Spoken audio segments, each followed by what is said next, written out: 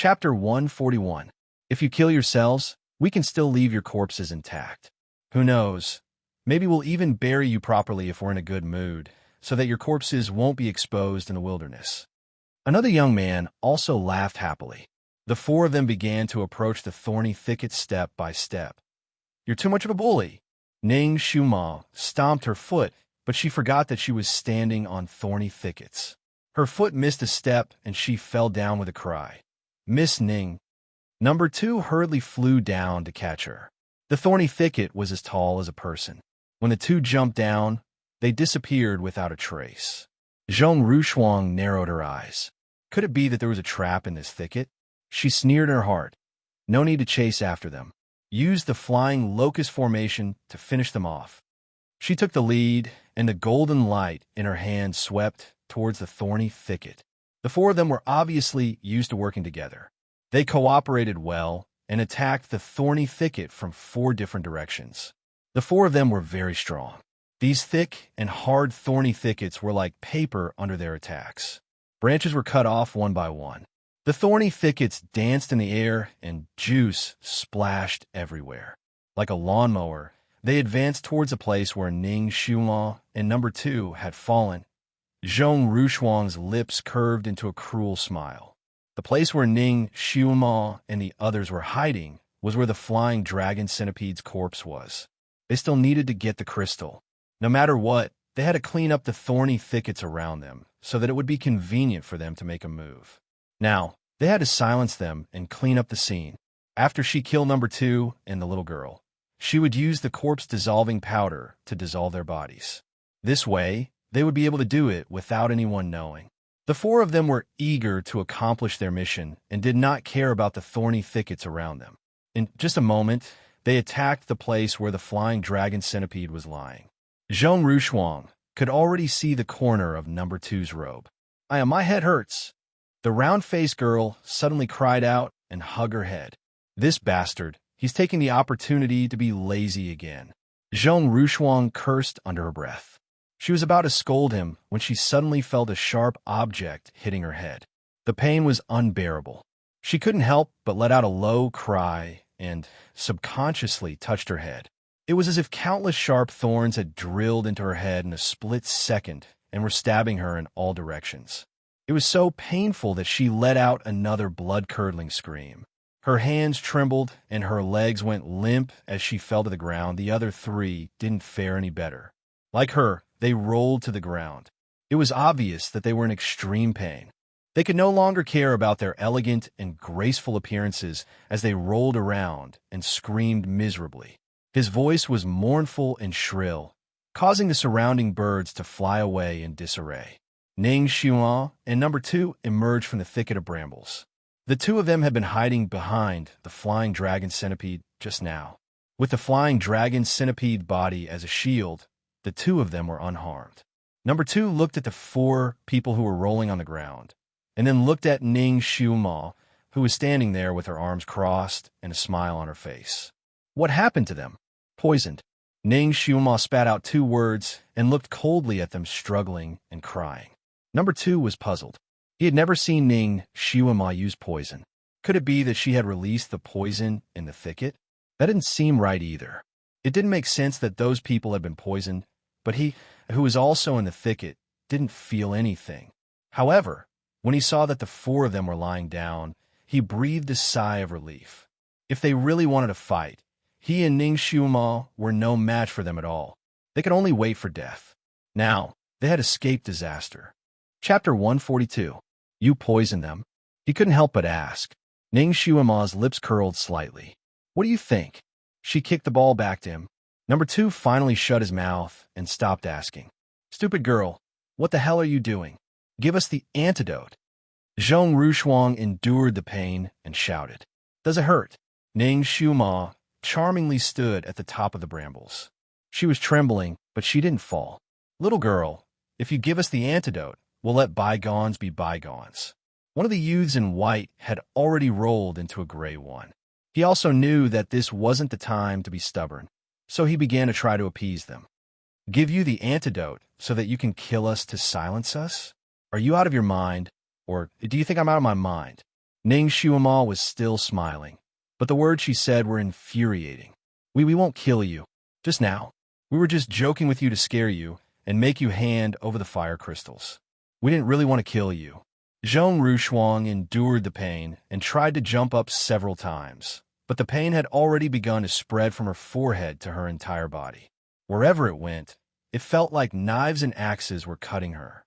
She couldn't even sit up, let alone jump up to take revenge. Is that so? Ning Shuma pursed her lips and smiled, rudely exposing her lie. Aren't you afraid that this matter will reach the crown prince's ears and that you won't be able to explain yourself to him? So you want to kill us to silence us, then destroy the evidence and be done with it? Zhong Rushuang's face turned pale. This little girl had guessed correctly.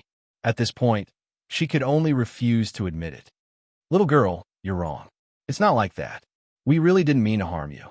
If we really wanted to kill you, we would have done it when you were barbecuing. You didn't do it when you were barbecuing because you didn't know our real situation. You saw how the flying dragon centipede died at our hands, so you didn't know how powerful our martial arts were. You wanted to kill us in one shot, so you attacked when we were least prepared. Besides, you were really hungry and greedy for our cooking. Ning Shuima counted with her fingers. Zhong Rushuang's face turned even paler. She did not expect that her scheme would be so transparent in front of this little girl. She could actually see through it so thoroughly. TSK. It said that those who take advantage of others have a short mouth, and those who take advantage of others have a short hand. I see that your mouths aren't short, but your hands aren't short either. After eating and drinking other people's food, you kill them to silence them and steal their things. Is this the style of your bright reverence cult? How shameless! Zhong Rushuang was speechless. Even if she was thick-skinned, she still felt a little embarrassed after being exposed by this little girl in front of her. Little girl, how good are you? You poisoned the meat just now, didn't you? So, you've been scheming against us all along. Zhong Rushuang was not stupid. After thinking for a while, she realized something and could not help but retort. But she had tested it before eating it, and it wasn't poisonous. Ah, you're not stupid. Ning Shuima giggled. However, you're only half right. I did put a kind of poison in the game you ate. This kind of poison isn't poison at all if you eat it alone. It's just a kind of seasoning. If you really left after eating it and didn't scheme against us, nothing would have happened. But you ate it and even schemed against us to kill us. The juice in the thorns is actually a kind of poison. This kind of poison isn't poison on its own, but when it's mixed with the poison I put in the game, it becomes an intestinal poison. Chapter 143. Zhong Rushuang. So that's how it is. This little girl's mind is so meticulous. What a sinister scheme. Number 2 also admired Ning Shuima very much. Originally, it was a battle of life and death, but he did not expect that she would be able to resolve it so easily without spilling blood. It seems that she had already seen through the conspiracy of these people at that time. How could such a small person have such keen observation skills? She was even more mature than him, a person who had been rolling on the edge of a knife all year round. But how should he deal with these people? These people were from Bright Reverence School. The sect master of Bright Reverence School was very protective of his disciples, and all of them were arrogant and willful, not allowing anyone to humiliate them. If he killed them, the sect master would not let it go and would seek revenge for his disciples. Moreover, she was also able to communicate with Yin and Yang and knew the soul summoning technique. Even if he killed all of these people and destroyed their corpses, it would be useless. Yi Qingwan would summon the souls of his disciples to track down the murderer. At that time, if she chased him to the ends of the earth, he and Ning Shuima wouldn't be able to escape. Their deaths would be incomparably miserable. Moreover, what she killed wasn't only the body, but also the soul. But if he let these people go, once they turn around, they would also counterattack. At that time, he and Ning Shuima would still not be able to escape death. Kill, he could not kill, but keep, he also could not keep. Number 2 was in a dilemma for a moment, and he transmitted his concerns to Ning Shuima. Ning Shuima originally wanted to give them a taste of their own medicine and kill these people to silence them, but when she heard his concerns, she frowned slightly. Soul summoning technique? This technique was really too hateful. She could kill people, but she could not use a technique to disperse the souls of people. No wonder these people from Bright Reverend School dared to run rampant, and no one dared to provoke them. It turned out that they had such an abnormal master, and that master was the disciple of the ancestor. It seemed that the ancestor was also abnormal. His own disciple was so tyrannical. Did he not know how to clean up the sect? And I heard that Yi Qingwan was his only female disciple. Could it be that there was some unspeakable secret, like the love between a master and a disciple in some Xianxia novels? The image of the ancestor's snow-white figure appeared in her mind. TSK, TSK. He really looked like the cold master in the abusive relationship between master and disciple. He only took in one female disciple, but expelled her from the sect. Then, her love turned into hate, and she became Abbess Miju. TSK, TSK. What a melodramatic drama of love and hate, of not being able to get what one loves. After Yi Qingwan, the ice sculpture-like venerable overlord did not accept any female disciple and turned a blind eye to her actions. Could it be that he had promised her something and felt guilty about it? Ning Xiuma glanced at the four people who were rolling around in pain and sweating profusely. The matter between the Dizun and his disciple had nothing to do with her. The people in front of her were the real trouble. How could she settle this peacefully? The round-faced girl screamed in pain, "Bitch, you're dead for sure this time. How dare you scheme against us? When I recover, I will skin you and pull out your tendons. I'll let you have a taste of what it's like to beg for death." Zhong Rushuang could clearly see number two's hesitation and naturally knew what he was worried about. She took a deep breath and said, "If you know what's good for you, you'll cure our poison now, and I won't make things difficult for you. We'll go our separate ways. If you're late, our enmity will be set. We'll definitely chase you to the ends of the earth." This condition was relatively tempting. Number two immediately looked at Ning Xiuma. Chapter 144. Ning Xiuma smiled faintly. "What do you think? If you cure us of the poison, we'll spare your lives." The white-robed youth was in a sorry state, but his tone was arrogant. In his heart, he added, "I'll only torture you and turn you into human rods. We'll talk after you cure us of the poison." Another youth spoke up. All four of them were sweating profusely and were in a sorry state. "What should we do?" "Lady Ning, these four people are vengeful people." Number two transmitted his voice again, stuck between a rock and a hard place. Ning Xiuma seemed to be in a difficult position as she thought about it, then sighed, This is really a dilemma. Let me think about it." Number two, "Let's ignore them for now. We'll talk about it after we get the fire crystal." "Yes." Number two also decided not to dwell on this difficult problem for the time being and went to kill the flying dragon centipede to get the crystal. Zhong Rushuang and the others were so angry that their noses almost went crooked. This damn girl could take her time to think, but they were being tortured here, and they didn't want to wait a moment longer. The four of them were there. Some were threatening, some were tempting, some were cursing, some were red-faced, and some were white-faced. They wanted to trick Ning Xiuma into curing them of the poison first. Unfortunately, Ning Xiuma didn't seem to have any intention of paying attention to them. She crossed her arms and excitedly watched number two retrieve the crystal. This flying dragon centipede had copper skin and iron bones. In order to peel off its skin and flesh, one had to start from a small hole in its abdomen. Then, one had to peel it off bit by bit like tearing off iron. It was very time-consuming. Ning Xiuma didn't seem to be impatient at all. She watched with great interest. On the other hand, every moment was torture for those few people. Cold sweat broke out all over their bodies, and the clothes on their bodies had already been rolled into a mess. After 2 hours, their willpower was finally defeated. They no longer dared to curse, only begging and crying. The round-faced girl even knelt on the ground and kowtowed repeatedly. 4 hours later, number two finally took out a blood-red crystal that was about 2 feet long from the flying dragon centipede's body. As soon as the crystal appeared, it flashed with a dazzling brilliance, illuminating the surroundings with a fiery red glow. The four of them were now rolling on the ground. They didn't even have the strength to beg for mercy. They were lying there like dead dogs. Number 2 was also sweating profusely. He wiped the fire crystal clean and handed it to Ning Xiuema. "Miss Ning, please put away." Ning Xiuema took it and looked at it, then threw it back to him. "You can keep it. I don't need it." She was not interested in the crystal. Moreover, this thing was so heavy that it was too burdensome to carry. She still had to go up the mountain to pick herbs.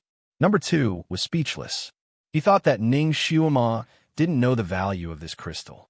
He couldn't help but say, "Miss Ning, this crystal is extremely rare. With a little polishing, it will become a good tool to test fire psychokinesis. Moreover, cultivators with water attribute psychokinesis can use it to set up arrays during cultivation. It can also prevent them from going berserk. Fire and water mutually restrain each other. When a cultivator with water psychokinesis overcultivated, the yin energy in their body would be greatly increased. Only by using a fire attribute crystal to neutralize the yin energy would they be able to resolve this crisis. Looking at your psychokinesis, it should be of the water attribute." Ning Xiuema glanced at him. "Then I'll give it to you." Although this imperial bodyguard was Ji Yunhao's imperial bodyguard, his character was extremely loyal to his friends.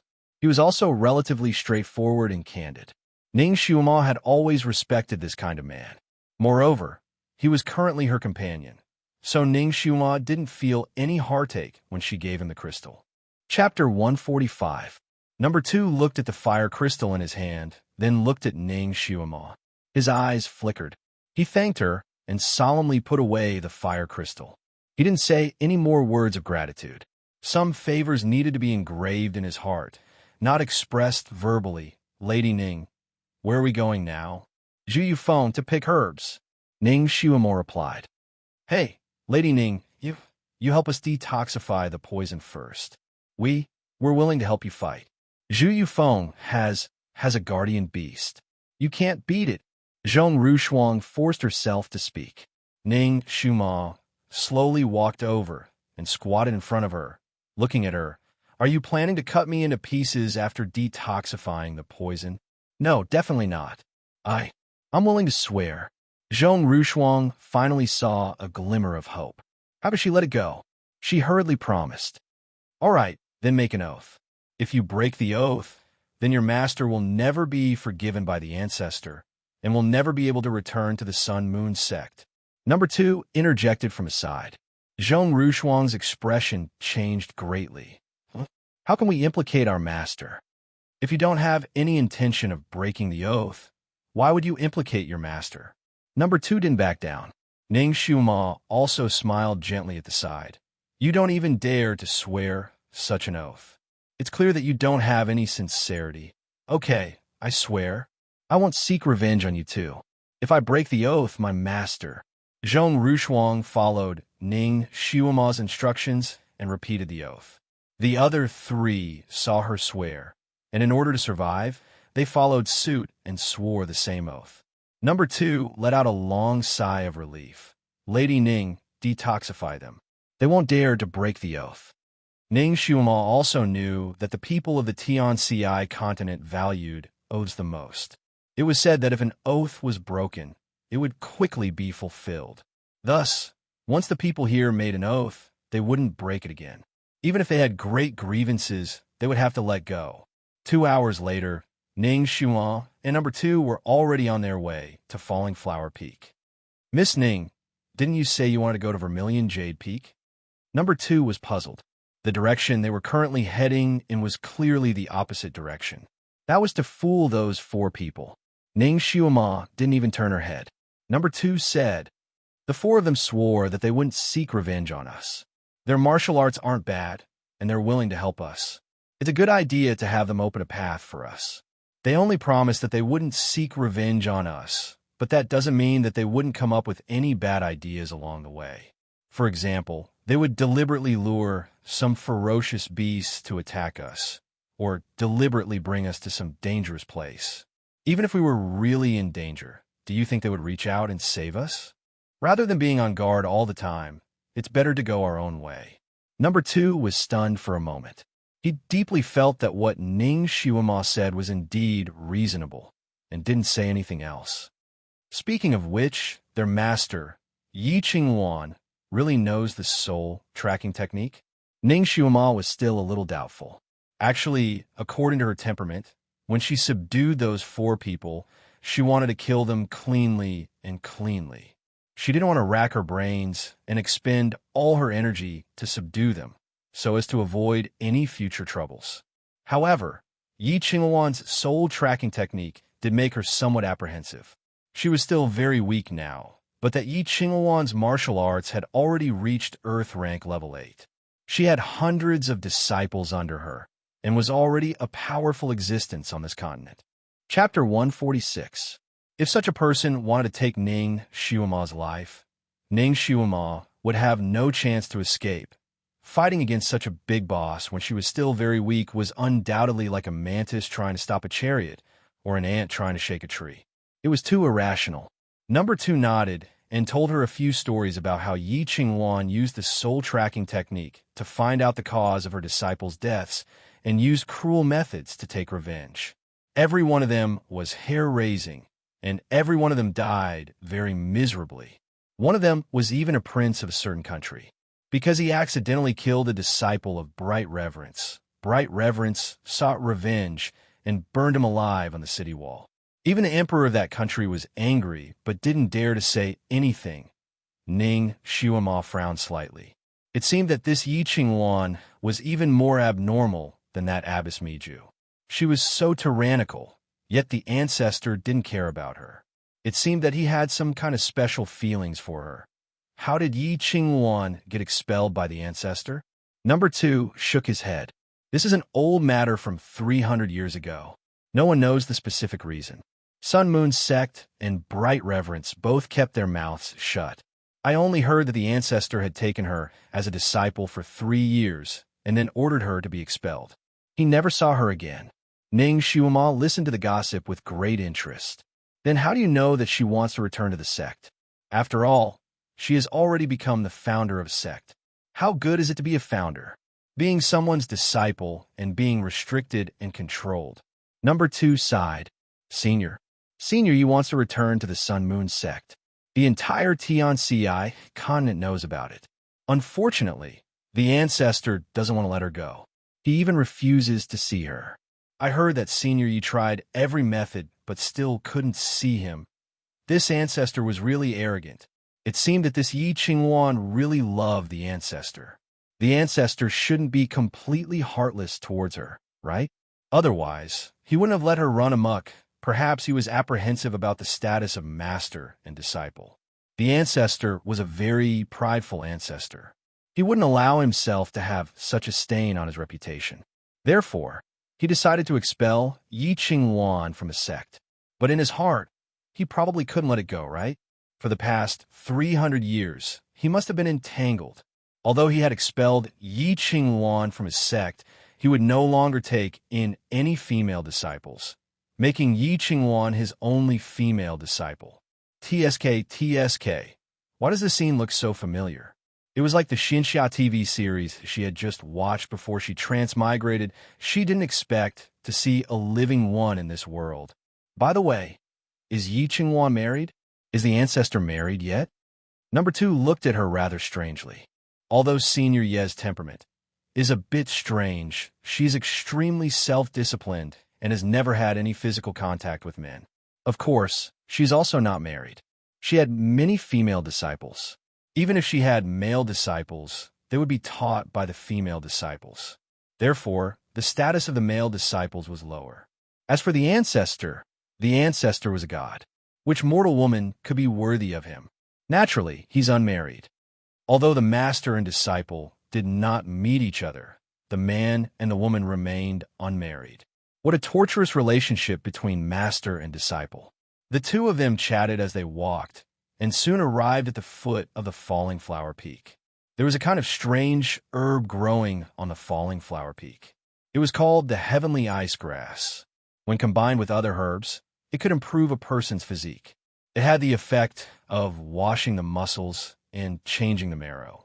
Ning Xiuma had been studying this thing recently. She had already prepared all the other herbs except for this one. Moreover, This kind of herb had to be quickly consumed the moment it was picked in order to have the corresponding effect. Chapter 147. Since Ning Xiuema decided to come here to pick herbs, she naturally did her homework. She knew that this herb only grew in the shade of Falling Flower Peak, and that there were two kinds of poisonous insects protecting the place where the herb grew. One was a poisonous snake, and the other was a scorpion. The snake was a golden star demon snake, and the scorpion was a heavenly star demon scorpion. Both of them were poisonous insects with a third-level psychokinesis.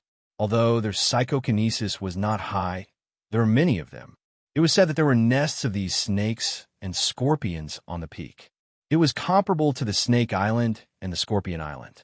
Because there was only one herb on this mountain peak, and this herb only had one effect and one harsh consumption condition, there was almost no one who would come here to collect this herb over the years. Number 2 naturally heard of this place. When he first heard that Ning Xiuema wanted to come here, his first thought was that this girl was crazy. He knew that she had a useless physique, but she couldn't sacrifice her life just to improve her useless physique. He thought that Ning Xiuema didn't know the dangers of this place, so he opened his mouth to explain to her. Unexpectedly, just as he opened his mouth, Ning Xiuema cut him off. I know all of this. I've done my research before, so I know what to do. Number 2, you don't need to come with me. You can just stay at the foot of the peak. I have my own way of picking herbs. This was her business, and she didn't want to make it difficult for others to take the risk with her. Number 2 was silent for a moment. He took off the fire crystal on his back and hid it in a hidden tree hole. Then he said, I'll go with you. Your Highness is not here. You don't need to follow the rules. You must protect me. Miss Ning, you don't need to persuade me. I've made up my mind. I'll go wherever Miss Ning goes. He didn't do it for the rules or for the 6th king. He was a guard and knew how to avoid harm. If it was only for the 6th king's orders, he would do his best. He wouldn't pledge his life to follow him. He only did it for her. Ning Xiuema looked at his determined face and knew that he had made up his mind. She couldn't persuade him anymore. She simply said, Okay, I can take you with me, but you must listen to me on the peak. You can't make any mistakes. Yes. Number 2 looked at her suddenly serious little face, and his heart skipped a beat. This girl actually had the aura of a king at this moment, and he didn't dare to disobey her. What happened next was simply a bizarre and frightening nightmare for Number 2. When they were about to reach the peak, Ning Xiuema sprayed some kind of medicine on him. She sprayed it from head to toe, not sparing a single inch of his skin. The smell was strong, strange, and unpleasant. She also sprayed herself with the same spray before swaggering up to the peak with him. The first thing they saw was a snake. Large and small golden snakes were in nests. The big ones were as thick as anacondas, while the small ones were nearly a meter long. They were coiled on the rocks, wriggling in the cracks, and hanging from the trees. They could be seen everywhere. Strands of snakes could be seen everywhere. It was a dazzling sight. Number 2 could be considered brave, but when he saw so many snakes, he couldn't help but feel his scalp go numb and his entire body turn cold. This kind of snake was extremely poisonous. If one was bitten by it, one would immediately die. Even a golden immortal would not be able to save them. There were no roads on the peak, only some traces left by the snakes. Number 2 suppressed his disgust and fear. According to Ning Xiuema's instructions, he held his breath and slowly walked forward. Chapter 148. Strangely enough, there were snakes under their feet and on both sides of them, but not a single snake attacked them. It was as if they didn't exist at all. Without a doubt, it was the strange liquid that Ning Xiuema sprayed on her body. At this time, Number 2 was still full of admiration for Ning Xiuema. Girls were generally afraid of snakes. He had once seen a so-called psychokinesis genius scream like a pig being slaughtered when she saw a snake. Now in this kind of snake nest, even he was so scared that his face turned white. He had to control his legs to stop them from trembling. But he never thought that Ning Xiuema, this little girl, would be able to walk through the snake array like this. She walked so lightly and without a change in expression. Even a meter-long golden snake fell from a big tree and landed on her neck. Number 2 was so scared that he broke out in a cold sweat. Ning Xiuema didn't even blink. She didn't even pay attention to the snake on her neck. She only stood there, allowing the snake to slither around her body once before leaving while shaking its head and wagging its tail, which Bastard said that Marquis Ning's daughter was a coward and had no place to be. The person who said that must be blind. From what he had seen and heard along the way, this girl was an unprecedented genius. Smart, intelligent, bold, meticulous, ambitious, and had a body full of strange skills. He was better than her father, if not better. Whoever could marry this girl would have a good fortune that couldn't be accumulated even in 8 lifetimes. It was a pity that their marquis didn't have this good fortune and missed out on such an excellent girl. They passed through the snake array without any danger. Although number 2 was so scared that he broke out in a cold sweat, he was still able to hold on. Other than his face turning white, he didn't look out of place. What medicine did they spray on us just now? They seem to think that we are the same kind. Number 2 couldn't help but be curious. Ning Xiuma put a snow-white finger to her lips and smiled. It's a secret recipe. Number 2, since it was a secret, it wasn't convenient for him to ask. He looked ahead. There should be more scorpion arrays, right? Will the smell on our bodies still work? Add one more. Ning Xiuma's reply was concise and comprehensive. She took out 2 small bottles of medicine and sprayed them all over. This time, the smell was even stranger. It was so pungent that number 2 almost sneezed. Why does it smell like chicken poop? Number 2 almost wanted to pinch his nose. The smell was going to kill him. Ning Xiuma's eyes curved. Do you want to make the scorpions avoid you because you stink, or make the scorpions come to you because you smell good? All right, he would endure it for now. At this moment, they had already entered the depths of the mountain. The 2 of them finally saw the scorpion here. The number of scorpions was much smaller than the number of snakes, and they all moved alone. The big ones were as big as a peepa, and the small ones were as big as round fans. Each of them moved as fast as lightning, and their tails were raised high like flags. Number 2's heart was filled with uncertainty. He knew that the smell on his body was the smell of a large rooster.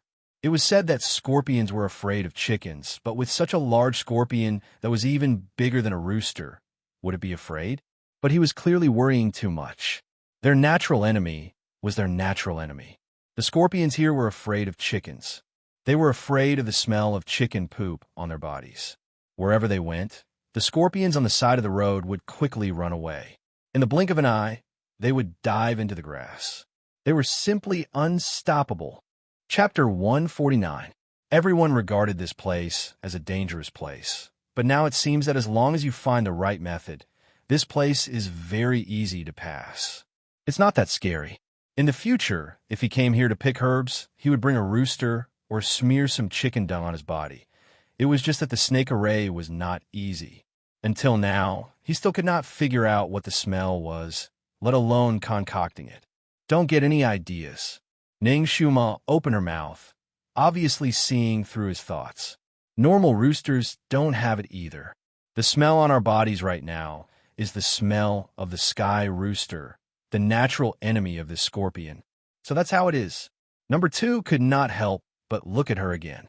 The little girl in front of him seemed to be very well prepared, and her research on this place was very thorough. It seems that this little girl did not risk her life to come here. She already had a card up her sleeve. The 2 of them turned around a hillside, and suddenly their eyes lit up. In front of them was a sea of stars. No, it was a field of grass that looked like stars. There were 40 to 50 grasses densely packed together, each of them more than a foot tall. They were light blue in color, and their leaves were round and plump like little stars. There was a thin layer of frost on top of them, and they were emitting a faint glow from the setting sun, emitting waves of fragrance. Heavenly ice grass. He did not think that there would be so many here. Number 2's eyes lit up, and he wanted to rush over. Ning Xiuma gestured for him to stop. Then she took out a dagger with a crimson luster from her bosom. Take out your weapon. Number 2 was shocked. She didn't want to duel with him here, right? Miss Ning, don't worry. All the herbs here can belong to you. I won't take a single one. Ning Xiuma glared at him. Stop talking nonsense. Take out your weapon. I'll smear some medicine on it. There are other kinds of poisonous snakes and scorpions in the grass. and you must use a special medicine to kill them. So that's how it is. Number 2 let out a sigh of relief and handed his sword to her. Ning Shuima took out a transparent medicine and smeared it on the blade, and then handed it to him. Use it sparingly, I only have this much. Remember, we'll each pick one herb and leave. Don't be greedy. She spoke in a dignified manner, causing number 2 to be stunned. This one can also pick one. Of course, since you've entered the treasure mountain, how can I let you return empty-handed? This herb can slightly increase your aptitude. Once you pluck it, swallow the leaves immediately. The stalk is inedible. Remember. Number 2's heart was filled with gratitude as he said in a low voice, "Thank you." In a vast sky country, no matter what treasure they found, it would belong to their master. Even if there was a large patch of medicinal herbs, their master would monopolize it and would not let them touch a single bit. Only if they had made a huge contribution would they be able to receive the slightest bit of reward from the master. But now, for some unknown reason, he could only pick 2 stalks. Ning Shuima didn't even hesitate to give him 1 stalk. For this kind of girl, even if he sacrificed his life, it would still be hard for him to repay her. Number 2 took a deep breath and said, "Miss Ning, can we only pick 2? This humble one doesn't want it. Miss needs it more than this humble one does. Don't talk nonsense. If I tell you to pick one, then pick one. Remember, when you pick the herbs, pay attention to the stalk. Poisonous creatures will fly out from there." "Yes, sir," Number 2 replied. Ning Shuima's eyes curved. "Good, then let's begin." She flew towards the patch of heavenly ice grass. Chapter 150. When she was right in front of him, the dagger in her right hand flashed and killed a red snake that flew out from the bushes. Her left hand took the opportunity to grab a stalk of heavenly ice grass. With a flick of her fingers, the star-like leaves of the heavenly ice grass flew into her mouth. She took advantage of the situation and stepped back 3 feet. Number 2 had been paying attention to her movements. He was quick and nimble, so he copied her movements and acted almost at the same time as her. He first killed a scorpion and then picked the grass to eat. This set of actions was as smooth as moving clouds and flowing water. But after he picked 1 stalk, he suddenly thought that since Miss Ning had treated him so well, he might as well pick another stalk for her as a form of repayment. So he did not retreat, but went to pick the 2nd stalk. Careful. 3 black shadows flew out from the bushes, 2 red and 1 gray, and bit at him like lightning. At the same time, 2 silver lights flashed from behind him and went straight for 2 of the black shadows. He hurriedly waved his right hand, and the sword in his palm struck down one of the black shadows. The black shadow that was hit by the silver light only paused for a moment before opening its mouth and spitting out 2 balls of faint purple mist. Number 2 only managed to dodge one of the balls, but was hit by the other one. The stench hit his nose, and his mind went blank. His vision turned black, and his body fell towards the heavenly ice grass. Idiot! Ning Shuima did not have time to catch him, so she could only kick him quickly. Before he could fall to the ground, he kicked him and sent him flying. Number 2 fell into an open space. The rock beneath him was hard, and he groaned as his body curled up slightly. "Who told you to pick more? Did you take my word for granted? Even if you want to die, this is not the way to do it." Ning Shuima flew back in time. In her anger, she scolded him. Number 2's face turned green, and the blood in his chest was boiling. He also knew that he had caused trouble, so he shrank his neck after being scolded. I'm sorry." His hand was still tightly holding the stalk of heavenly ice grass, and he trembled as he handed it over. This grass was not easy to get. Please eat another one." So he picked the extra one for her. Ning Shuima looked at his increasingly green face, and her anger did not dissipate. "Idiot! Who asked you to be so nosy? Do you think I wouldn't do it if I could? Are you a pig? Don't you know how to use your brain before doing anything?" Bodyguard number 2 had known her for a long time and had often seen her smiling face, but this was the first time he had seen her so angry. When she was angry, there was a kind of fierce aura that made him shrink his neck back and half lie there like a frightened quail. When he opened his eyes, he saw that Ning Shuima had turned around and was flying towards the heavenly ice grass. He was shocked. Where? Where are you going? Shut up. Be good and stay there. I'll go and find the antidote for you. Number 2. Number 2 had already experienced how dangerous that patch of grass was. Seeing her like this, he almost cried. You don't have to look for it anymore. My lowly life is not worth it.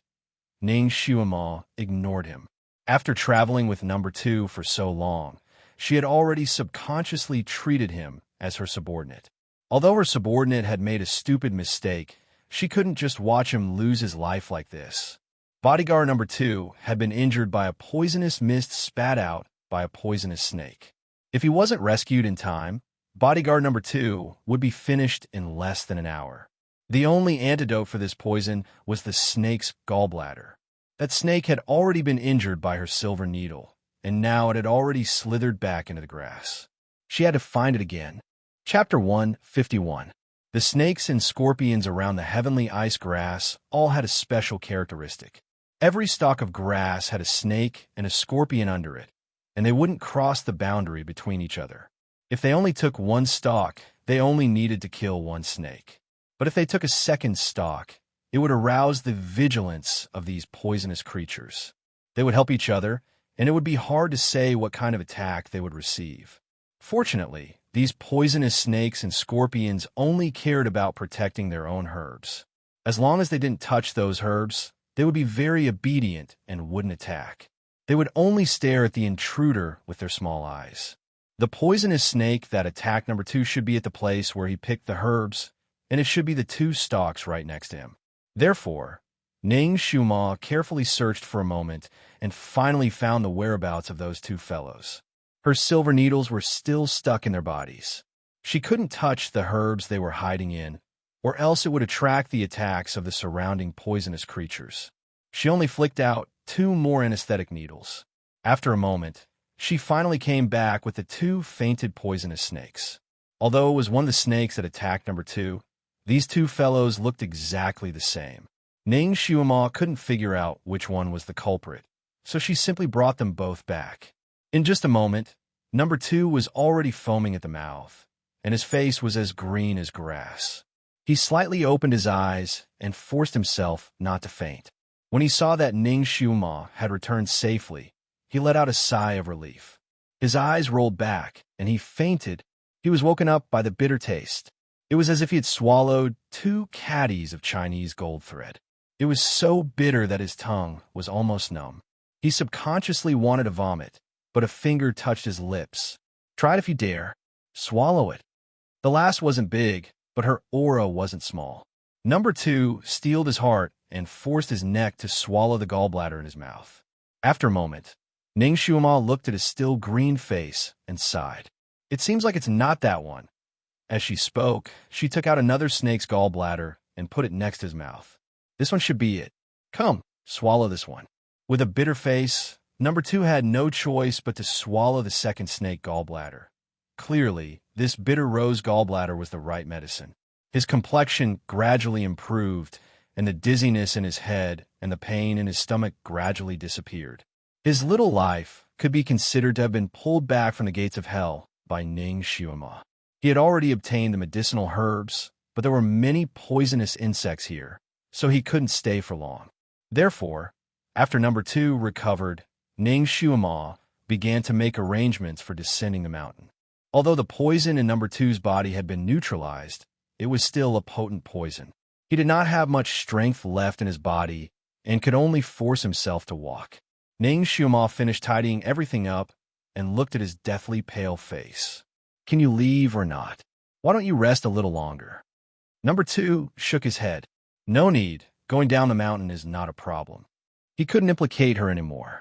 This place was too dangerous. Every second counted. Ning Xuema didn't force him. Seeing that he was walking steadily, she was relieved. She also wanted to leave this poisonous nest as soon as possible. The 2 of them used the same method as when they came, and, as expected, they were not attacked by any scorpions or poisonous snakes. Just as they were about to walk out of the array of golden snakes, the sky suddenly darkened, and the wind suddenly blew. The golden snakes that were peacefully swimming in the surroundings suddenly panicked and slithered into the cracks, caves, and bushes nearby. In the blink of an eye, more than 1,000 snakes had disappeared without a trace. Chapter 152. Ning Xuema was speechless. She raised her head instinctively and saw a large patch of dark clouds flying towards them. No, they were not dark clouds. They were flying birds. Eagles. But wasn't this eagle a little too big? There were more than 10 of them, and they covered half the sky. Under the moonlight, their silhouettes could be vaguely seen. They had golden eyes and black feathers. Each of them was the size of a small house. When they spread their wings, they looked like gliders as they flew straight towards them. Number 2 also saw the appearance of those eagles, and his expression changed drastically. He cried out, "Golden-eyed eagles! They are level 8 magic birds from the 9th peak. Heavens, it actually came here. Level 8 magic birds." Ning Xuema was speechless. They could not afford to offend them. "Hi!" Ning Xuema pulled number 2 and ran. Eagles were the natural enemies of snakes. Naturally, they were coming for these golden snakes. However, if they saw the 2 of them standing here alive, they would definitely eat them as snacks. There was a small cave not far away. They would hide there first. Since it was a matter of life and death, the 2 of them were extraordinarily fast. Finally, they entered the cave before the eagles arrived. The cave was not big, but it was deep enough for the 2 of them to hide in. The eagles outside were too big to even stretch their beaks into the cave. There was a howling wind outside, mixed with the eagles' cry. The ground beneath their feet trembled. It was obvious that the eagles had landed on the peak.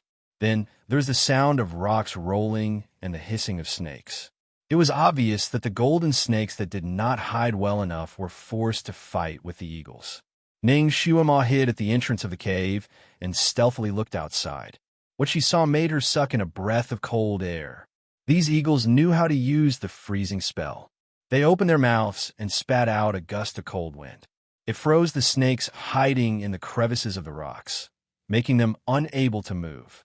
Then, they used their sharp beaks to peck at the crevices of the rocks. The hard rocks were instantly crushed into powder, and the golden snakes hidden inside were pulled out. The captured golden snakes were naturally unwilling to die like this. However, their bodies were stiff, and they could not use the binding spell to strangle the eagles' necks. The eagles were not afraid of the poison they spat out, so they could only open their mouths and bite. These falcons were clearly experts at catching snakes. The place in their mouths was precisely the snake's 7 inches. When they saw the snake opening its mouth to bite over, they just shook their heads, and the snake drooped down like noodles and stopped moving. The eagles that caught the snake would flap their wings and fly up, meaning that they were on their way back. As most of the snakes hid in caves and crevices, it was not easy for the eagles to catch them. Those that were hidden shallowly were fished out by them in a few mouthfuls.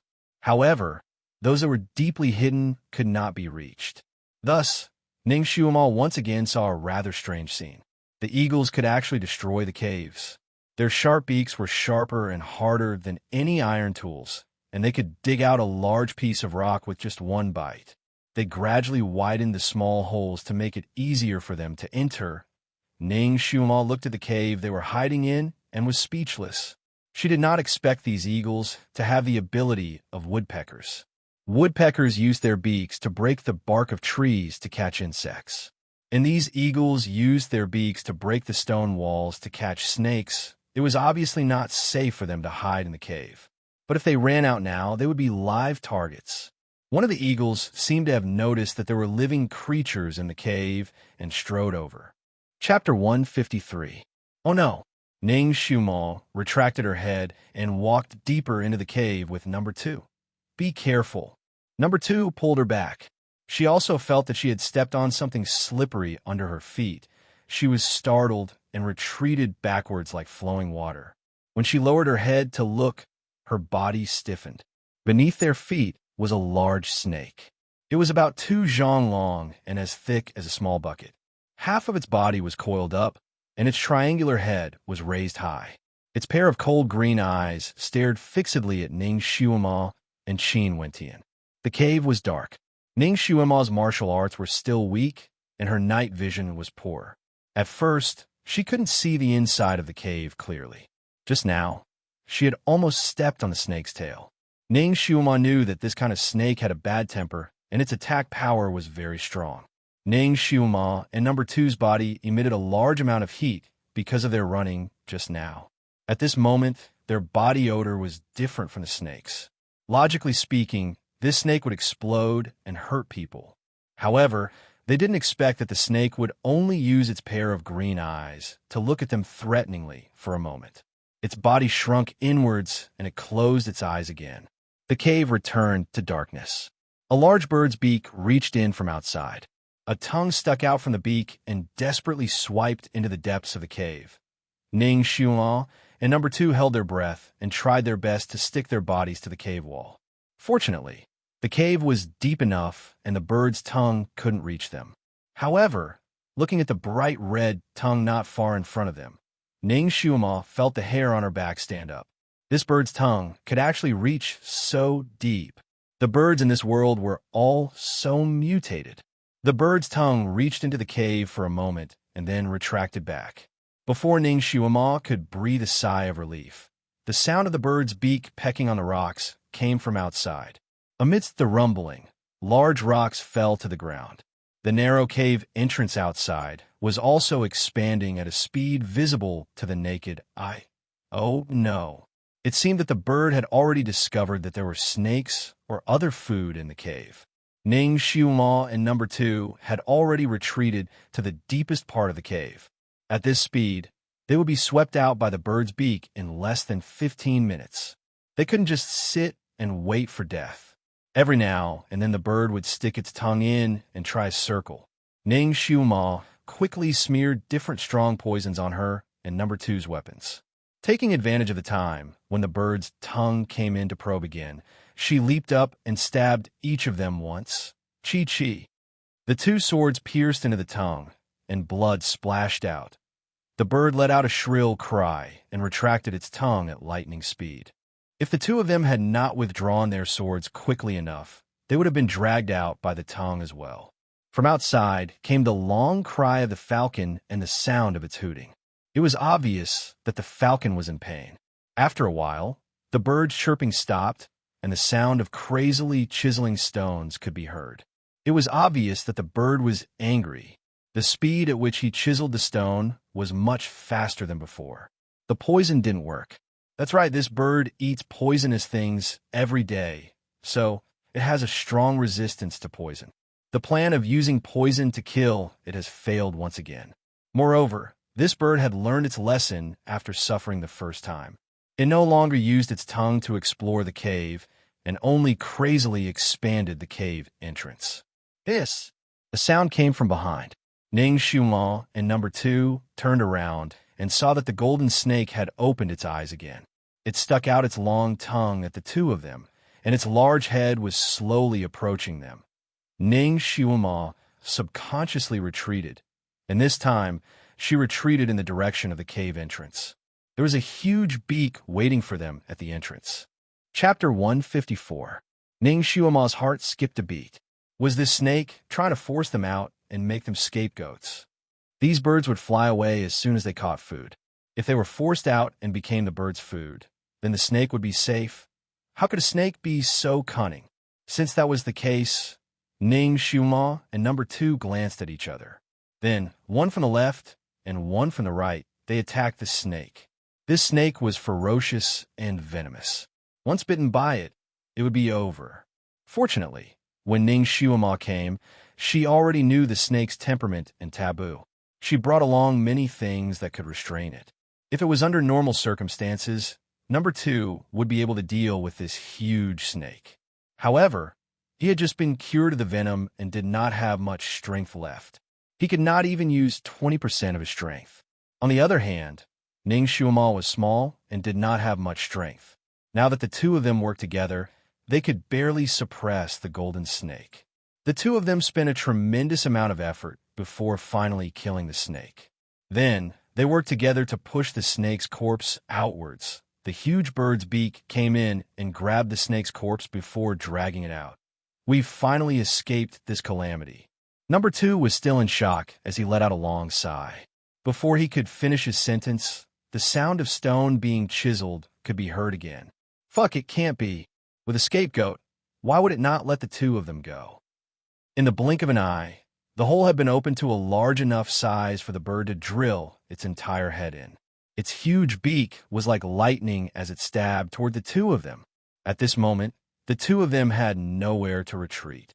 Ning Xiaomo was just outside the perimeter, and the direction of the bird's beak was heading towards Ning Xiaomo's chest. Ning Xiaomo steeled her heart and wanted to use her sword to block it. However, unexpectedly, her shoulder tightened and she could not help but spin in a circle. The two of them had switched positions, and number 2 was standing where she was just now. The bird's beak stabbed him, and he was dragged outwards. "Miss Ning, take care."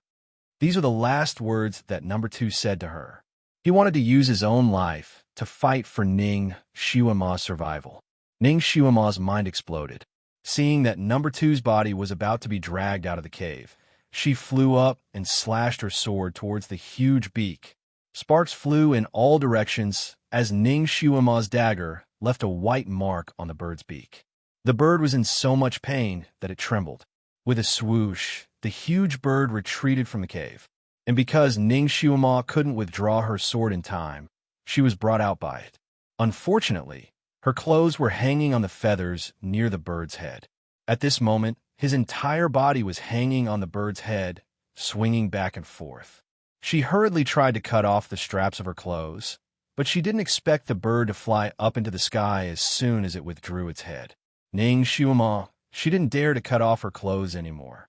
On the contrary, she hurriedly wrapped the rest of her clothes around the bird's head. Her hands also tightly grasped the bird's feathers, afraid that she would fall and shatter into pieces. Miss Ning, number 2 was actually not dead yet. He was being held horizontally by the bird. Looking at Ning Xiaomo, his eyes were filled with tears. He didn't expect that this little girl would have the courage to live and die with him. He was too touched. Ning Xiaomo, she really didn't mean to cause this situation. "Don't move," she shouted in a low voice, stopping number 2's subconscious struggle. Looking at the bird, it didn't seem like it had any intention of killing him. Otherwise, it would have swallowed number 2 alive long ago. Even if he struggled to escape from the bird's beak, he would still be smashed into pieces. It was better to deal with the situation by remaining unchanged. Chapter 155. Number 2 had obviously thought of this as well and did not dare to move again. Ning Xiaomo had sat on many flying devices before, but this was the first time she was flying on a bird's head. This bird had a person in its beak and a person on its head. It felt extremely uncomfortable and couldn't help but fly up and down, shaking its head constantly in an attempt to throw Ning Xiaomo off. High up in the sky, diving up and down, this feeling was 1,000 times more exciting and 10,000 times more dangerous than riding a roller coaster. Ning Xiaomo's stomach churned violently, and she felt like she was going to vomit. She held onto the bird's feathers tightly as her body was swung back and forth in the air. It was extremely dangerous. Compared to Ning Xiaomo, number 2 was much safer. He looked at Ning Xiaomo with trepidation and kept shouting for her to be careful. Ning Xiaomo also knew that this was extremely dangerous. 2 of her belts had already been broken by this damn bird, leaving only one hanging dangerously. The main support points were still her hands. She took a deep breath and resisted the nausea from the sudden loss of gravity. She suddenly flipped her body upside down and finally climbed onto the bird's head, lying on top of it. Then, she used both her hands and feet to firmly secure herself on top.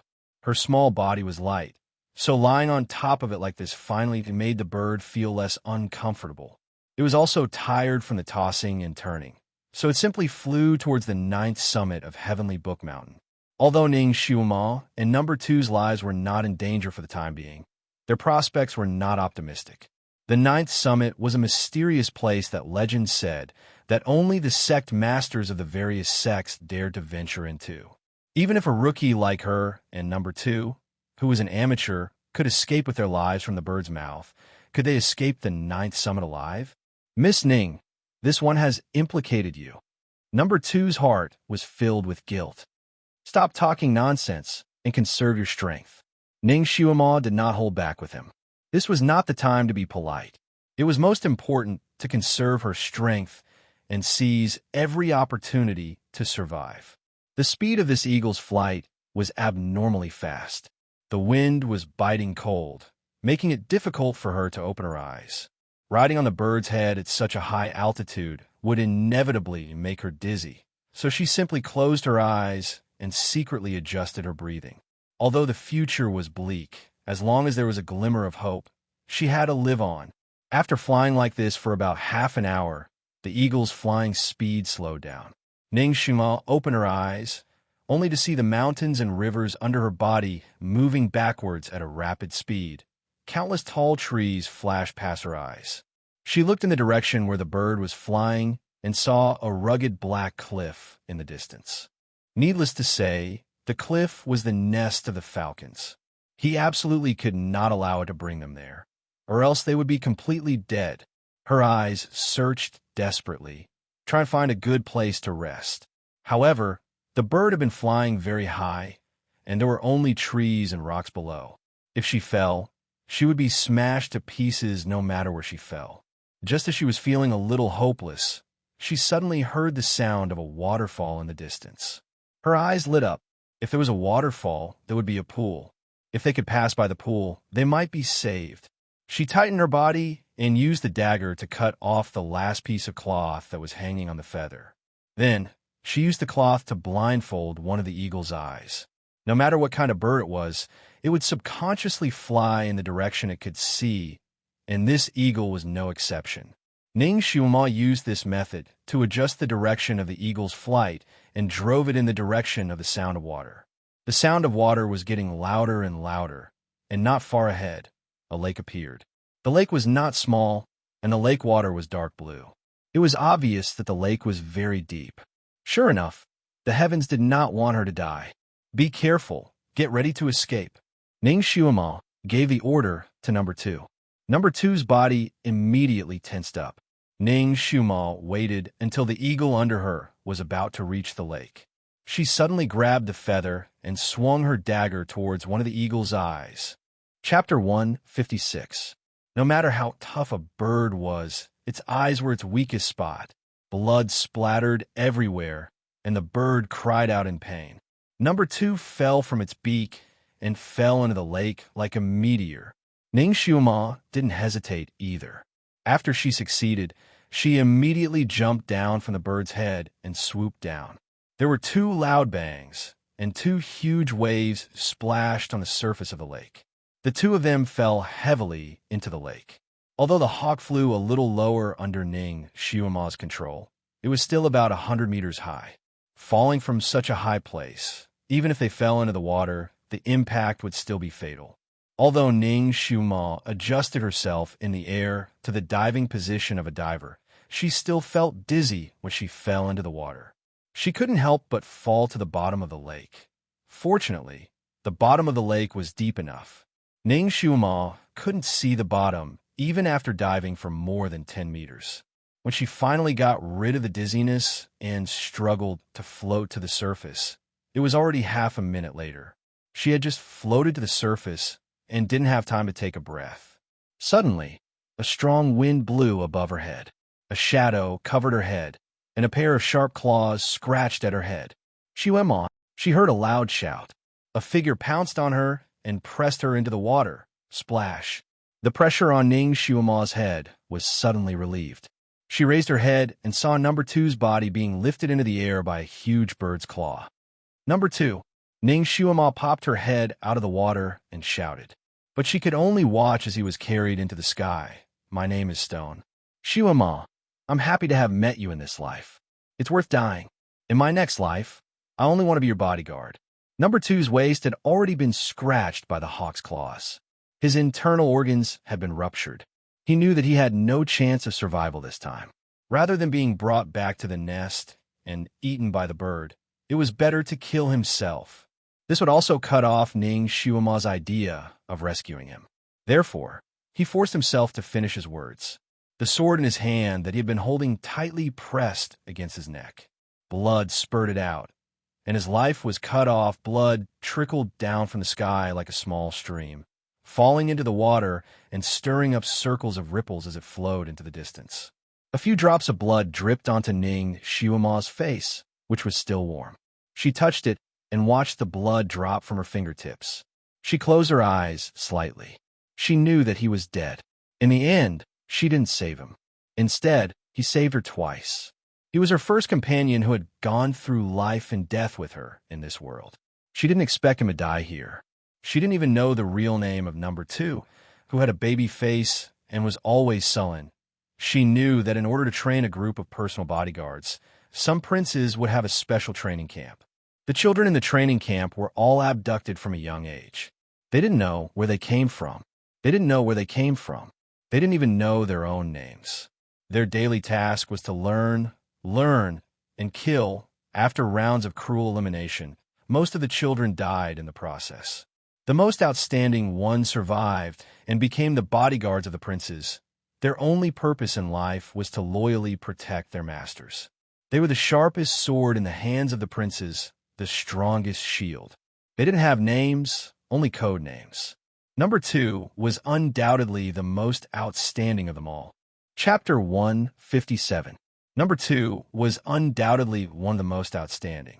He barely remembered his own nickname, but he had never told anyone about it. This time, he finally said it to the girl he trusted the most. The falcon was already far away, but there were still bloodstains on the surface of the lake, rippling in circles. Ning Xiuma soaked in the lake and looked at the falcon's back as it disappeared into the distance. She slowly clenched her fists. If she was just a bit stronger, her companions might not have died. She did not want this kind of situation to happen again, so she had to become stronger. She had to survive.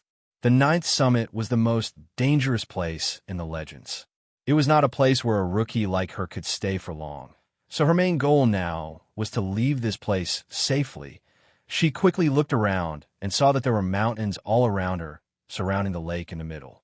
The terrain was similar to the Heaven Lake in Changbai Mountain. Could this lake be the crater of a volcano? Looking at the peaks around her, her eyebrows rose even higher. There were a total of 8 peaks around her, and each peak faintly corresponded with the 8 trigrams. The 8 peaks all had different shapes. Some were like dragons, some were like tigers, some were like phoenixes, and some were like turtles and snakes in one body. Ning Xiuma's heart skipped a beat. Wasn't this the azure dragon on the left, the white tiger on the right, the vermilion bird on the front, and the black tortoise on the back? These 4 mountains were located in the east, west, south, and north respectively. The other 4 peaks were obviously much shorter, and their shapes were not very regular. They also looked like some animals, but Ning Xiuma could not tell what they looked like. The 8 peaks also had different colors. Some were sparkling like snow, some were fiery red like the morning sun, some were dark green like jade, and some were dark like the night. Each had its own style. On each peak, there was a waterfall flowing down. The color of the waterfall was the same as the color of the peak. The waterfall flowed all the way into the lake. This scene was like a dream. Even in a dream, one would not be able to imagine such a magnificent scene. More importantly, this kind of combination of peaks was the easiest to gather the spiritual chi of heaven and earth. In addition, the other 16 peaks of the Heavenly Book Mountain seemed to be worshipping it. Their spiritual chi would also gather towards the 9th summit. So it was not strange for the highest level of magical beasts to appear here. This was a natural holy land for cultivation. If he could cultivate here, he would be able to achieve 100 with half the effort, and his cultivation speed would be astonishing. Was this a masterpiece of nature? Or was it the work of the gods? If it was naturally formed, then it would be too much of a coincidence. If it was man-made, who had the power to move mountains and fill seas? Unless they were immortals. Thinking of immortals, Ning Xiuma thought of Dizun. Could it be him? He shook his head again. Impossible. If that person really had such an ability, he definitely wouldn't have stayed on this continent. Instead, he would have ascended to the heavenly court to become an immortal. Perhaps it was really natural, a masterpiece left behind by God in this world. The most beautiful place was also the most dangerous place. Ning Xiuma was not in the mood to enjoy the beautiful scenery. She had to leave the lake first, climb up a mountain, and then find a way down. She was floating in the middle of the lake. She looked at the mountains around her. Since this place coincided with the 8 trigrams, she decided to try the gate of life. She chose a direction and swam towards the shore. At this time, it was already nighttime. It was exactly the 15th night. The moon in the sky was as big as a silver plate, reflecting the lake's sparkling waves, as if the lake was filled with pearls. The moonlight was as light as a thin veil, gently rippling along with the lake. Chapter 158. Ning Xiumo felt as if there was a weak electric current in the lake. While she was swimming, she could feel the electric current flowing into her body. The feeling was similar to when she was in the hot spring in the Crown Prince's residence. In fact, the feeling was much stronger. Was this lake the place where the spiritual energy of heaven and earth was refined and mysterious? Therefore, the heaven and earth's spiritual energy was the most majestic. Even a trash like her could feel it so strongly. If a genius were to come here, 3 days of cultivation here would be equivalent to 3 years of cultivation elsewhere. Strange, such a treasure mountain. Even if only the sovereign could come here, they should have thought of ways to take over this place and build a cave residence or something, right? At the very least, they should have come here once every few days. It was not like what Jian Huang said, that the sovereigns did not come here often. They might not even come here once in 8 to 10 years. This was a little illogical. Ning Xiumo actually wanted to soak in this lake for a while longer. Maybe if she were to soak in this lake for 10 days to half a month, she would be able to become a pillar of the sect. However, she had not eaten anything for almost half a day and had risked her life for so long. She was so hungry that her heart was stuck to her back. She was anxious to find a place to rest and eat something to replenish her energy. The bright moon in the sky was like a plate. In her hungry stomach, it looked like a large sesame seed cake. She could not wait to take 2 bites out of it. She swam for a while and suddenly felt that something was wrong. With her swimming speed, she should be close to the shore. However, when she looked forward, she was still so far away from the shore. It was as if she was going in circles. Strange, no matter which direction she looked at, it was clear and picturesque. She could even see the shapes of the plants by the lakeside clearly. When she swam, she could clearly see the water traces in front of her, but she could not swim to the shore. It was as if she had encountered a ghost wall. Ning Xiumo had walked the path at night many times. She had also walked in the deep mountains and forests. She had even ambushed at the mass grave. She had also encountered a ghost wall before. However, the ghost wall was surrounded by fog, and she could not see the path. It was not like the current situation where she could see everything clearly. To be on the safe side, she cut her finger and used her blood to draw a simple spell to break the ghost labyrinth. She had learned this method from an exorcist. Although she had only learned it once, it was effective in breaking the ghost labyrinth. But now, she had used her most powerful method, but it didn't work. She was still in the middle of the water. There was something strange about this lake. Could it be that he was heading in the wrong direction? She tried to swim in a different direction. She chose to swim in the opposite direction. Unexpectedly, after swimming for less than a meter, the lake water, which had been as calm as a mirror, suddenly started to boil. It formed a huge whirlpool in front of and behind her, and the waves were trying to pull her into the whirlpool. Damn it, the lake was so deep. If she really got sucked in, she would be done for. She hurriedly struggled to get away from the vortex. She was an excellent swimmer. Even in such a turbulent current, she could rely on her own strength to break free from the whirlpool's whirlpool and stay away from it. However, it was strange. As long as she swam forward, there would definitely be a huge whirlpool in front of her. Moreover, the whirlpools were bigger and stronger than the previous one. There were a few times when she almost got sucked in. When she looked back, the place where the whirlpool had appeared was calm. The whirlpool had disappeared without a trace. It was no different from before. Chapter 159. Ning Xiumo didn't dare to take any more risks, so she turned around and swam back. The moment she swam back, the turbulent water around her immediately became gentle again. The blue waves were boundless, and the water was as clear as a mirror. She was speechless. Was it an illusion? But she clearly felt the huge, pulling force of the whirlpool. It didn't seem to be an illusion. She tried to swim in other directions, but every time, she encountered all kinds of dangers. For example, Xiangmin encountered a huge magical beast that looked like a legendary water monster. It jumped straight up from the water, and she almost swam into its big mouth. At first, she told herself that it was an illusion and she didn't need to pay attention to it.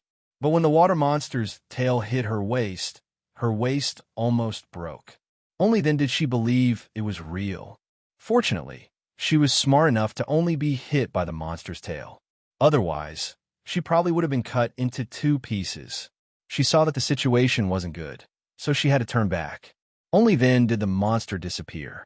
She didn't have any luck in other directions either. In some places, an erupting volcano appeared in front of her, and the red magma came crashing down. If she hadn't dodged quickly, she probably would have been burned to a crisp. In some places, it was like a muddy quagmire. Even a goose feather couldn't float. Ning Xiaomo believed that once she fell into it, she would never be able to get out of it. She tried all 8 directions. Except for the life gate that she chose at the beginning, the other directions were all dead ends. Ning Xiaomo looked at the shore in front of her. It wasn't far, but she couldn't swim to the shore. Her heart turned cold. Could it be that she was destined to drown in this strange lake? Coo! Suddenly, a bird's cry came from the sky. Ning Xiaomo looked up and saw a big bird with a human head and an eagle's body flying straight toward her. Obviously, it wanted to catch her and use her as food. Ning Xiaomo originally wanted to submerge herself into the water to avoid it, but an idea came to her mind. She slightly twisted her body and waited for the big bird's claw to grab her. The ribbon in her hand flew out and wrapped around the big bird's claw, abruptly tightening. The big bird was shocked. Ning Xiaomo had already used the force of the pull to fly up and grab onto one of the big bird's legs. The big bird soared into the air. It was obviously a clever one, and it immediately used its other claw to scratch. However, in this kind of life and death situation, Ning Xiaomo's body was exceptionally slippery. Furthermore, its thigh was thick, which acted as a shield for her. It didn't manage to scratch her. Instead, it scratched its own thigh until it was dripping with blood. The big bird scratched a few times in succession, but to no avail. He lowered his head and spat fire at her, but she dodged quickly. Not only did the fire not touch her, but she also burned the hair on her legs. This time, the big bird had no more curses. It had to give up the idea of getting Ning Xiaomo down for the time being. It flapped its wings and flew back to its nest. This was also Ning Xiaomo's goal. As long as it took her away from this strange lake, she would think of other ways to escape. Unexpectedly, the big bird seemed to have encountered a ghost in the air. It was obviously flying forward, but below it was the lake. It couldn't fly out of the range of the lake. After flying for a while, the bird seemed to have panicked. It started to fly around like a headless fly. Ning Xiaomo hugged its thigh and looked around. The scenery didn't change, but the big bird seemed to have encountered something that terrified it to the extreme. Its body started to tremble, and it started to struggle violently. On its wings, body, and claws there were wounds. Those wounds were of different shapes. Chapter 160. There were wounds on its wings, body, and claws. The wounds were of different shapes. Some looked like they had been torn apart, some looked like they had been injured by a sharp weapon, and some looked like they had been pecked by something. Ning Xiaomo was shocked. It seemed that the bird had been attacked by the illusion, just like she had been in the water. Moreover, it was a real attack. A cold wind suddenly blew toward Ning Xiaomo. The wind was fierce and had a strange, fishy smell. Ning Xiaomo reacted quickly. Once she realized that something was wrong, she immediately let go of her hands and fell into the lake again. Almost at the same time, the bird let out a miserable cry. Its 2 legs had been cut off by something. It lost its balance and fell into the lake. This bird was obviously a non-swimmer. It flopped in the lake a few times and slowly sank to the bottom. The lake returned to its previous calm. The lake rippled gently as if nothing had happened. Ning Xiaomo had goosebumps all over her body. It seemed that not only was there something strange in the lake, but there was also something strange in the sky above the lake. Looking at this large body of water, it didn't seem like there were any traps. Could it be the legendary divine restriction? She couldn't be so unlucky, right? She looked around blankly in the water, feeling as if there was no road to heaven and no door to hell. If she had known this would happen, she would have agreed to the old emperor's proposal and become his beast concubine. It would have been better than suffering in this place. This dispirited thought only flashed through her mind. She clenched her teeth and pulled herself together. Her personality was not to give up easily until the last moment.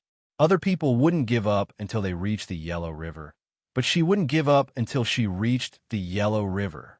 Unless she took her last breath, she would crash her way out even if she had to. She didn't believe that this was a hopeless situation without a chance of survival. Perhaps the chance of survival was not far away. She would be able to see it if she tried harder. She took a deep breath. Since it was useless no matter where she swam, she might as well float on the spot and recover her strength. The surrounding water rippled slightly, and countless weak electric currents flowed into her body from the major acupoints all over her body. This electric current was different from the internal energy that she cultivated. Wherever it went, it was as if there were green vines wriggling around, blooming brightly all the way. It made her feel as if her entire body had become a few kilograms lighter. When the electric current once again approached her dantian, it paused for a moment before disappearing without a trace. Ning Xiuma, other people's dantian was used to store psychokinesis, but her dantian seemed to be used to devour psychokinesis. As long as she cultivated a little bit of psychokinesis, as long as she passed by this place, it would immediately be devoured clean. Could it be that there was a monster in her dantian that ate psychokinesis? Ning Xiuma tried her best to use her inner vision to see the situation in her dantian, but all she could see was a vast expanse of white fog. What the hell? Ning Xiuma knew what other people would see when they used their inner vision to look at their dantian. As long as they cultivated psychokinesis, they would be able to see their own crystal pillar-like spiritual roots.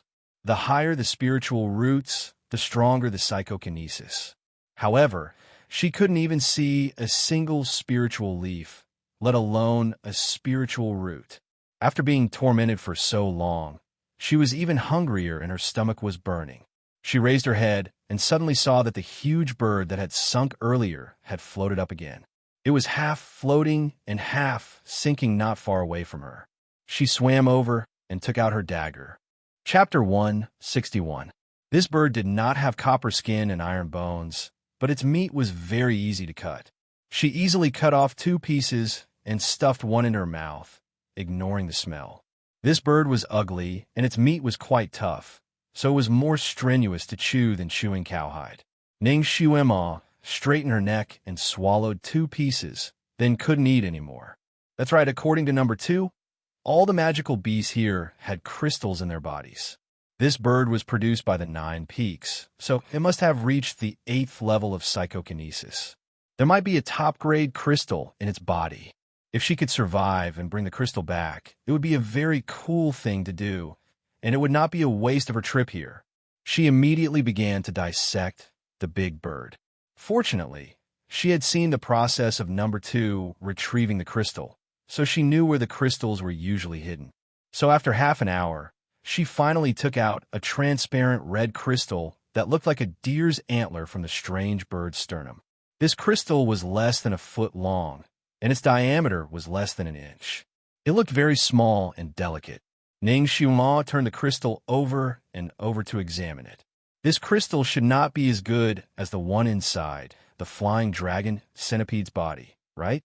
It seemed that the crystals produced by the 9 peaks were not as good as the crystals produced by the 6th and 7th peaks. She held the crystal and wanted to feel the spiritual power on it, but she did not expect that as soon as she tried to use her spiritual power, she felt a stream of energy from the crystal into her palm. Her entire arm felt as if it was electrified and immediately went numb.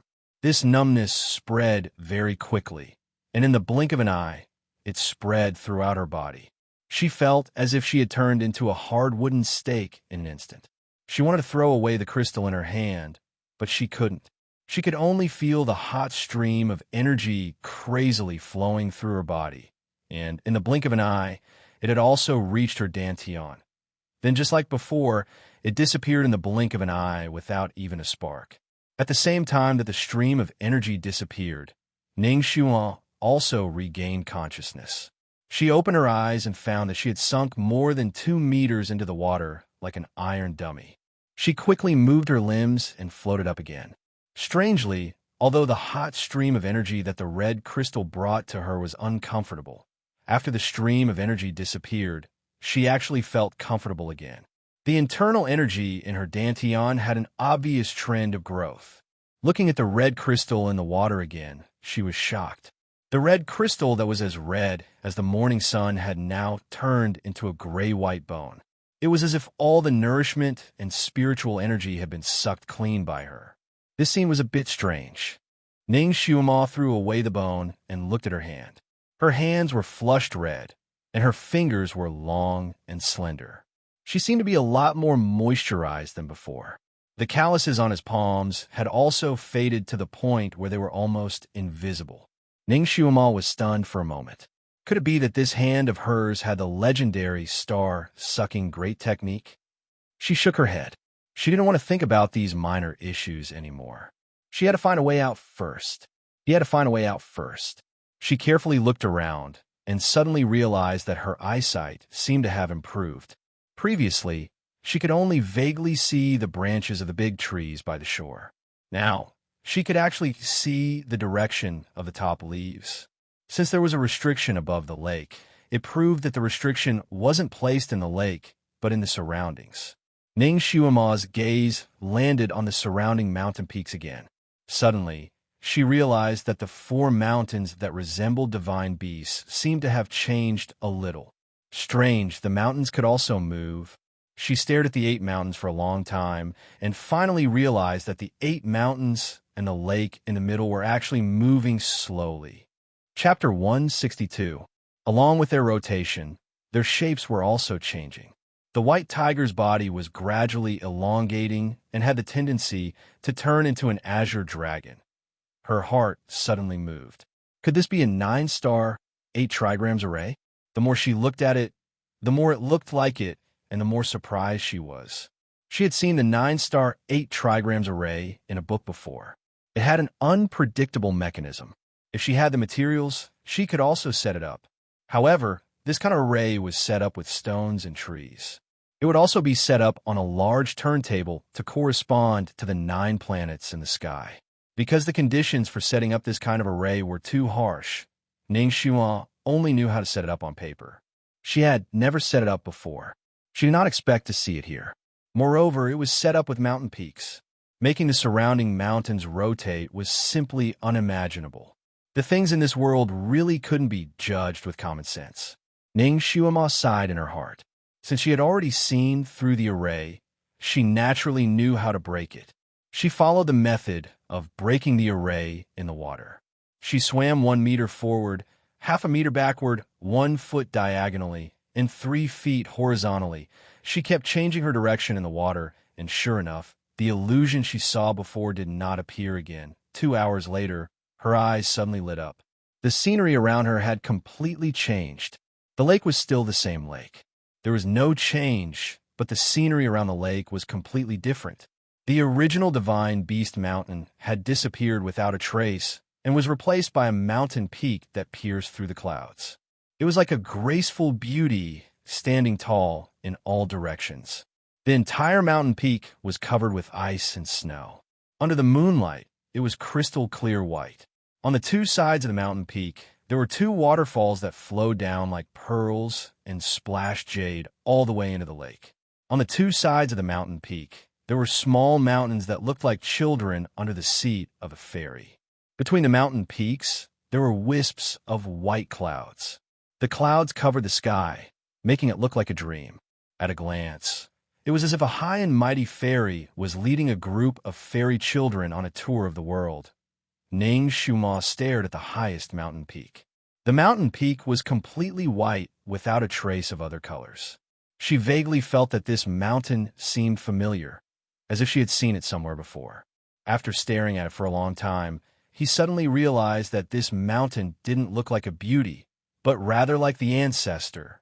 The mountains were like his oversized white robe, and the glaciers that hung from the peaks were like his long hair. The ancestor's hair was as black as ink, but if this mountain had hair, it was as white as snow. Apart from this difference, the mountain's topography was very similar to that of the venerable emperor. Could it be that the ancestor had dressed himself up in imitation of this peak? Yes, that's possible. Super awesome people usually have super awesome ways to act cool. At this time, she had already climbed up to the shore. The green grass on the shore was like a carpet. Sitting on it was like sitting on a soft sofa, very comfortable. Tired, she was really tired. She was so tired that all the bones in her body felt like they were about to fall apart. She didn't dare to lie down, afraid that she wouldn't be able to get up again once she lay down. Because there was no one to protect her and she was in such a dangerous place, she didn't dare to enter a meditative state. She just closed her eyes and panted. Her divine sense was still constantly paying attention to the movements around her. Suddenly, she seemed to notice something. She suddenly opened her eyes and turned her head to look at the lake behind her. Then, she froze there. Chapter 163. There was a strange platform in the middle of the lake that was empty just a moment ago. The platform was stacked on top of each other, as if it was formed by pieces of green leaves. It was the size of a square table, and it shone under the moonlight. However, this was not what shocked Ning Xiuma the most. What stunned her the most was that there was a child sitting on the platform. It was a child that looked like it was carved out of fine jade. The child looked to be about 2 years old. He had slightly closed eyes, a tall nose, light pink lips, and a cinnabar mole that looked like a flower bud between his eyebrows. He was only wearing a light silver doo-doo, revealing his fair arms and legs. He was meditating with his eyes closed. His snow-white hair was draped over his body like a curtain, and it shone with a silver luster under the moonlight. The platform was in the middle of the lake, and the moonlight shone on him. The surroundings were hazy like a veil. In the half-lit landscape, only his figure was so distinct. The moonlight generously created a circle of faint silver light around him, as if he was enveloped in a layer of Buddha's light. Immortal? Monster? Or a mountain elf? Ning Xiuma stared at the child, and a few guesses flashed through her mind. Naturally, she did not think that he was human. After all, this was the 9th peak that normal people could not enter. No child would come here by accident. She held her breath, and her eyes fell on the cinnabar mole between his eyebrows. The shape of the cinnabar mole looked a little like a ginseng flower. Could this be a ginseng baby? Ning Xiuma's eyes lit up. She looked at his fair arms and legs, and the image of a fat ginseng flashed past her eyes. Ginseng was a great tonic. It was said that ginseng would take a human form after 100 years, a head and a face after 500 years, and all 5 senses after 1,000 years. It could only transform into a human form after 10,000 years. Usually, it would be in the shape of a baby. There were countless legends about ginseng babies among the people, but the most famous one was that one could live forever after eating one. In the legends, Zhang Guolao became an immortal after eating a ginseng spirit. This place was deserted, and the lake was so strange that no one would be able to come here in 10,000 years. It was not impossible for a ginseng to cultivate into a human form. She didn't expect to bump into one when she came here by accident. How lucky! Since she had encountered him, she would not let him go.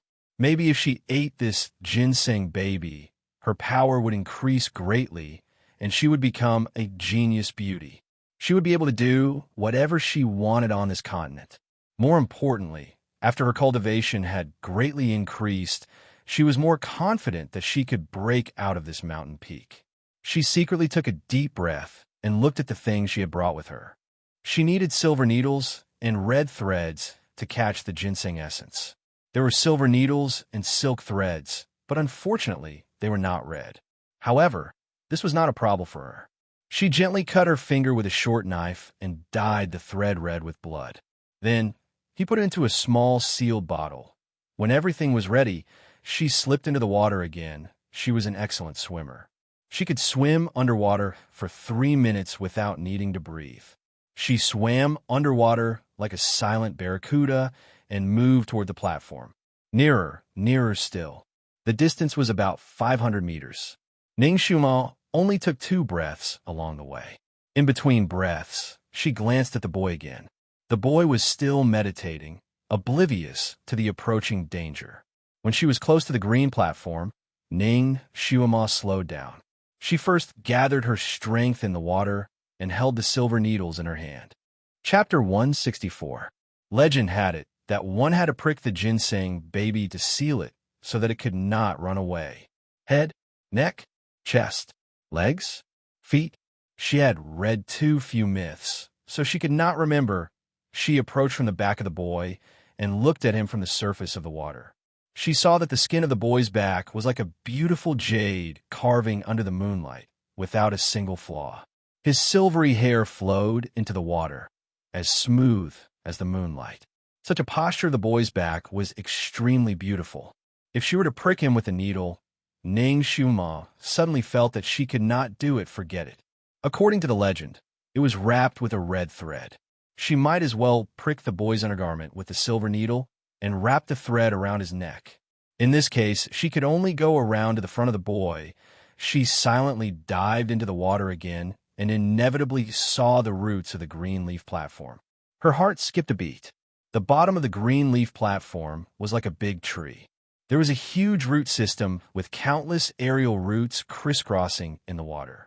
These fine aerial roots were hollow, allowing fine streams of water to flow into them. Ning Xiuma could clearly see the gurgling sound of the water flowing inside the aerial roots. The direction of the flow was precisely the direction where the boy was sitting cross-legged. Could it be that the boy was not only absorbing the essence of the moon, but also absorbing the spiritual energy in the lake? This was a good idea. The spiritual energy here was the richest. If one cultivated well, cultivating here for a year would be equivalent to cultivating elsewhere for 100 years. No wonder the ginseng baby was so fresh and beautiful. Hee, even if you cultivate into a demon, you will still be my food today.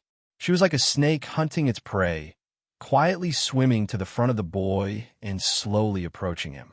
Then she suddenly launched an attack. The silver needle in her hand was like a ray of light, with a red thread running directly towards the boy's undergarment.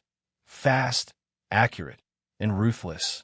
Only these 3 words could be compared to Ning Xiuma's attack. The boy was obviously not prepared.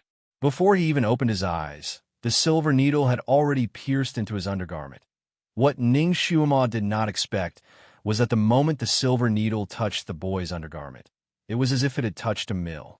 It instantly shattered and disappeared without a trace. At the crucial moment, the red thread was still powerful. It did not stop and continued to wrap around the boy's body. There was a way. Ning Xiuma's movements were extremely fast. When the red thread wrapped around the boy's body, she suddenly jumped out of the water and pounced on the boy like a hungry tiger hunting for its prey. With a plop sound, Ning Xiuma landed on the green leaf platform. But there was nothing in her arms. She hurriedly opened her eyes and found that the boy who was originally sitting on the green platform had disappeared. When she pounced down, her arms were clearly about to hug the boy's body. Unexpectedly, when he closed his arms, he only hugged a ball of air.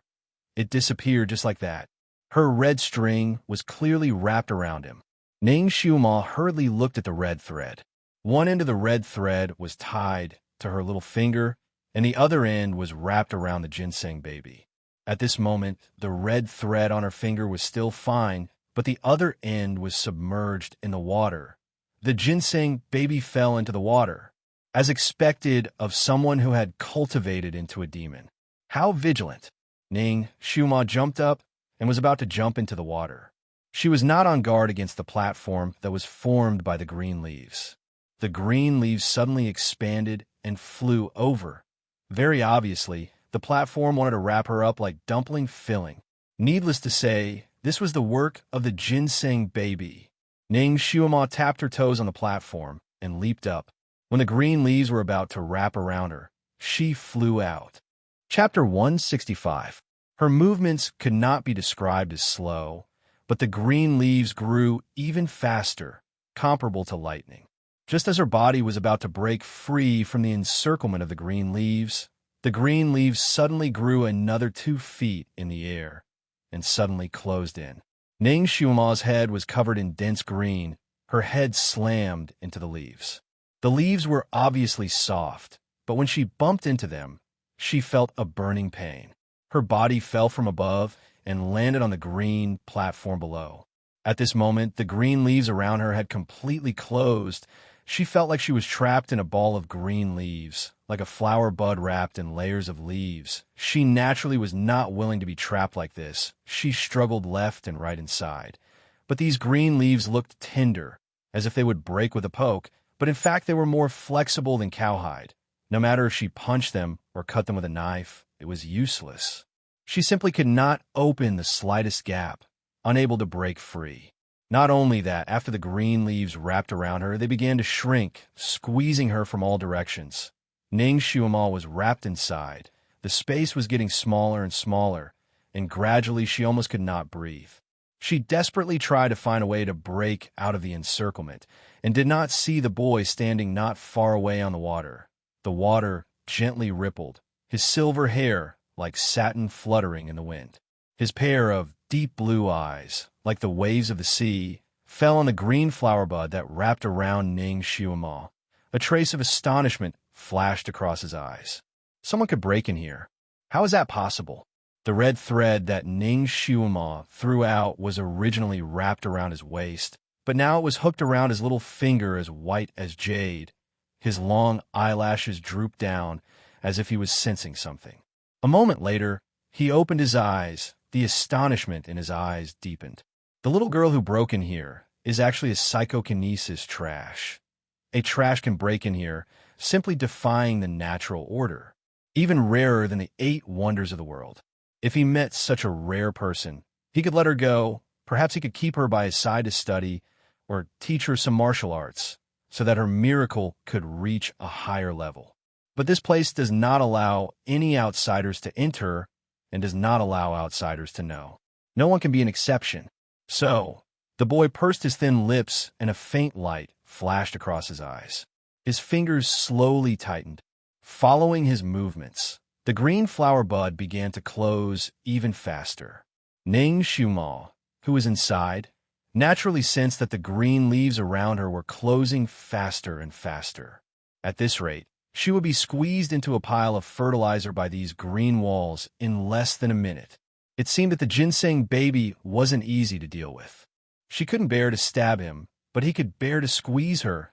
Ning Xiuma could not help but tug at the red thread between her fingers.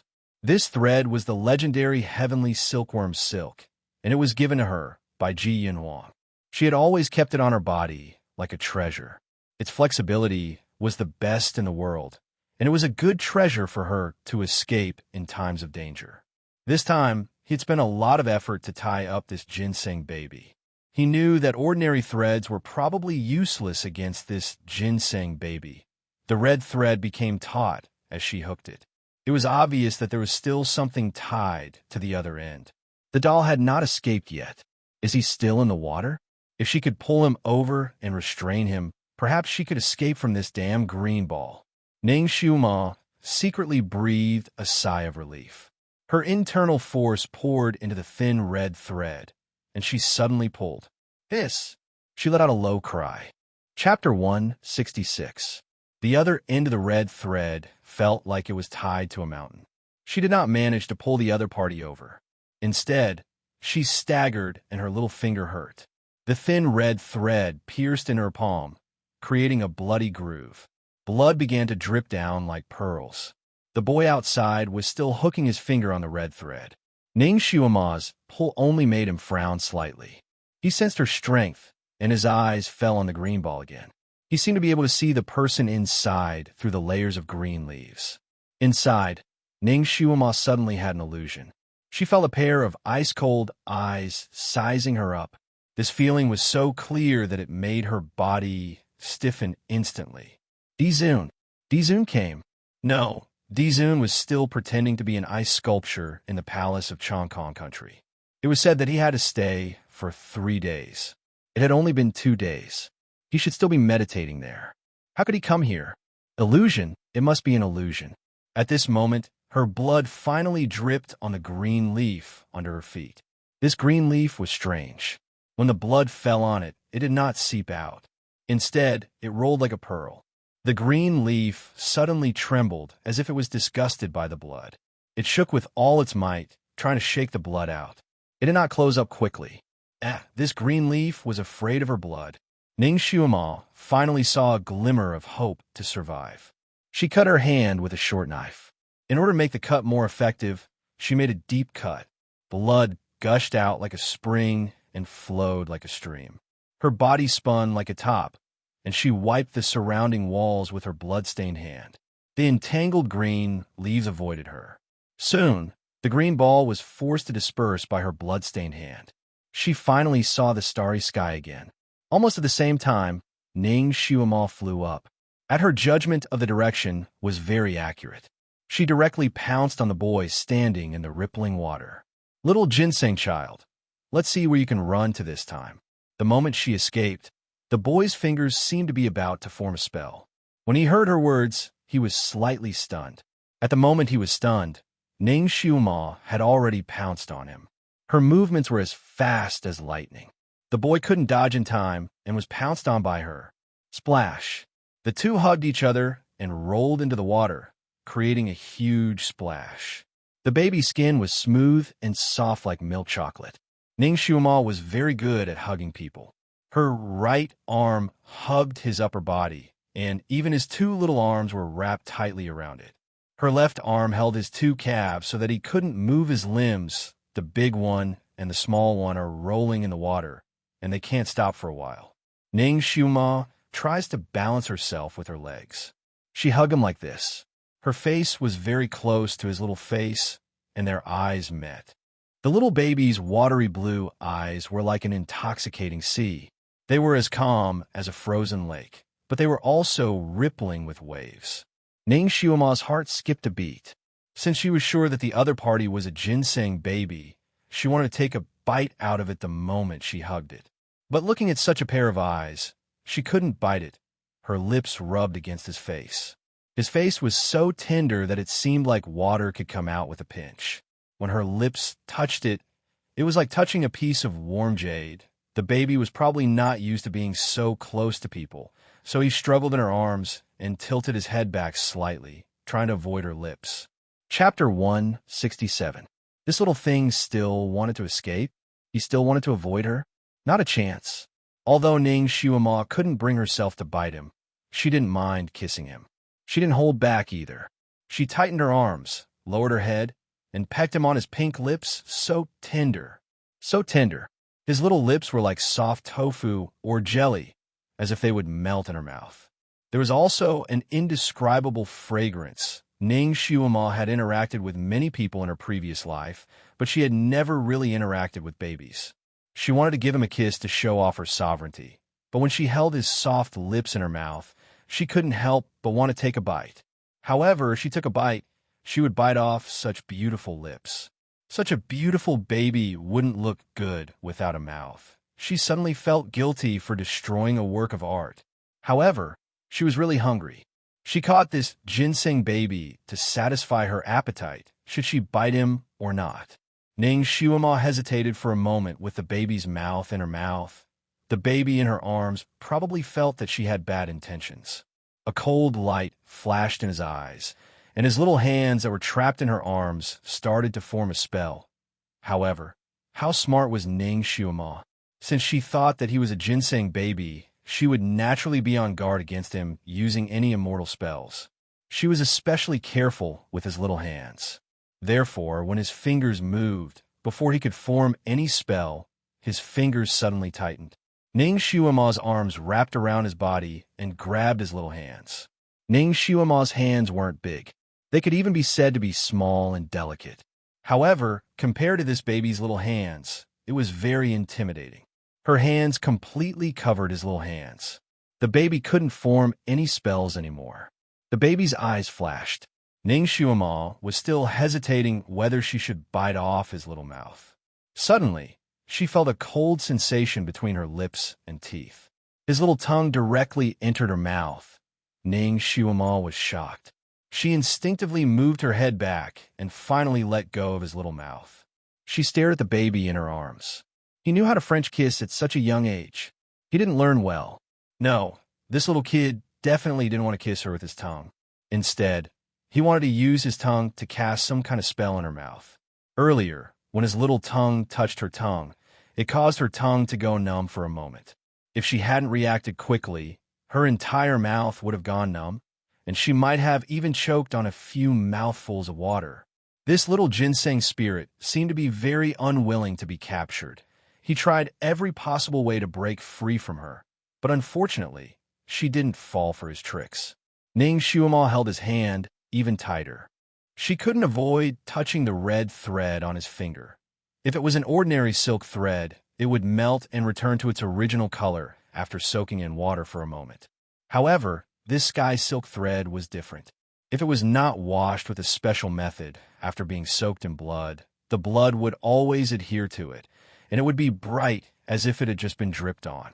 His small hand was as white as a lotus root, and the red thread on it was exceptionally conspicuous.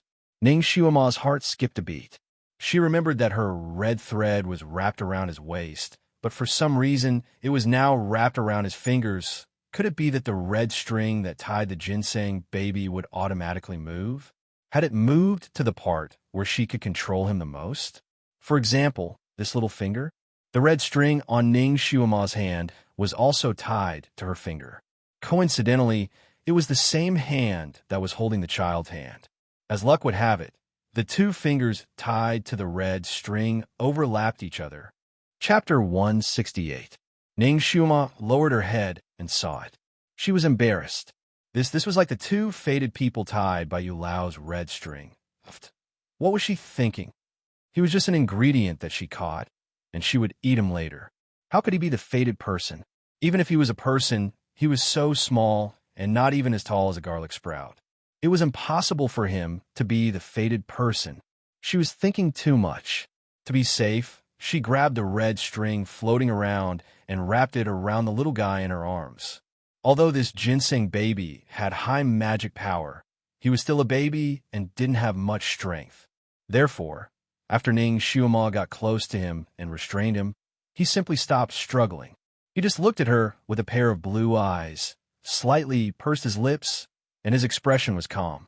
His long hair was floating in the water just now, and a few strands were wrapped around Ning Xuema's wrist and shoulder, making her itch. When Ning Xuema wrapped the red string around him, she also wrapped his long hair. This little baby had high magic power, and he was a ginseng. His hair might be the whiskers of ginseng, and it might be able to wrap around people. It wasn't easy for her to restrain him. She didn't want to fail miserably and be entangled by his long hair. Besides, if it was a 10,000-year-old ginseng, the whiskers of ginseng were also very nourishing. She couldn't lose a single one and waste it. Ning Xuema held him and rolled under the water for a while, then stopped the downward momentum. She paused and wanted to paddle up. She couldn't cook him in the water. If she wanted to eat him, she had to get him ashore and eat him slowly. Why did this baby suddenly become so heavy?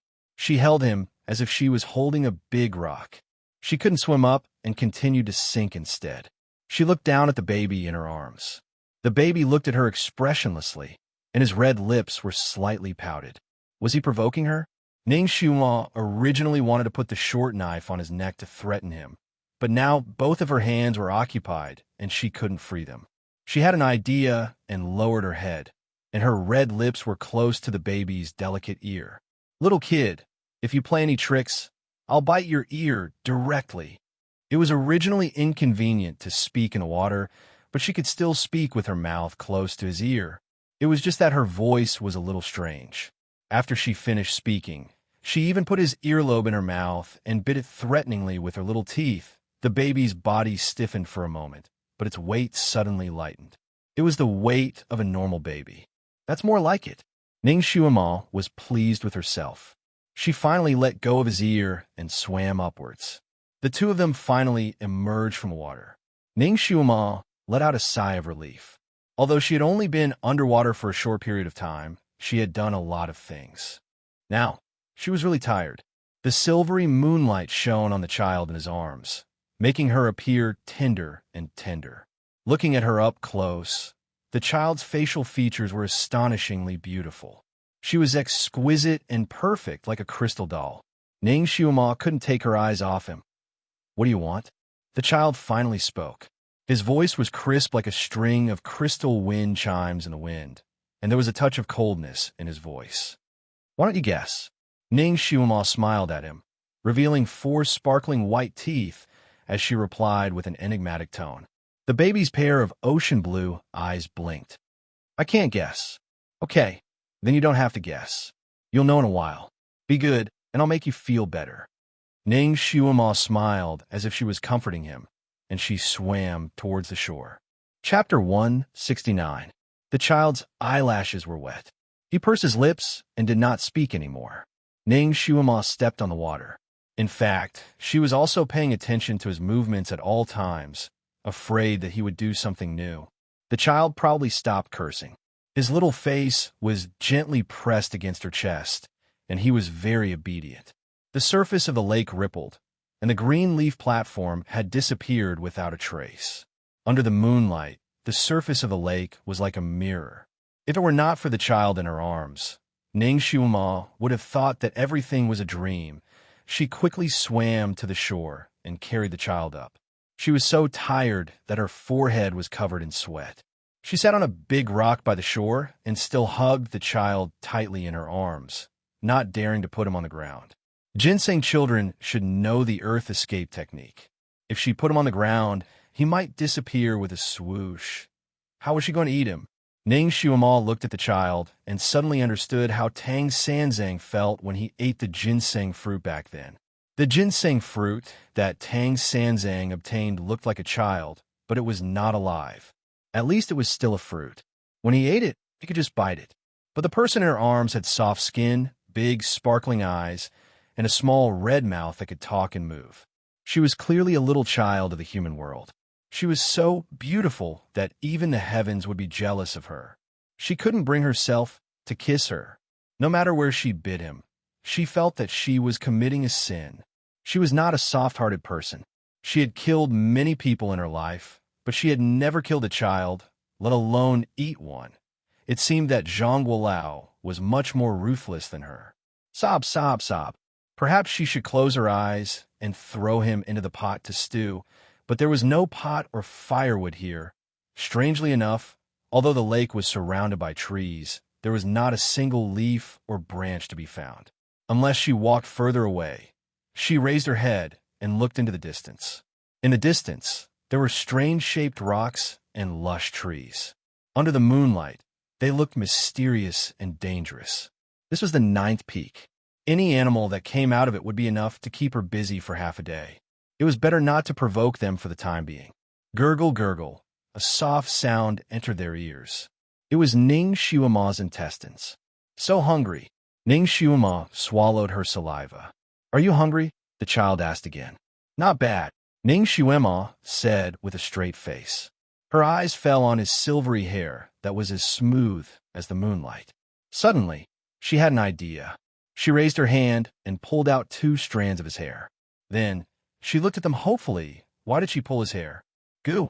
Incantation. The child raised his eyebrows slightly and looked at her. After a while, Ning Xiuma's face fell. TV dramas really killed people. She clearly remembered that in a movie, she had seen someone pluck out an old ginseng man's beard, and it turned into ginseng whiskers. However, the hair in her hand was still hair, and it didn't seem to have changed at all. Could that be the ginseng elder, and this was a child? Whiskers can change, but baby hair can't. Why can't your hair turn into a ginseng beard? Ning Xiuma took out a short knife and placed it horizontally on the child's neck. "Hurry up and change a few strands. Otherwise, I'll eat you." The child's lips twitched. He looked down at the short knife on his neck and then looked at her. "You want to eat ginseng? That's right. Hurry up and change them." Ning Shuima pressed a short knife down slightly. Her short knife was also given to her by Ji Yunhuang. It was a sharp blade and was a good knife. It shone with a cold light under the moonlight. Chapter 170. This child's skin was as tender as a lotus root. She really wanted to take a bite, but did not want to hurt him. Although the knife was pressed against his neck, it was very measured. The child sighed softly. Then let me go, I'll give you the ginseng. She was holding him too tightly. He could not even take his hand away. If I let you go, you'll run away again. Ning Shuima did not let go. You could just come out. The child, he gritted his teeth. Don't worry, I won't run away. If you let go of one of my hands, I can give you 100-year-old ginseng. Ning Shuima was somewhat suspicious. This child was too cunning. Just now he made her suffer a big loss. She had to guard against him. After thinking for a moment, she really let go of one of his hands, the one with the red string. Then hurry up. If you dare to play any tricks, I'll directly cut off your little head. Ning Shuima directly put the knife to his throat, full of threat. The child really did not have any intention of playing any tricks. His little hand gently patted his dadu. A thick-looking ginseng emerged.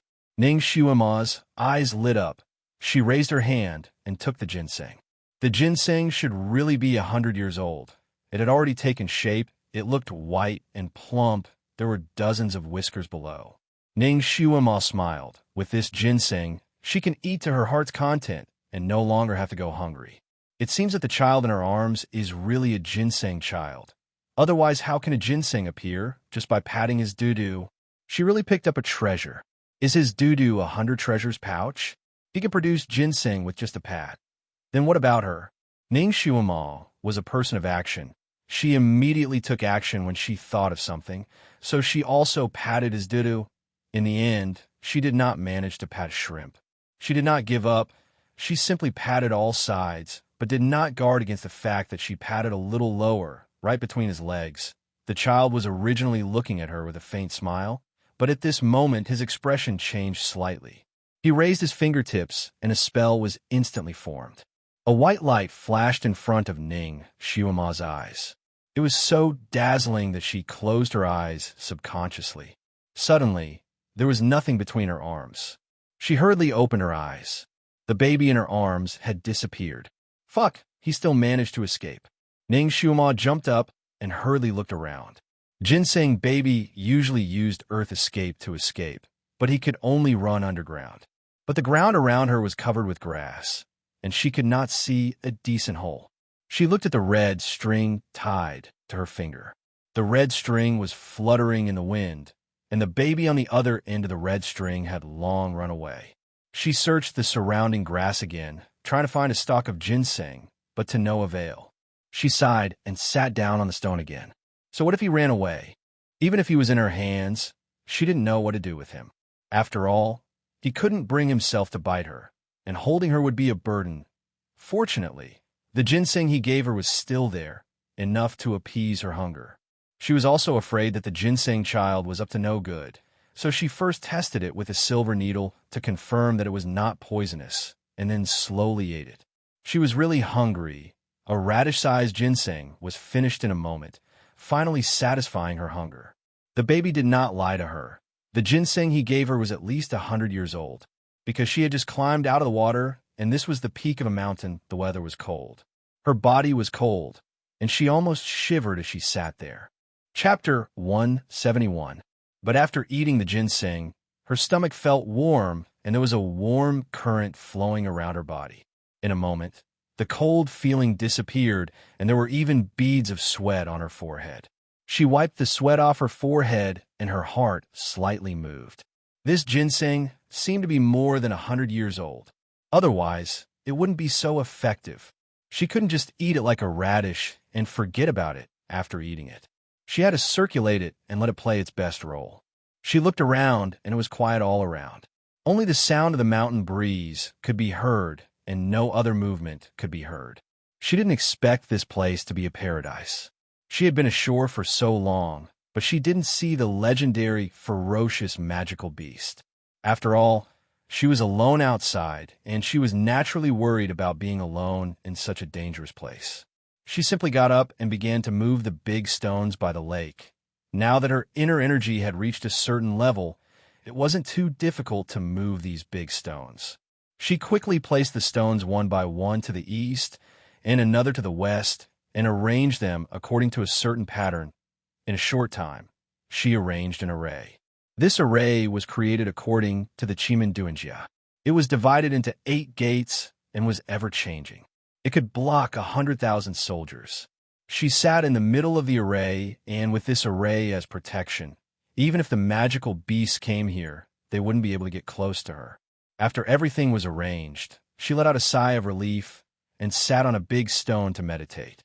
She didn't see that on a big tree not far away, the little child's figure appeared again. At this moment, the doo-doo on his body was gone, and in its place was a small robe. The white robe was like snow, and there were faint dark patterns on it. The big round moon was behind him, and the moonlight was like water flowing on his robe. His silver hair and white robe fluttered in the wind. This scene was as beautiful as a painting. Unfortunately, Ning Shuima didn't see it. She had completely entered a meditative state. The tree that the child was standing on was very tall, and he could overlook the whole scene. His pair of deep blue eyes sized up the stone array around her and then looked at her who was sitting in the middle of the array. His eyes flashed with a hint of interest. She was setting up an array? This was the first time he saw an array that didn't need psychokinesis to scatter the stones. Did she think that a pile of stones in a disorderly manner would be able to resist the beasts here? Even the weakest magical beast would be able to smash these stones into pieces with just a few swipes of its claws. She was still a child after all.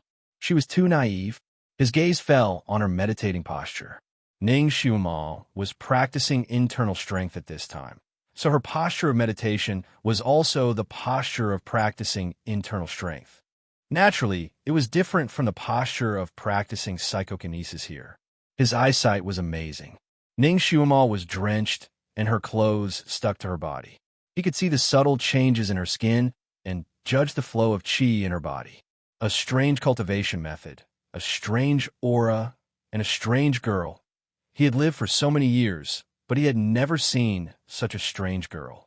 Ning Shuima's inner energy circulated faster and faster, and the heat generated caused her clothes to dry at a speed visible to the naked eye. White steam rose from the top of her head. From afar, it looked like there was a steamer on her head.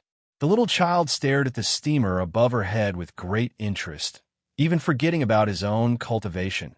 After looking for a while, his eyes flashed slightly. He gently plucked a wide leaf.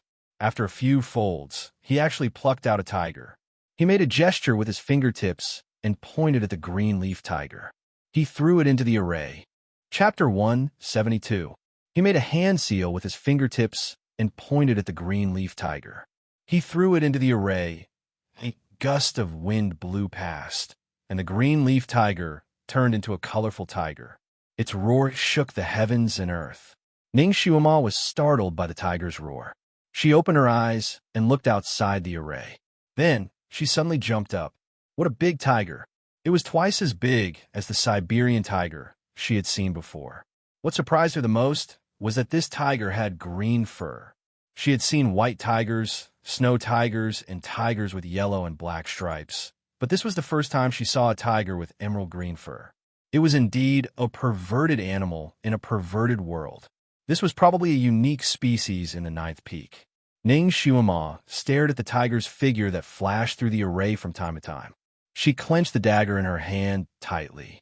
Maybe this was not a tiger, but the legendary Cheongqi? Cheongqi in the game had a weird color. However, Cheongqi seemed to have wings, but this guy did not. Also, its eyes were green and bright. Under the moonlight, they looked like green will-o'-the-wisps. This tiger landed in the stone array. It seemed to have smelled Ning Shuima's scent immediately. It immediately roared and pounced in Ning Shuima's direction. Its body was huge, but its body was very agile. It jumped over a 2-foot-tall rock. It jumped onto a big rock, bent down, and pounced toward Ning Shuima, who was in the center of the array. Bang! With a loud sound, it collided with a large rock that appeared out of thin air. It was obviously not prepared. It fell to the ground with a thud. It shook its head and looked in front of it in surprise. When it pounced, it did not see the rock. How did it crash into it? It looked at its surroundings again. The scenery had changed. When it landed on the ground, it saw scattered boulders. The largest boulder was only 2 feet tall. It had only pounced for a while, but the surrounding rocks grew bigger. Each of them was 4 to 5 feet tall and stood around it. It was sandwiched in the middle, and there was no way out. Roar, roar. The tiger was enraged. Its body frequently leaped up, but it frequently hit its head. There were many places where it looked like an open space, but when it jumped over, it would always hit a big rock that appeared out of nowhere. The collision made it see stars, and it was furious. Of course, because of its extraordinary strength, the large rocks that were hit by it did not fare any better and were directly smashed into pieces. Thus, the boy hidden in the leaves on the tree saw the following scene. The tiger that he had put down was bumping around in the seemingly fragile stone formation. In his opinion, it was obvious that it would be able to catch Ning Shuima with its mouth and complete the mission after leaping over 2 more stones. However, the stupid tiger had taken a detour and foolishly used its big head to hit the stones. It was so angry that it was stamping with rage. Idiot! The boy didn't want to see its stupid appearance anymore, so he decided not to look at it. Instead, he looked at the stone array again. Without the support of psychokinesis, it was just an ordinary stone placed there. Could it be that it had a hallucinogenic effect? The stone array looked ordinary, but there was a kind of aura in the array. This aura was invisible, but it was inexplicably frightening. His gaze swept across every big rock, and the expression in his eyes changed from indifference to concentration. It was the first time he had seen this kind of array, and he could not help but take a few more glances. There were too few things in this world that could attract his attention. However, this little girl had broken the rules several times, which aroused his interest. Chapter 173. Even he had never seen or heard of the kind of formations that she was cultivating in. Where did she learn all of this from? He crossed his arms and continued to watch. Although the little girl's array was strange and powerful, these stones were just ordinary stones. They were constantly smashed into pieces by the green tiger, and the number of stones in the array was decreasing. Once the number of stones decreased to a certain point, the array would be broken. Without the array, the little girl would have to confront the green tiger directly. What would she do then? What kind of surprise tactic would he use to achieve victory? Inside the array, Ning Shuima was cursing in her heart. This green tiger is too abnormal. Its head was harder than a stone. If she let it continue to smash into the stones, it would be right in front of her in less than an hour. She had to get rid of it before the array was broken. She leaped up, and her palms were like blooming lotuses. She slammed her palms on every stone around her. Her movements were agile, and she moved around the array as if she was flying. Suddenly, she flashed past the green tiger. The green tiger subconsciously slammed its paw, but it only hit a stone. The stone was smashed into pieces under its paw, but the girl hid behind another stone and waved at it. "Green hair, come and catch me." The girl smiled like a flower, but the green tiger did not have any pity for her. It roared and pounced on her again. Bang! Its head crashed into another stone. The stone was smashed into pieces, but a few rays of cold light shot out from the cracks of the stone and pierced into its head. The green tiger staggered backward, but it did not fall. It only shook its head and continued to smash into the array. Ning Shuima was speechless. The silver needles she had placed in the cracks of the stone were highly poisonous. Even a dinosaur would be knocked over in an instant. She did not expect that the green tiger would be fine. This tiger was also resistant to poison. It was indeed abnormal in the 9th summit. Ning Shuima placed a few more poisons in the stones.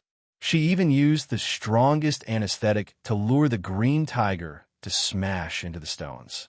Every poisonous needle shot into the green tiger's head, but did not cause any harm to the green tiger.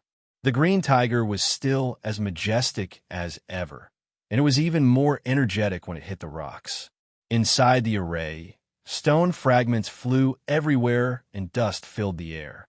Ning Xiumao, who was inside the array, was choked to the point of having a headache. This green tiger didn't seem to be afraid of any poison.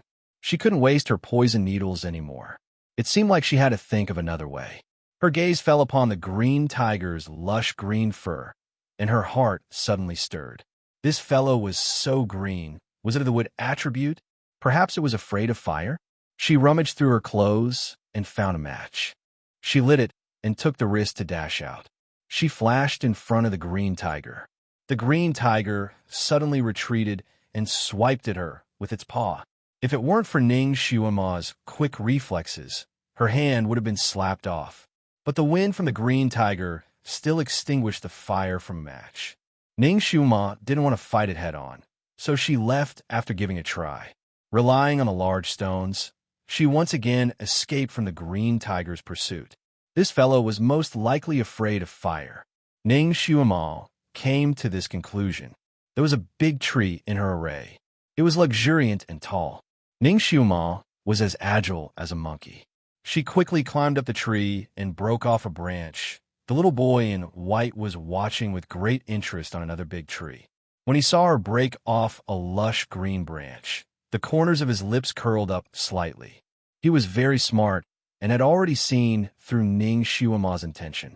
She must have seen that the green tiger was afraid of fire and wanted to make a torch. Chapter 174. However, the tree trunk was growing just right. It was juicy and lush with green leaves. She only had a match in her hand. How could she light it? Was this little girl muddle-headed from being forced into a corner? The little boy looked refreshed as he watched. She actually attacked him when he was at his weakest and most powerless. She even interrupted his cultivation and caused his cultivation this year to be in vain. She even bit him. This was the price she had to pay for offending him. If it was someone else who offended him like this, they would have turned into ashes long ago. Actually, he still had some mercy for her. The little boy in white leaned against the tree lazily. He looked down at Ning Xiuma, who was busying herself, and suddenly felt that his long life was not so boring anymore. How would she start a fire? If she had fire psychokinesis, it would not be difficult. Usually, he would be able to set the surrounding trees on fire with a wave of his sleeve. However, this girl was obviously a psychokinesis trash. Before he could finish his thought, he suddenly saw Ning Xiuma's small hand holding onto the tree trunk in her hand. She closed her eyes slightly and was in the middle of channeling her energy. After a while, under the little boy's surprised gaze, the tree trunk turned yellow and dried up at a speed that was visible to the naked eye. The little boy suddenly narrowed his eyes. What kind of martial arts was this? It was as if this little girl used evil arts to absorb all the vitality of the tree trunk. This kind of martial arts, his handsome little face showed a trace of seriousness. He slowly straightened his body that was leaning against the tree trunk, and a trace of deep thought flashed across his eyes. Ning Xiuma was actually just experimenting. She had once absorbed all the spiritual energy from a crystal and turned it into a dried rod. Therefore, she used the same internal energy on the tree trunk as a last resort. As expected, it also turned into a dried rod. The green leaves that were originally on the dried rod had now turned into dried leaves. She used a match to light it up. After a while, a torch was already burning in her hand.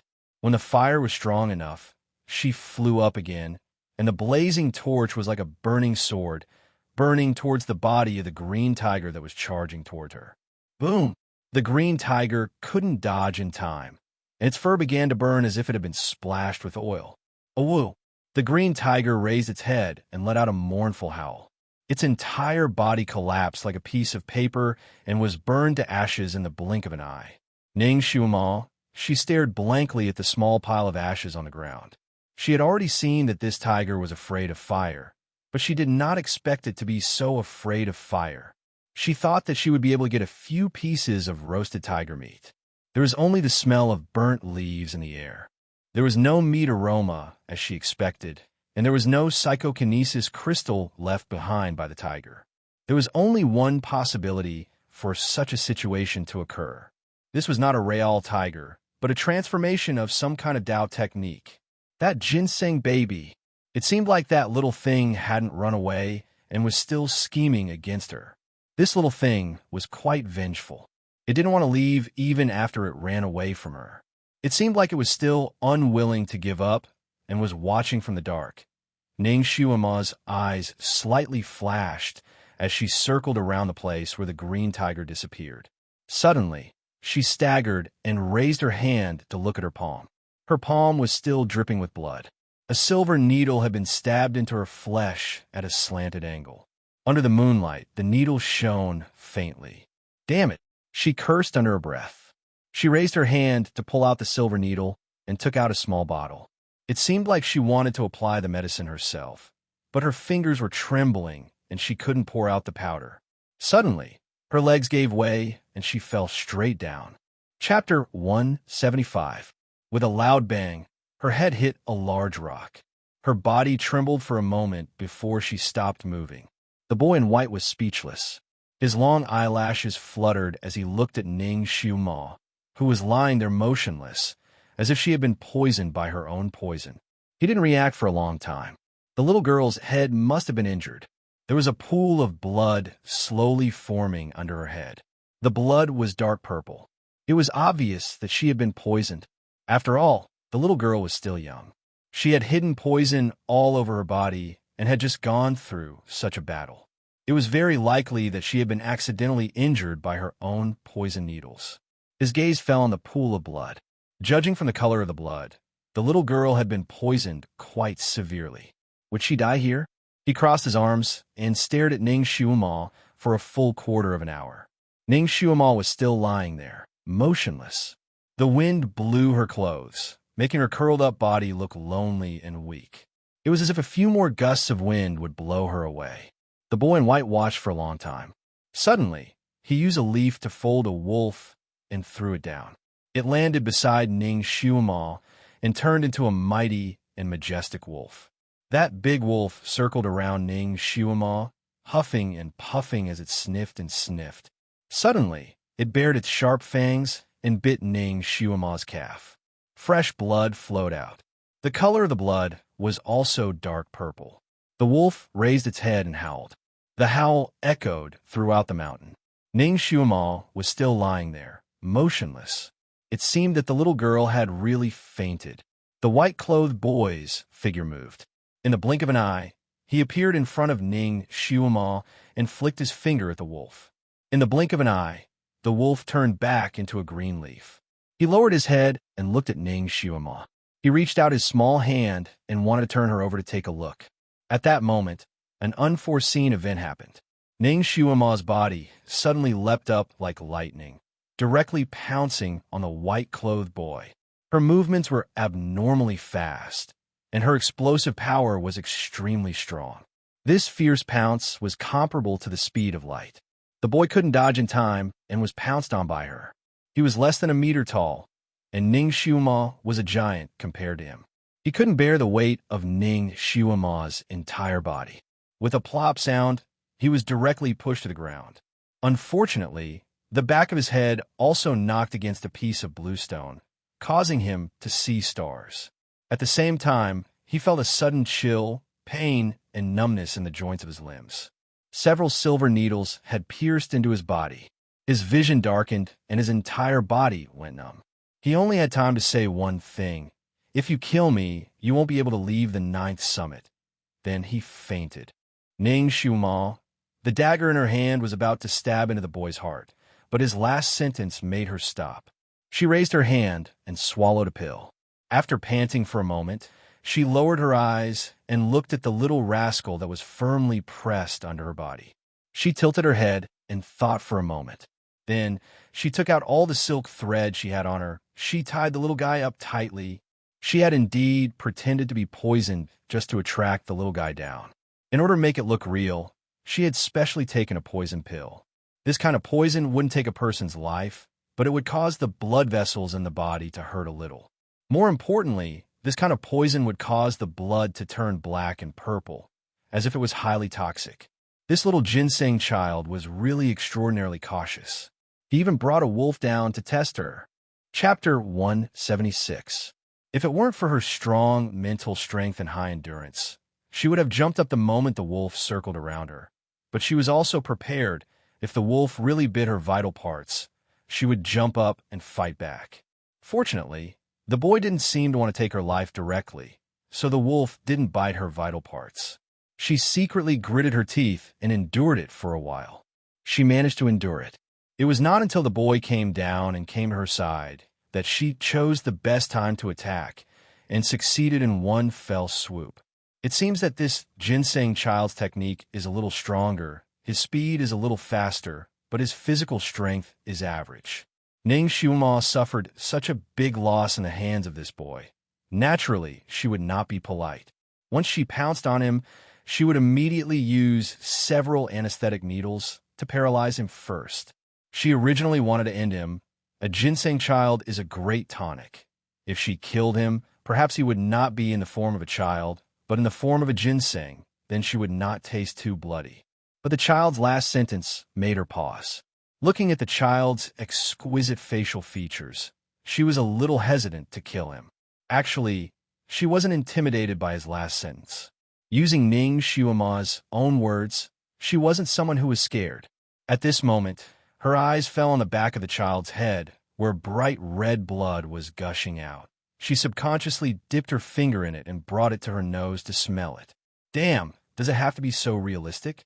A ginseng child can bleed, and the smell of the blood is no different from human blood. She looked again at the flower-like cinnabar mole between the child's eyebrows. A question finally emerged in her mind. Is this guy really a ginseng child? What if this cinnabar mole just happens to look like a ginseng flower? However, even if he's not a ginseng child, he shouldn't be a human, right? Whose child would be able to run all the way here? And he has such a good magical power that can turn beings into soldiers. He can fold something and turn it into a real animal. It's a bit like a Taoist technique. This little guy was obviously an expert. It was said that when a Taoist reached a certain level of cultivation, they could cultivate a nascent soul. The nascent soul could leave the body. Could this little kid be the nascent soul of some great god? Ning Xiuma is shocked by her own deduction. She has read a lot of books about cultivation in this world, but there seems to be no such thing as yuanying. The concept of nascent soul was only mentioned in the Taoist scriptures of her own world.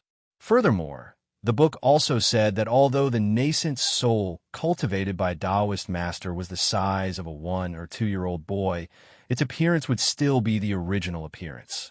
It was just that its size had shrunk by several sizes. On the other hand, this one had the appearance of a standard little doll. Her eyes were watery and tender, making people want to hug and kiss her. It took a certain amount of courage to kill him and eat his meat. She lowered her eyes to look at him again. TSK, TSK.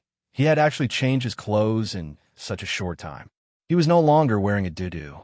This white robe was quite nice, and it made his small face look even better. This little doll reminded her of Hubba in Monster Hunt for no reason. Hubba didn't look like a human. It was just a little cute, but it was likable and pitiful, and people couldn't bear to hurt it. Moreover, this little doll in front of her has the appearance of a standard human. Beautiful dolls are really likable, even if they know that he's a demon. When the little doll woke up, he found himself tied up like a dumpling and placed on a big rock. Chapter 177. When the baby woke up, he found himself tied up like a dumpling and placed on a big rock. Ning Xiuma was very professional when it came to tying people up. Not only did she tie up his limbs, but she also tied up his fingers one by one. He couldn't even move his fingers, let alone make a spell. Ning Xiuma was sitting not far away from him. There was a bonfire in front of her, and the blazing bonfire illuminated her little face. She seemed to have noticed that he had woken up, so she turned around and smiled at him. Under the moonlight, her 4 little white teeth were shining. "Little guy, how you choose to die? Should I roast you or stew you?" The baby didn't struggle. He was silent for a moment. Roasting is not nutritious. Stewing is nutritious, but you don't have a pot. Ning Xiuma was speechless. He was telling the truth. However, this baby was too calm. Was he sure that she wouldn't kill him? She was a little unhappy. She walked over and spun the knife in her hand. Roasting is not nutritious, but it's better than not eating at all. I'll just skewer you and roast you. I've roasted a suckling pig before, and it was delicious. I think roasting a ginseng baby won't be too bad. The baby pursed his lips and didn't say anything. Ning Shuima squatted in front of him and patted him with the handle of a knife. She smiled kindly. What do you think? Do you have any better suggestions? If not, we'll happily decide. The baby stared at her face with a pair of deep blue eyes. She looked at him with a smile, and there was a pair of dimples on each of her cheeks. She looked pure and kind, and even a little childish, but she was actually a cunning little devil. The baby's eyes were too deep, like the unfathomable deep sea. Ning Shuima looked at him for a moment, and her heart skipped a beat. She coughed and looked away. He pointed the knife at his little face and said, "Why don't I cut off 2 pieces of your pretty little face and roast them?" The little child's face was so delicate that it could be broken by blowing on it. When Ning Shuima's knife got a bit closer to his face, the little child subconsciously dodged, causing her knife to graze his face. Unexpectedly, drops of blood started to flow down his face. Ning Shuima was slightly taken aback. She quickly moved the knife back a little. If such a pretty little face was really scratched, it would be ugly. What a sin. The child did not seem to care about the wound on his face. His eyes flashed with a hint of a smile as he looked at her.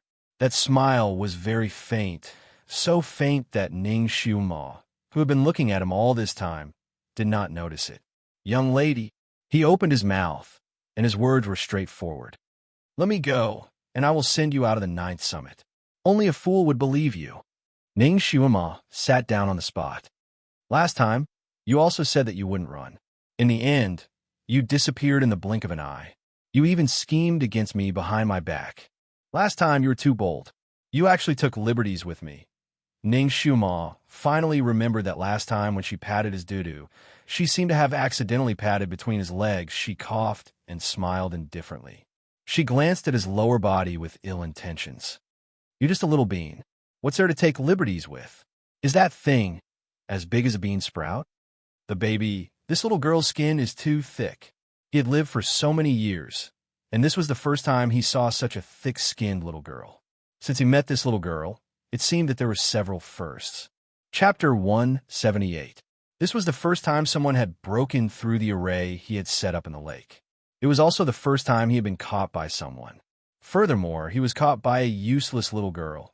He had been through so many storms and waves, but he had actually failed miserably. Not to mention others. Even he himself felt that it was a little funny. He glanced at her. In order to trick him, this little girl had really put in a lot of effort just now. There was still an egg-sized bruise on her forehead, which looked a little scary. Fortunately, this little girl liked to be clean, so she had already washed off the bloodstains on her forehead. Her whole face was white and clean, which was very pleasing to the eye. "As long as you don't touch me again, I won't run away. Without my help, you won't be able to go down the 9th peak. At the latest, you will be exposed to all kinds of magical beasts when the sun rises. Even if there are 10 of you, you will still be torn to pieces. They won't be as polite to you as I am." "You're being polite to me?" Ning Shuima snorted.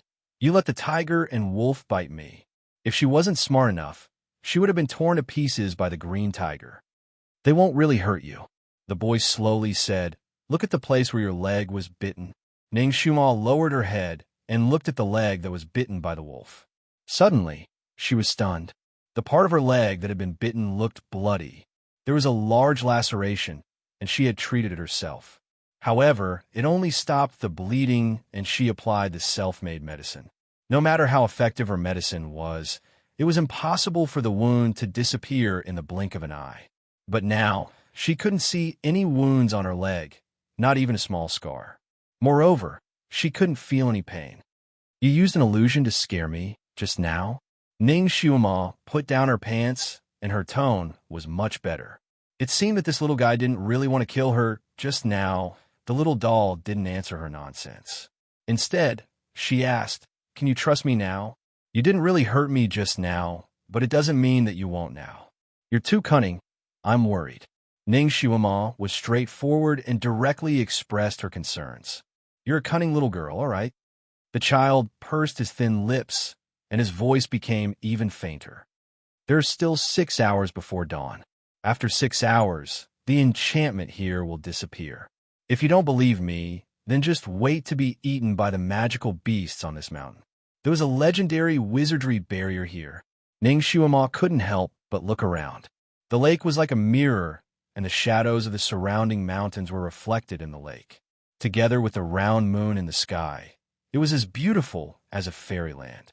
Ever since she entered the lake, other than the illusionary shadows she saw at the beginning, she did not see any magical beasts. It was not as dangerous as the legend said. Could it be because of the barrier? You set up this barrier? The baby closed his eyes and didn't answer. Ning Shuama thought for a moment, then suddenly hugged him and said, "Come down the mountain with me now." In the end, she was still worried about this little fellow. Didn't he have a way to deal with all kinds of magical beasts? Then she would take him and run away. If there was any danger, he would tell her automatically, "Little boy, you and I are in the same boat now. I can't run away, and I can't jump away from you. If there is any danger, you have to tell me. Otherwise, I'll be eaten by the magical beasts, and you'll become their snack." She carried him and walked along the shore to the shortest mountain. The little boy was speechless. Chapter 179. That little child, he was tied up and lying in her arms. His posture was a little strange, but he didn't seem to care. He just looked at her and said, "Have you always been so distrustful of people?"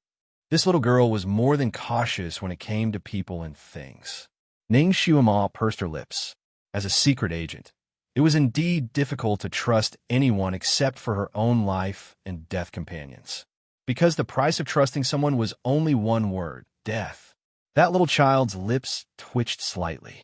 He stared at her face and said, "How can a declining young miss of a marquee mansion be so scheming?" Ning Shuama's arms stiffened slightly. She looked at him and asked, "You know my identity?" That little child answered casually, "I know." How'd he know? Wasn't he a ginseng child who grew up in the mountains? Ning Shuama's eyes flashed with suspicion. That little child seemed to understand her doubts. He smiled and said, "Don't you think that I'm a ginseng immortal? Since I'm an immortal, I can predict."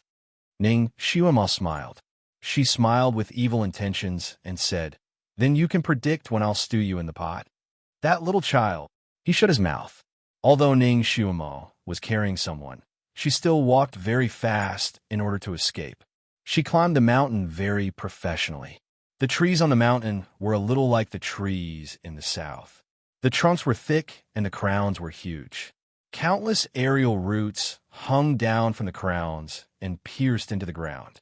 It was like countless dragons sucking water. It was a magnificent sight. These trees were similar in appearance. They all had palm-sized leaves. Each leaf grew upwards and was dense. The moonlight was like water splashing down and shining on these leaves, shining with a faint silver light. This small mountain was densely packed with such trees. Ning Shuama walked among them, as if she was walking in a palm forest. That feeling was indescribably strange. "What kind of trees are these?" Ning Shuama asked. The tree was full of hands, and it felt so scary. That child's long eyelashes were closed on his face, as if he was already asleep. He didn't have any intention to answer. It seemed like little Wimp was still angry that she didn't untie him and was still angry at her. Ning Shuama stopped asking him and continued to walk forward.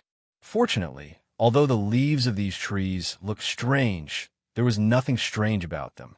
They did not emit poisonous gas, nor did they eat people like the cannibal trees. Below the tree were jagged mountain rocks. These rocks looked like shale and were stacked in layers. It was a little uncomfortable to step on them. Ning Shuama was actually a little puzzled. Generally, coniferous forests grew on high mountains, especially those that grew in the crevices of rocks. Most of them were pine and cypress. However, the trees here had so many leaves and so many aerial roots. They were clearly the characteristics of a tropical rainforest. The climate here was cool and dry, so it shouldn't be suitable for such trees to grow. This strange place even defied the laws of nature. She complained in her heart as she walked. It was difficult to walk on the rugged ground, and she accidentally kicked the aerial root of a big tree.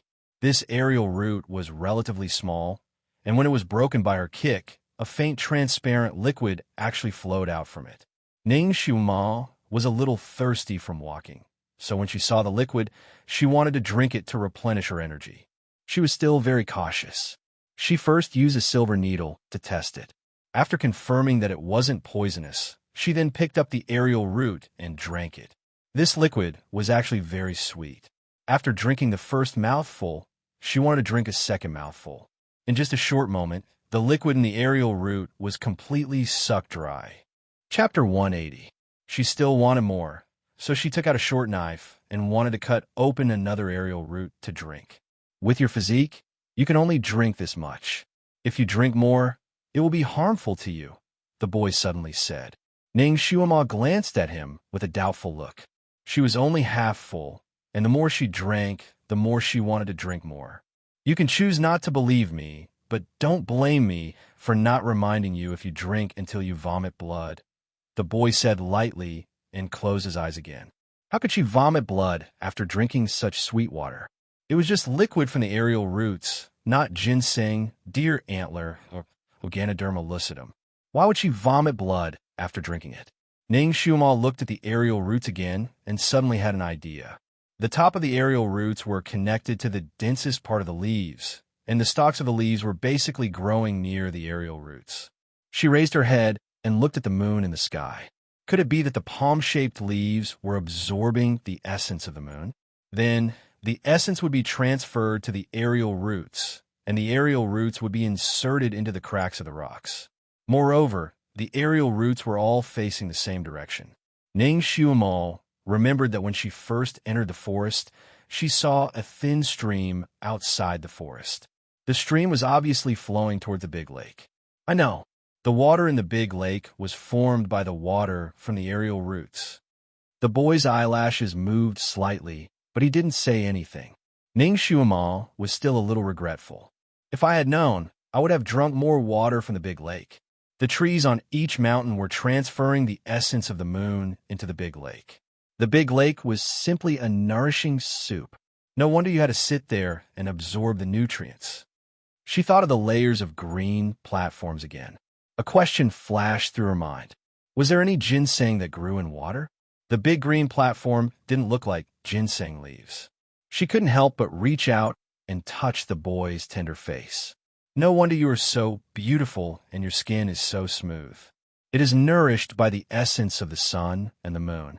The boy's eyebrows twitched slightly, but he was too lazy to open his eyes.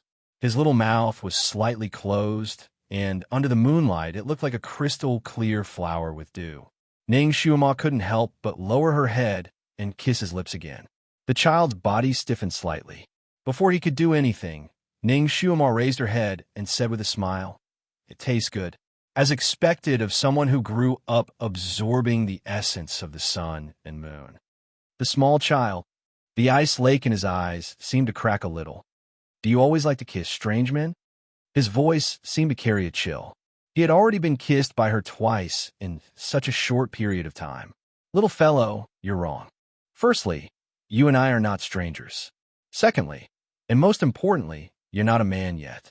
Ning Xuema raised her hand and pinched his face. "You're just a little bean, a baby. You can't even be considered a boy. In our time, everyone was close to children. Your era? Which era?" The child had obviously caught on to her words. Ning Xuema didn't take it to heart. She said casually, "It's the era I lived in my previous life. It was very civilized and advanced." Ning Xuema wasn't a talkative person, but she had been trapped in the mountains for so long. It was rare for her to meet someone she could talk to. This child probably didn't come out often and wouldn't reveal her secret. She briefly talked about the civilization of her era, the scenery, the system, the weapons, the mobile phone, the internet. The more she talked, the more she missed it. She didn't feel anything when she was in that era, but once she left, she couldn't bear to leave. Chapter 181. The little baby listened to her talk about the era without saying a word. He was a good audience, but he looked at her thoughtfully and then closed his eyes slightly, as if he was sensing something. When she finally closed her mouth, he said, "You don't have a fever, so you're not talking nonsense. Your imagination is good." Ning Xuema was speechless. He obviously didn't believe her. That's right, in her era, although time travel dramas were everywhere and everyone knew about it.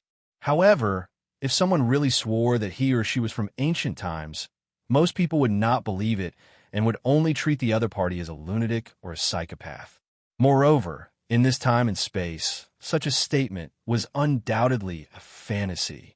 It didn't matter if he didn't believe it or not. She just wanted to find a trash can to talk to.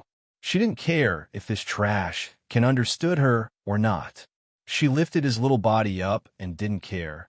Then you can take it that I'm talking in my sleep. The little baby seemed to be a little talkative. Who taught you your martial arts? Ning Xuan didn't want to explain so much, so she simply said something more reliable that no one dared to verify. Dizun. The little baby was slightly stunned and looked at her with a smile. Are you sure it's him? I'm sure everyone thinks so. Then tell me what he looks like. You know him too? Ning Xuan glanced at him. Yes. The little baby answered concisely. Then do you know him? Little girl, I'm the one asking you now. The little baby's face was tense, and the aura around him was extremely strong. The surrounding temperature seemed to drop. Ning Xuan was not afraid of him and narrowed her eyes. Little guy, I'm the one asking you now. You're my captive, so you have to answer whatever I ask you. The little baby's eyes drooped slightly. Okay, I'm your captive, so I'll answer you first.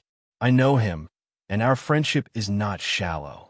Ning Xuan opened her eyes wide and blurted out, You're so young, but you know that old faker? After saying that, he felt that he had made a mistake. This child looked young, but based on the number of years he had cultivated, he should be quite old. Perhaps he really did know that venerable emperor. Didn't the rumors say that Dizun would occasionally come to the 9th summit? The veins on the kid's forehead bulged. Old faker? His tone sounded like he was grinding his teeth as he looked at her meaningfully. You've got guts. This shows that you were lying just now. If he was your master, would you dare to call him that? Ning Xuan had already thought of what to say, so she immediately began to fool him. Little guy, you don't understand, do you? Old faker is actually an honorific title in our world. Old is lousy, God is immortal, and Rod. Rod has an even more extraordinary meaning. When addressing a real pillar, we would say that he is a white jade pillar that holds up the sky. A pillar is actually a rod. Venerable sovereigns were of noble status and were the spiritual support of the people of this continent. Therefore, calling him Old Faker is an honorific. The little baby looked at her speechlessly for a long time, then closed his eyes and stopped talking. Ning Xuan was somewhat puzzled. You're not going to ask me what he looks like anymore? Weren't children very curious? This little baby's curiosity was seriously lacking. You really know?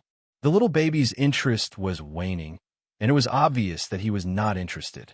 Chapter 182. Of course I do. His whole body was frighteningly cold. He was dressed in white, and his black hair almost reached his ankles. He wore an ice mask on his face, and his figure was tall and straight. Ning Xuan described the appearance of Dizun in the hall. The child looked at her again. I couldn't tell that you really saw him. Of course, he taught me martial arts. As far as I know, Dizun doesn't accept female disciples. You lie without blinking. There are exceptions to everything, aren't there? He doesn't intend to break this exception. The child's tone was very certain. You say it as if you know him very well. Come, since you're so familiar with him, you must know his true appearance. Tell me, what does his face look like under the mask? Walking was boring, so Ning Xuan decided to gossip. Why should I tell you? The child didn't buy it. You haven't actually seen his true appearance, right? Ha, you're exaggerating. But I can't blame you. I heard that no one has seen it. I guess he doesn't want anyone to see it. After all, he's so famous that everyone worships him like a god. He also has an awe-inspiring, immortal aura. If his face is wrinkled, how disillusioned would it be? I understand. The child's lips twitched slightly. Wrinkled? You're slandering him behind his back. Aren't you afraid that he'll punish you if he finds out? He can annihilate your soul with a casual move. I'm just telling the truth. If his face wasn't so ugly, why would he always wear a mask? His hair is very beautiful, so he always keeps it so long. He's afraid that people can't see it. His hair is like a waterfall, and he looks very young. The child was speechless. Her reasoning was too strong, and he was defeated by her. He didn't want to discuss this useless topic with her anymore. He looked at her with a faint smile, then closed his eyes and didn't speak anymore. Ning Xuema felt that his smile seemed to have a deeper meaning, but she couldn't figure it out at the moment. Although the little doll in her arms looked like a child, the way he spoke gave people an unfathomable feeling, causing her heart to inexplicably turn cold and her scalp numb. Originally, she had some doubts about whether he was a ginseng child, but now she was almost 70 to 80% sure. How could a real child be so mature? At this time, the full moon in the sky was already slanting to the west. Ning Xuema knew that in at most 4 hours, the sun would rise. She finally reached the top of the mountain and looked down at the other side of the mountain. Then she was stunned. There was a large lake at the foot of the mountain. The size of the lake and the surrounding scenery were exactly the same as the lake she had just left. Did she go in the wrong direction? Ning Xuema ran to the other side and looked down. Her head buzzed. The scenery at the foot of the mountain was the same. Was this the uncanny workmanship of nature, deliberately creating a mirror-like scene? Or had she encountered a ghost? Hey, what's going on? Ning Xuema wanted to wake up the baby in her arms. The baby closed his eyes and seemed to have fallen asleep. He didn't seem to have any intention of responding to her. If you don't open your eyes, I'm going to cut your face with a knife. Ning Xuema threatened him and pointed the knife at his little face. The baby still turned a deaf ear to her. Ning Xuema sneered. Are you really not afraid? Haha, then don't blame me for being ruthless. I'm going to draw a turtle on your left cheek and a bird on your right cheek. I guarantee that you'll be beautiful in front of your own kind, and they'll worship you. Chapter 183. The child seemed to have been defeated by her threats and finally opened his eyes. However, what he said almost angered Ning Xuema to death. There's a wizardry barrier here. It's the same no matter where you go. Before the wizardry barrier disappears, you won't be able to get out. Ning Xuema rarely got angry, but at this moment, she almost gritted her teeth. You knew it would be like this? Why didn't you say so earlier? He caused her to carry a child and climb the mountain for almost 2 hours. You didn't ask. I thought you were bored and wanted to climb the mountain for fun. The child's answer was very annoying. Ning Xuema was speechless. She really wanted to throw this child onto a rock and smash him to death. In fact, she did that, but she didn't smash him. She threw him. She threw him to the side of a mountain rock and sat down on another mountain rock. You said that you would send me out of the 9th peak. Ning Xuema's voice was gloomy. Yes, I did say that, but only if you let me go. The little doll answered slowly. The topic returned to the old topic. Ning Xuema sneered. Do you think I'm stupid? If I let you go, you'll run away again. Maybe you'll even plot against me behind my back. It's understandable to fall in the same place once, but if you fall a second time, you'll be an idiot. She sat for a moment and stood up again. She simply picked up the child like a cloth bag and threw him behind her. Then she found a few thin vines and tied him directly to her back. If I can't get out, you can't escape either. You'll have to live and die with me. The child sighed softly and didn't say anything else. Ning Xuema no longer paid attention to him and walked north with large strides. She had always had a strong sense of direction. She clearly remembered that she climbed up from the south slope, so even if the scenery at the north slope was the same as the other side, it might just be an illusion.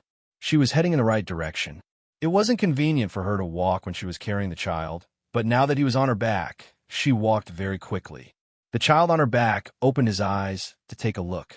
From his angle, he could only see Ning Xuema's fair neck.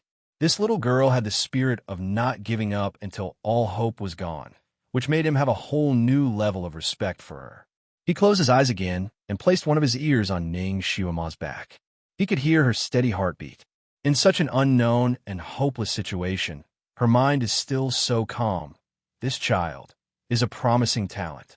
Although she is a psychokinesis trash, but that does not mean she will not achieve anything in the future. He pursed his lips slightly. Was he thinking of cherishing talent again? It seemed like he hadn't felt this way for many years. His eyes were closed the entire time.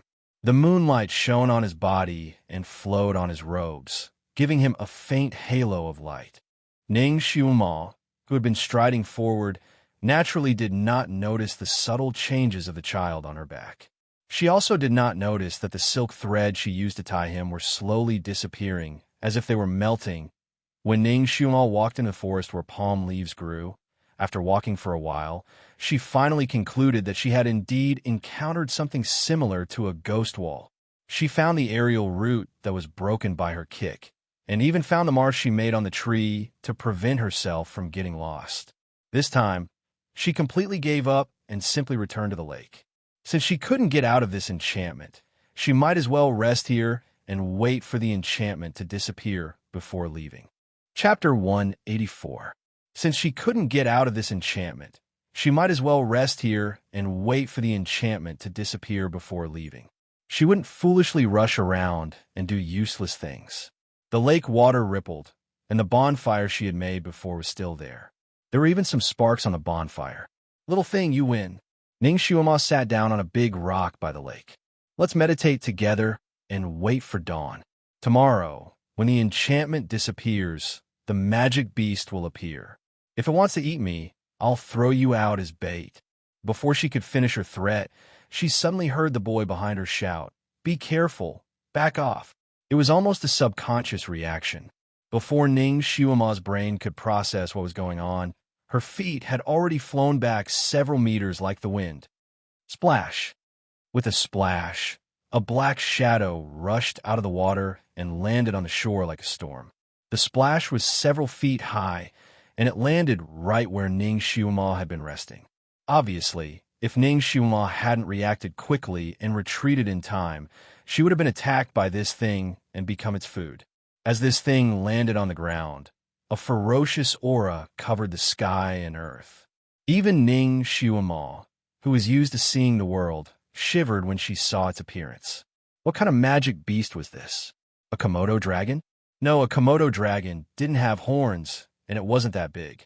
This thing in front of her was comparable to a Tyrannosaurus Rex. Damn, were the dinosaurs not extinct in this world? The magic beast was covered in green scales, and it did look similar to a Komodo dragon, except that it had a pair of knife-like horns on its head, and its bloody mouth was full of sharp teeth. Ning Xiumal didn't doubt that if she threw the baby on her back at it, it would definitely be bitten into pieces. Ning Xiumal took a few steps back like a whirlwind. Hey, little thing, didn't you say that there was an enchantment here, and the beast couldn't come in? What kind of thing is this? Before she could finish grumbling, the monster opened its mouth and shot countless sharp green arrows at her like a storm. Fuck, is it really okay to use a killer move right from the start? Ning Xiumal's figure flashed as fast as a flash of light. She immediately hid behind a large tree. Puff, puff, puff, puff. Like a torrential rain, those green arrows shot directly into the trunk of the big tree. Boom! With a loud sound, the big tree was actually broken in half and fell to the ground with a loud crash. Ning Xiumal had no choice but to dodge again. Just as she dodged the falling tree, a sharp whistling sound came from the air again. The green arrow shot by the strange dragon was heading straight for her. Ning Xiumal was speechless. She almost suspected that there was an arrow launcher hidden in this fellow's mouth. There were no internal organs in his stomach, only arrows.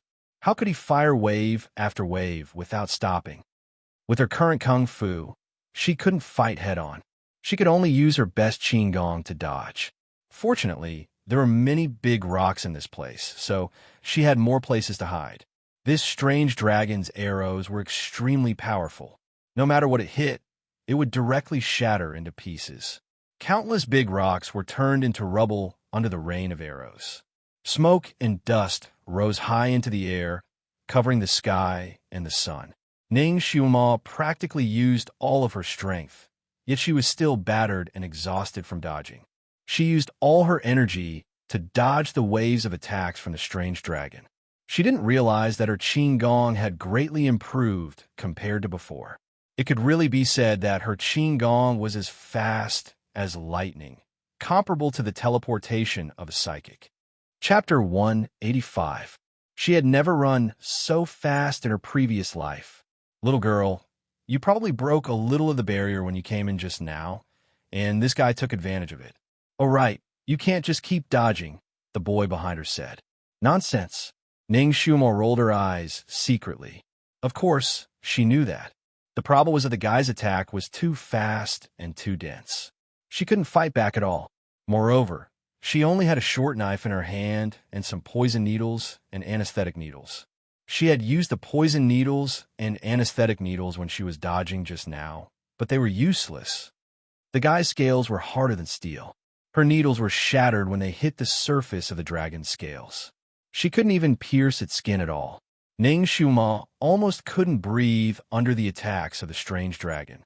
Although her qin gong was good, her physical strength was still a little weak, not to mention that she was carrying a child on her back. Not long after, her clothes were drenched in sweat. "You can leave me behind. It'll be easier for you," the boy suggested again. "I'm not leaving you behind. I can use you to block the arrows at critical times." Ning Shumo was annoyed, and her words were vicious.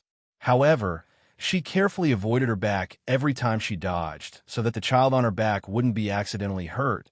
She was actually a little regretful. If she had known earlier, she would have untied the child on her back first. At least he had magic power. Perhaps he could use magic power to block the strange dragon's attack. Now, his limbs were tightly bound by her.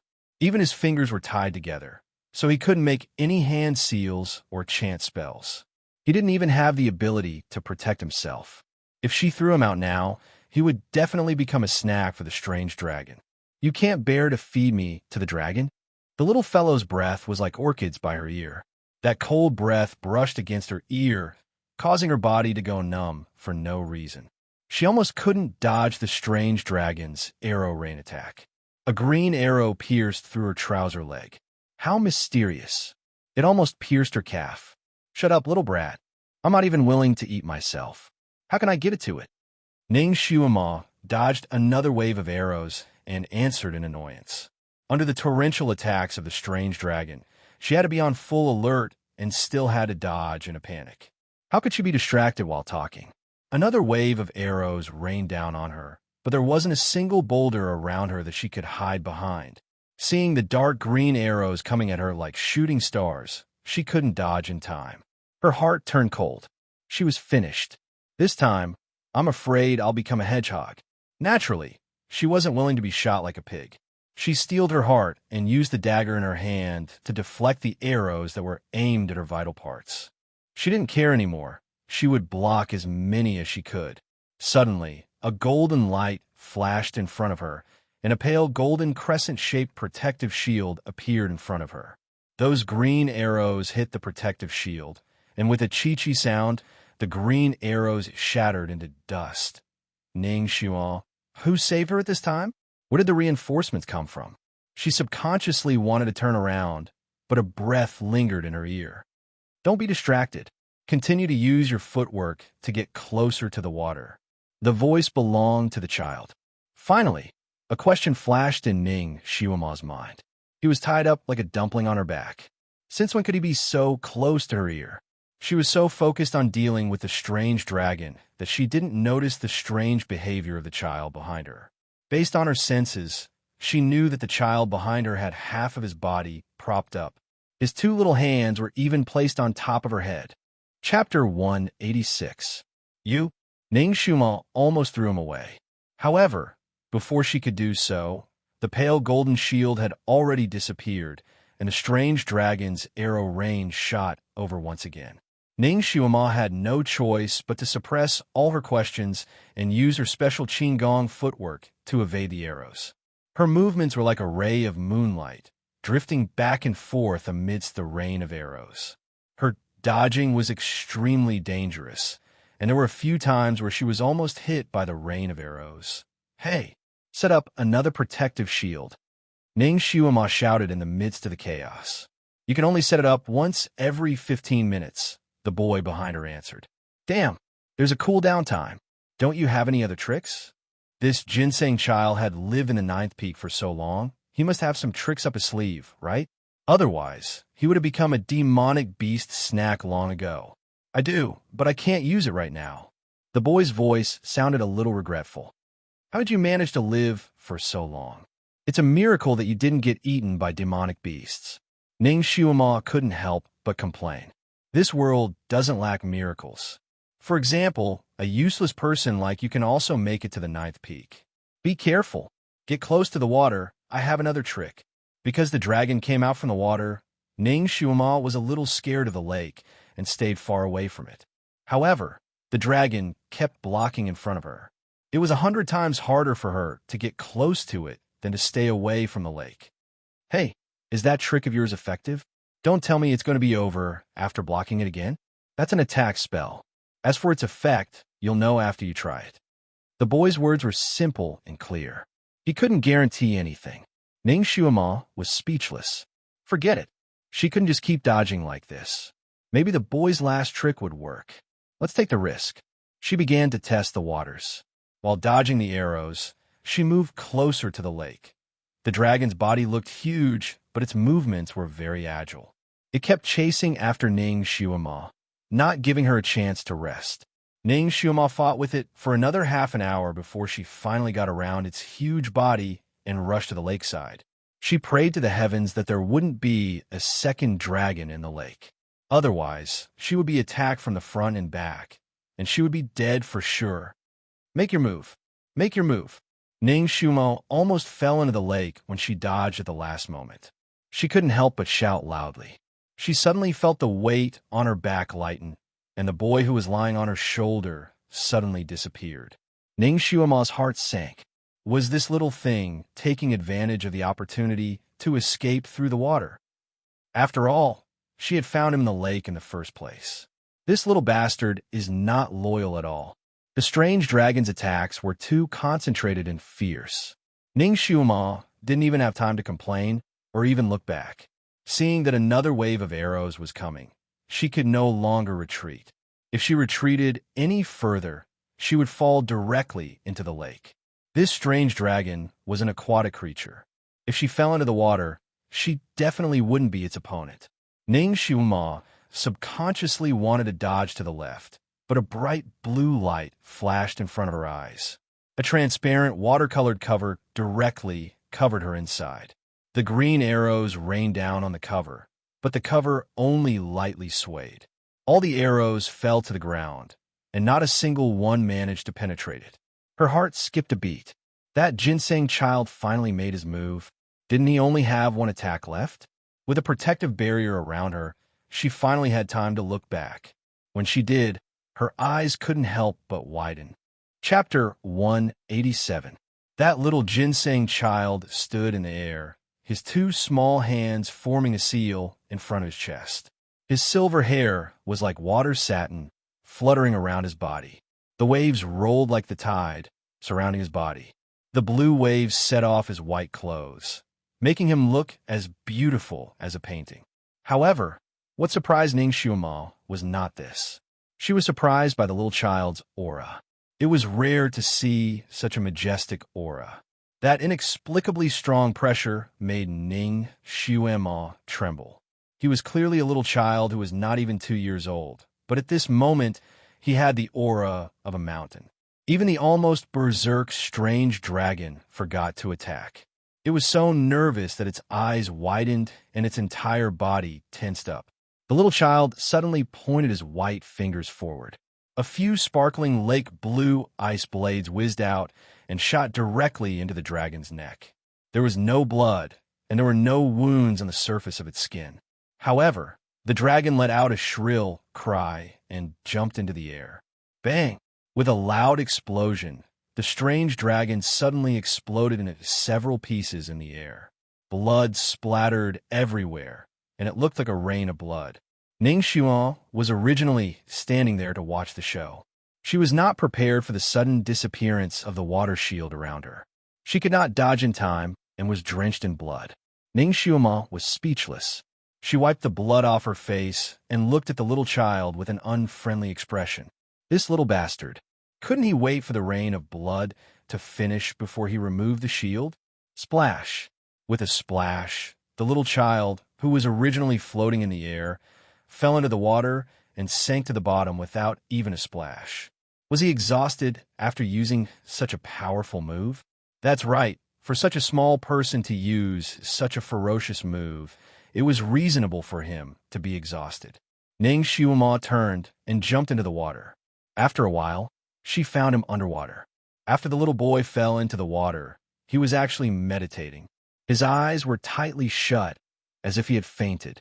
Ning Xiuma was afraid that he would choke, so she reached out to pull him up. Unexpectedly, the little fellow moved half a foot away from her in the water and said, "Don't worry about me. Wash yourself first." Ning Xiuma was still covered in the beast's blood. Although she jumped into the water, the blood didn't wash off immediately. The lake water around her was dyed red by her. She had jumped down to save him, but he despised her. It seemed that the little guy was a neat freak. That's right. Most people who like to wear white are misophobic, and some of them are even very misophobic. For example, the venerable Dizun had to use a handkerchief to hold her wrist. Although Ning Xiuma knew that this little guy was not young, she could not help but choose to tolerate his baby face. She did not want to lower herself to the same level as a child. She glanced at the baby who was still in the water, but had already moved far away from the area she was in. She turned around and swam up. This little thing seemed to be aquatic and could speak normally in the water. Obviously, he wouldn't drown to death. She didn't have to worry about him for now and cleaned herself up first. She was also uncomfortable with the sticky blood all over her body. But before that, she had to get the magic dragon's crystal out first. Now, Ning Xiuma was very professional at extracting crystals from the magic beast's body. Although the magic dragon's body was blown into pieces, the crystal in its body was still intact. It was not damaged at all. It was sparkling and green like a piece of jade. Ning Xiuma used her hand to hold one end of the crystal. Like last time, she used the indescribable power in her body again. Chapter 188. As the color of the green crystal gradually faded, Ning Xiuma also felt as if there were countless electric currents surging through her body. Wherever they went, she felt incomparably carefree. She couldn't help but circulate the power in her body a little faster. After a moment, she suddenly felt the electric currents rushing towards her like a torrent. Her whole body suddenly hurt, and all her veins were in pain as if they were about to explode. Even the blue veins on his forehead bulged and popped out. She was shocked and subconsciously wanted to slow down the speed of the suction in her body. But she didn't expect that the power wouldn't listen to her at all. Instead, it circulated faster and faster. She felt that her body was like a balloon that was being blown up without limit, as if it would explode in the next moment. This was the first time Ning Xiuma experienced this feeling. This feeling was unprecedentedly terrifying, and she couldn't help but scream. Behind her, there was the sound of water splashing. Following that, Ning Xiuma only felt that the back of her head was touched by a cold stream of air. She cried out in pain, and her body went limp as she fell to the ground and fainted. A white figure floated to her side and looked down at her. Ning Xiuma was still covered in blood. She had planned to clean herself after absorbing the power of the crystal, but she didn't expect to encounter such a situation at this moment. Her blood-stained clothes were tightly stuck to her body, and one could clearly see her skin trembling. Her skin seemed to be hiding countless violent little snakes that were moving up and down. It seemed that her blood vessels would burst at any time, and it looked extremely frightening. Ning Xiuma was really unconscious this time. She didn't see that there was already a man standing in front of her, a man in white. His wide white robe was like frost under the cold moon, and his silver hair fluttered behind him like a curtain. His deep blue eyes were like the deepest ice lake, rippling under the moonlight. One look from him seemed to be able to freeze one's blood vessels. His facial features were like the most perfect jade carving in the hands of God. Any adjectives to describe him were pale and powerless. The moment he appeared, the moon in the sky seemed to be ashamed of its inferiority. It hid into the clouds and hid half of its face. The man stood beside Ning Xiuma, his white robe fluttering in the wind, fluttering in Ning Xiuma's ears. His sleeves fluttered in the wind, as if an immortal had entered his dreams. This man was so beautiful that even the fairy of the Jade Lake would feel ashamed of her inferiority. She didn't dare to stand side by side with him. If this face was revealed to the world, all the women would go crazy for it, and all the men would want to commit suicide by jumping into a river. Even if he didn't commit suicide, he was still a homosexual. What was even rarer was that although this person's appearance was extremely beautiful, there wasn't the slightest trace of femininity. His entire body seemed to be shrouded in clouds and mist. He was clearly standing right in front of them, yet they couldn't see him clearly. He was unfathomable. His temperament was extremely indifferent and cold, as if he didn't care about anything, and nothing could make him care about anything. He lowered his eyes and looked at the filthy Ning Xiuma lying on the ground. His brows furrowed slightly. It was obvious that he despised the filth on her body. However, if he continued to ignore her, her life would immediately be in danger. She would self-destruct just like that strange dragon and lose her life here. Idiot! He softly spat out 2 words and bent down to help Ning Xiuma sit up. Inevitably, his hands were stained with blood again. His fingertips curled slightly, as if he wanted to use some kind of spell to clean her up. However, after a slight pause, as if he had some scruples, he gave up. His fingertips emitted a faint white light. Chapter 189. His fingertips emitted a faint white light, and he tapped Ning Xiuma's body like a whirlwind. Wherever he tapped, the boiling blood in her body gradually calmed down and returned to normal. After pressing all the major acupoints on her body, her flushed little face finally returned to normal a little. He exhaled softly and pulled her 2 small hands over. Because she had just extracted the crystal from the devil dragon's body, her small hands were covered in blood and dirt. Her small hands were extremely dirty. The man in white frowned again and finally couldn't help but use a small cleaning spell to clean her small hands. Ning Xiuma had been very busy in the past 2 days. She often fought and killed. There were 2 large blood blisters on her palms, which she pricked with a silver needle.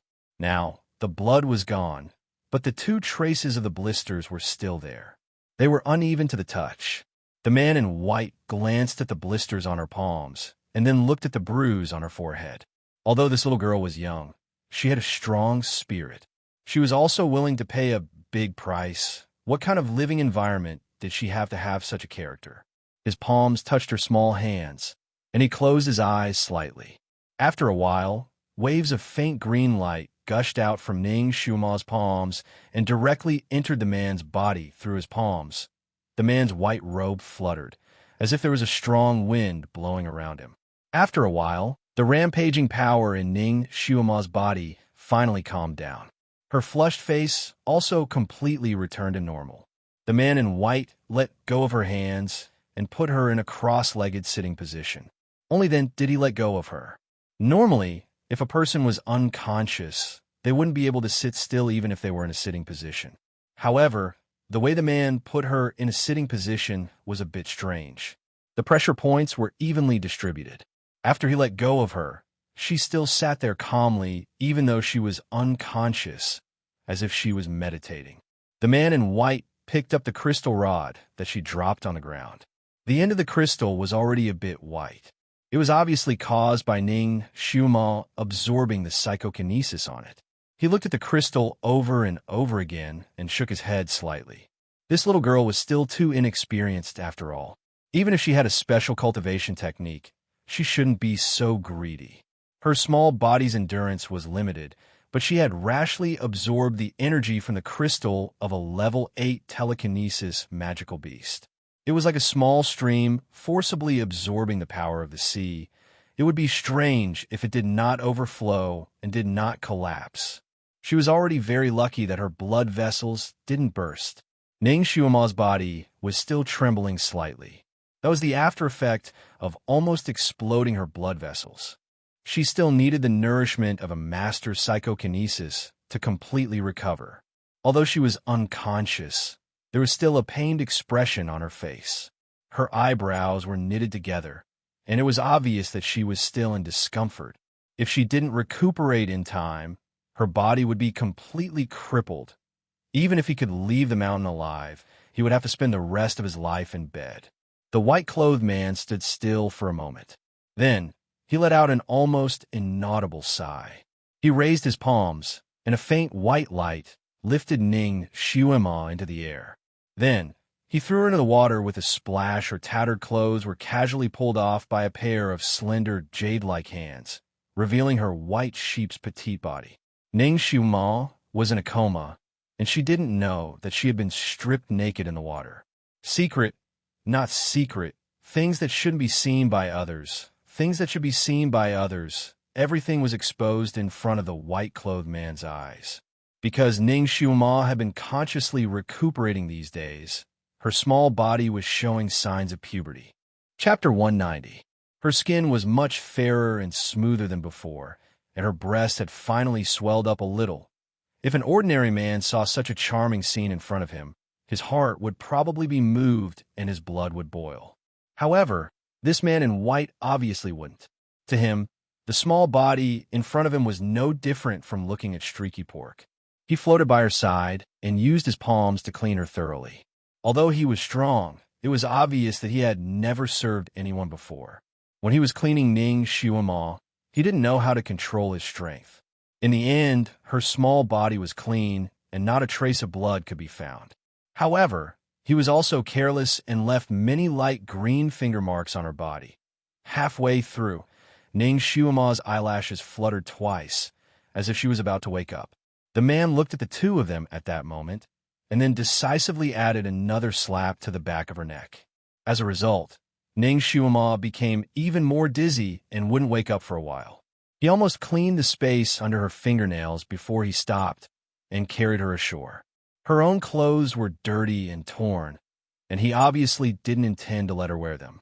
He felt in his sleeve and took out a small bag.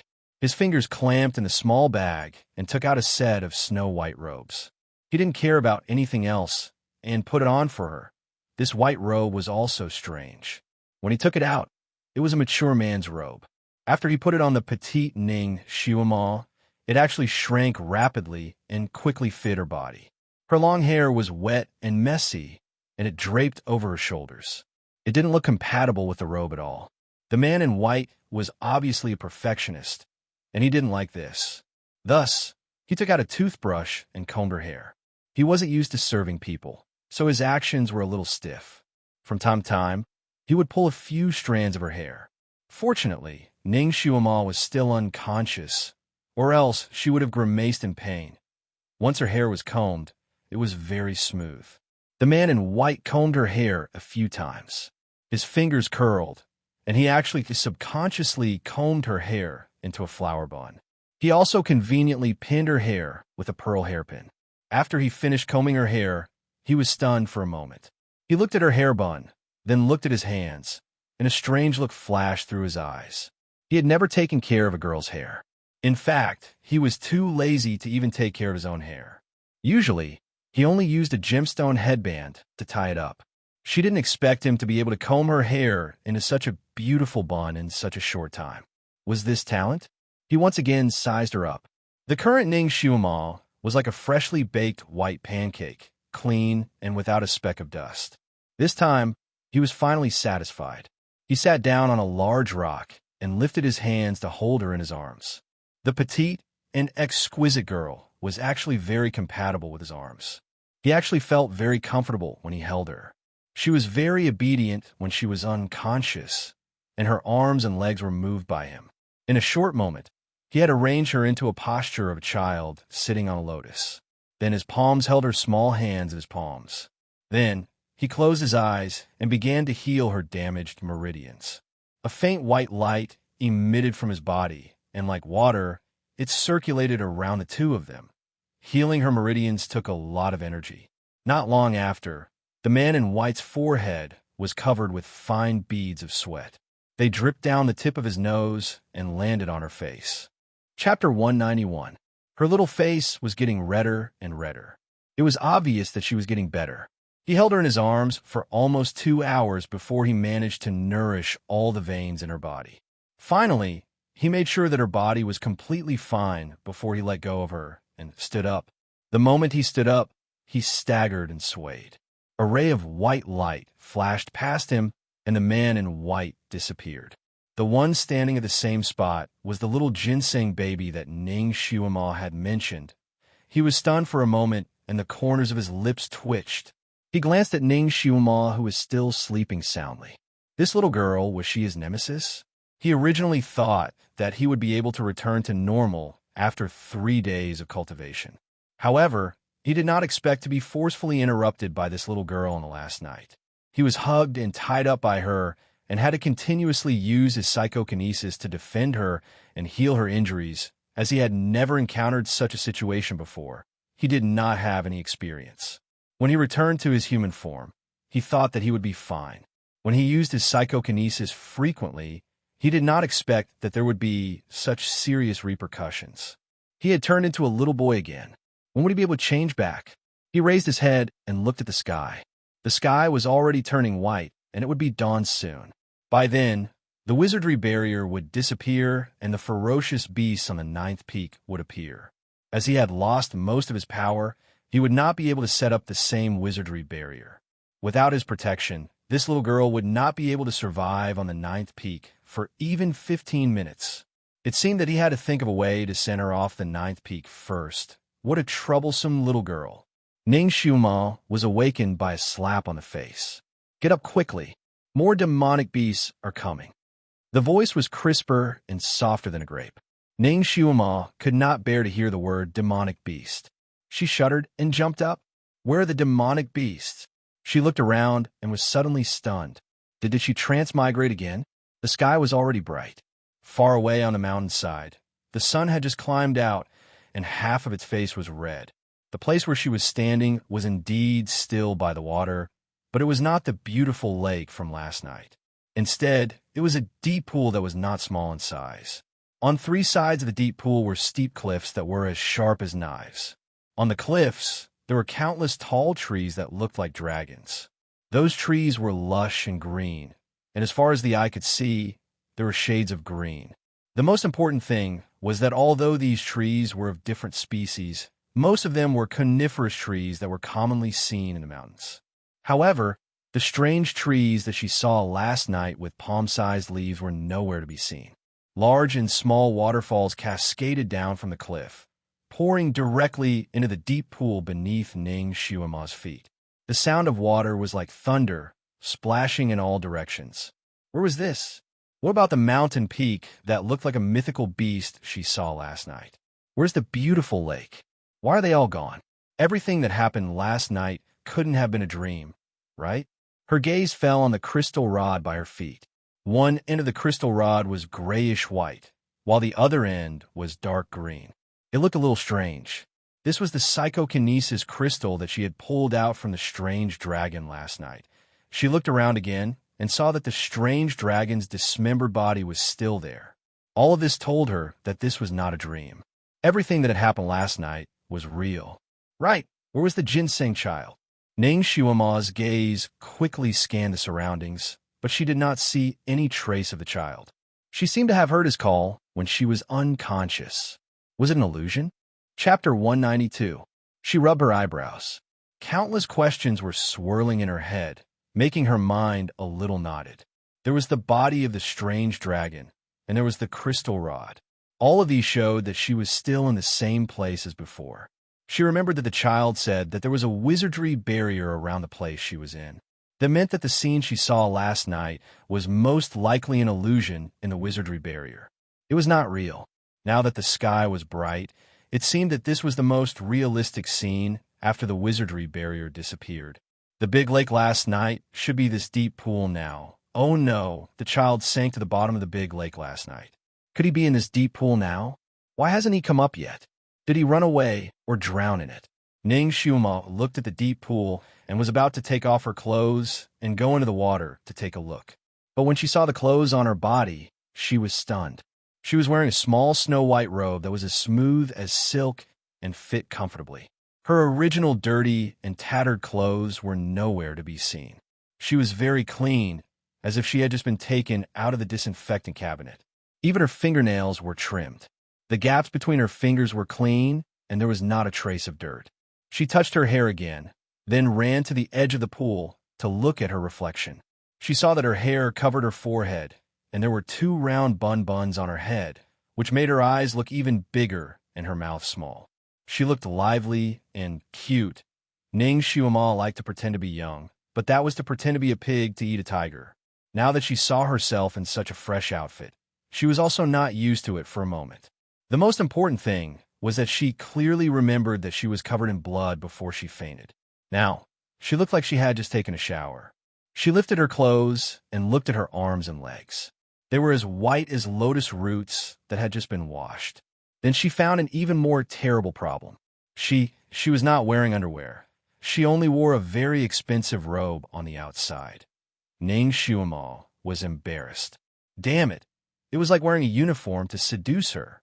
Needless to say, this must be the work of the little ginseng child, because the white robe she was wearing was similar to the white robe that the little ginseng child was wearing.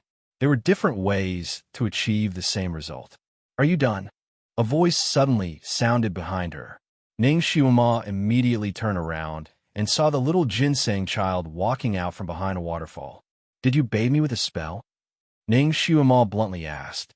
You're too dirty, and I don't have enough psychokinesis, the baby answered concisely. Ning Xiaoma's lips twitched. Did he mean that he had dragged her into the pool to wash her? She instantly imagined a scene in her mind. A small child would drag her, who was relatively large, into a deep pool, and then the little guy would swim around her and use his little hands to clean her bit by bit. She herself was stunned by this scene. This scene was too beautiful, and she couldn't bear to imagine it. She glared at the little guy. You see me naked? The baby calmly looked at her from head to toe. There's nothing to see. Ning Xiaoma. Not only had she been seen naked, but she was also despised. Sister hasn't really developed yet. In another 3 or 4 years, you'll be a standard beauty. You'll be stunning, and you'll have enough suitors to circle the Chongkong country. I'm not like you. Ning Xiaoma glanced at him. Even after 10,000 years, you'll still be a little radish head. Why do I feel that you've become a little smaller?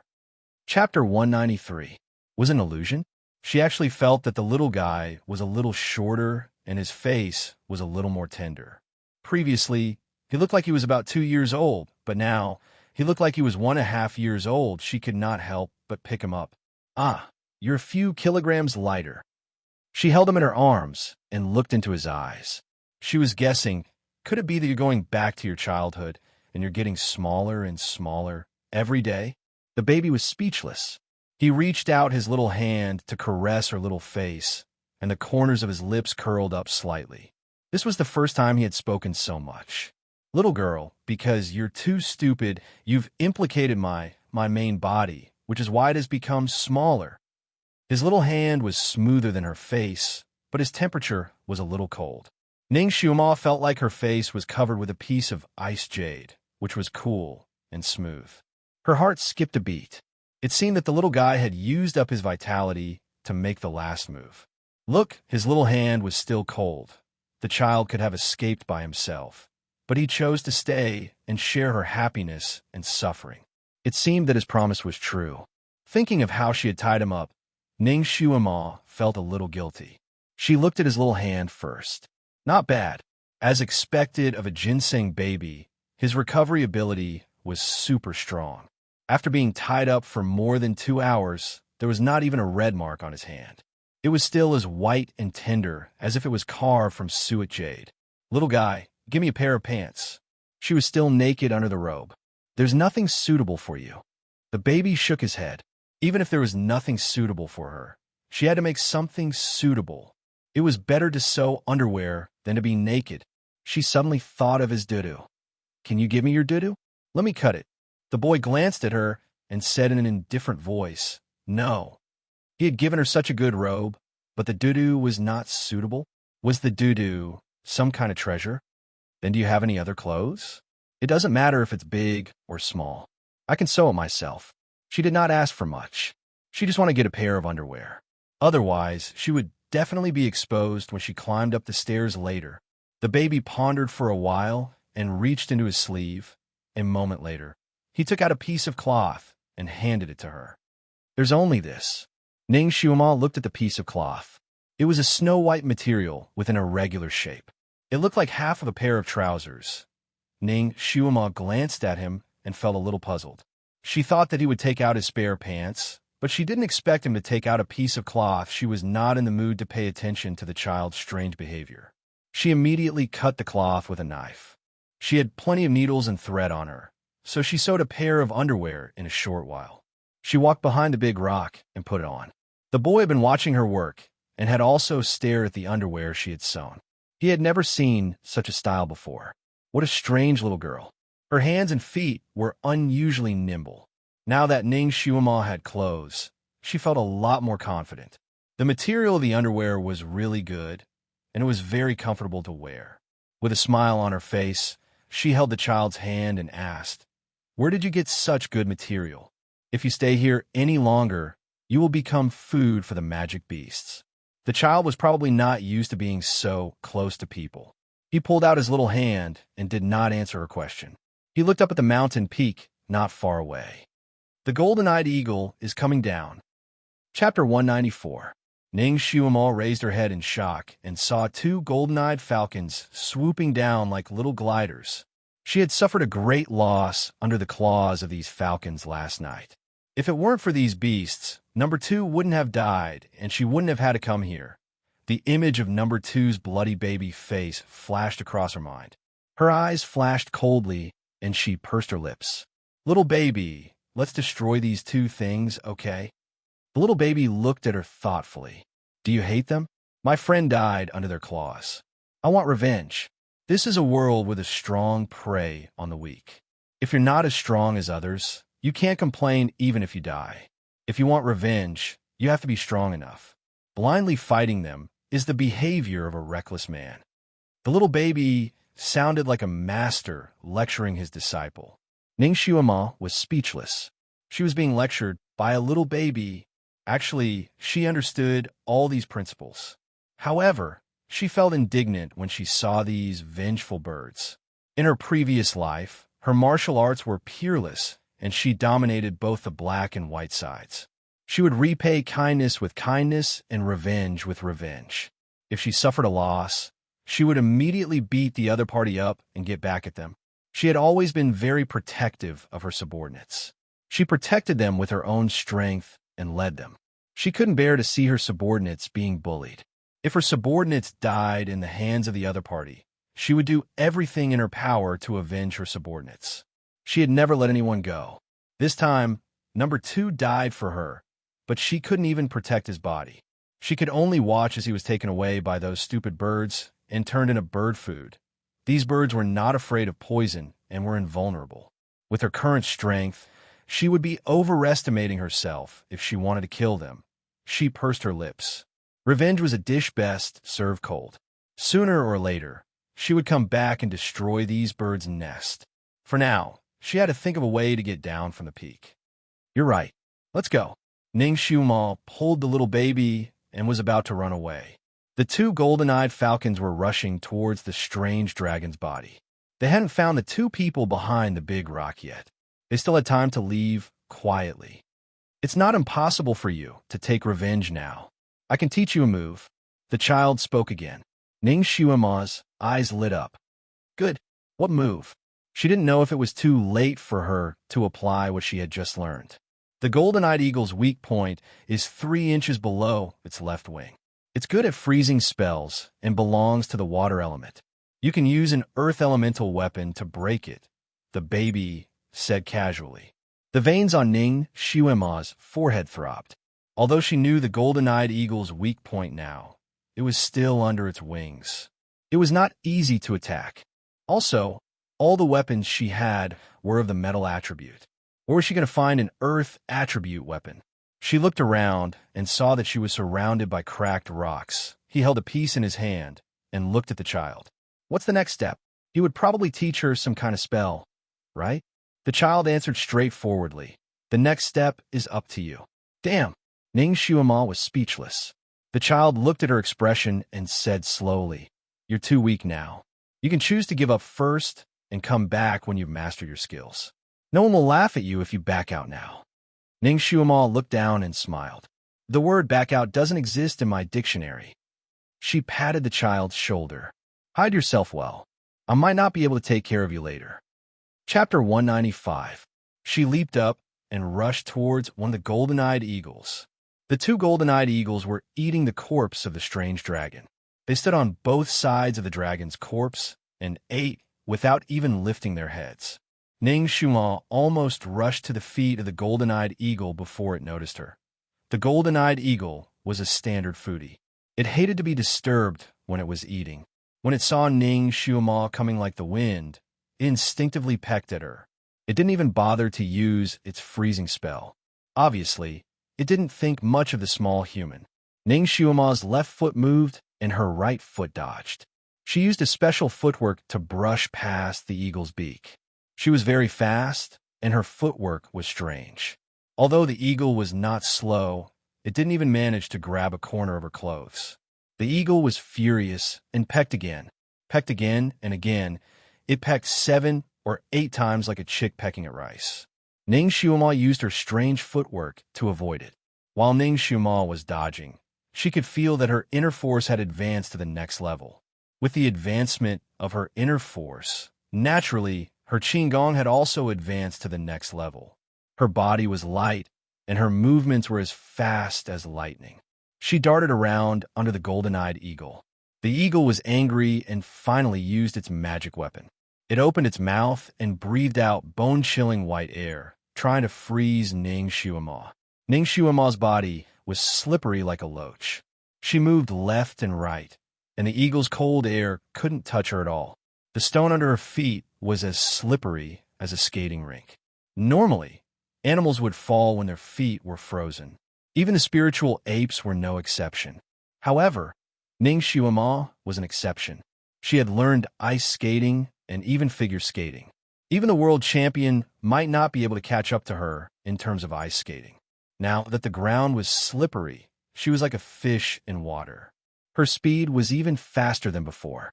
The golden-eyed eagle could only see her spinning after images. Finally, Ning Shuima found an opportunity.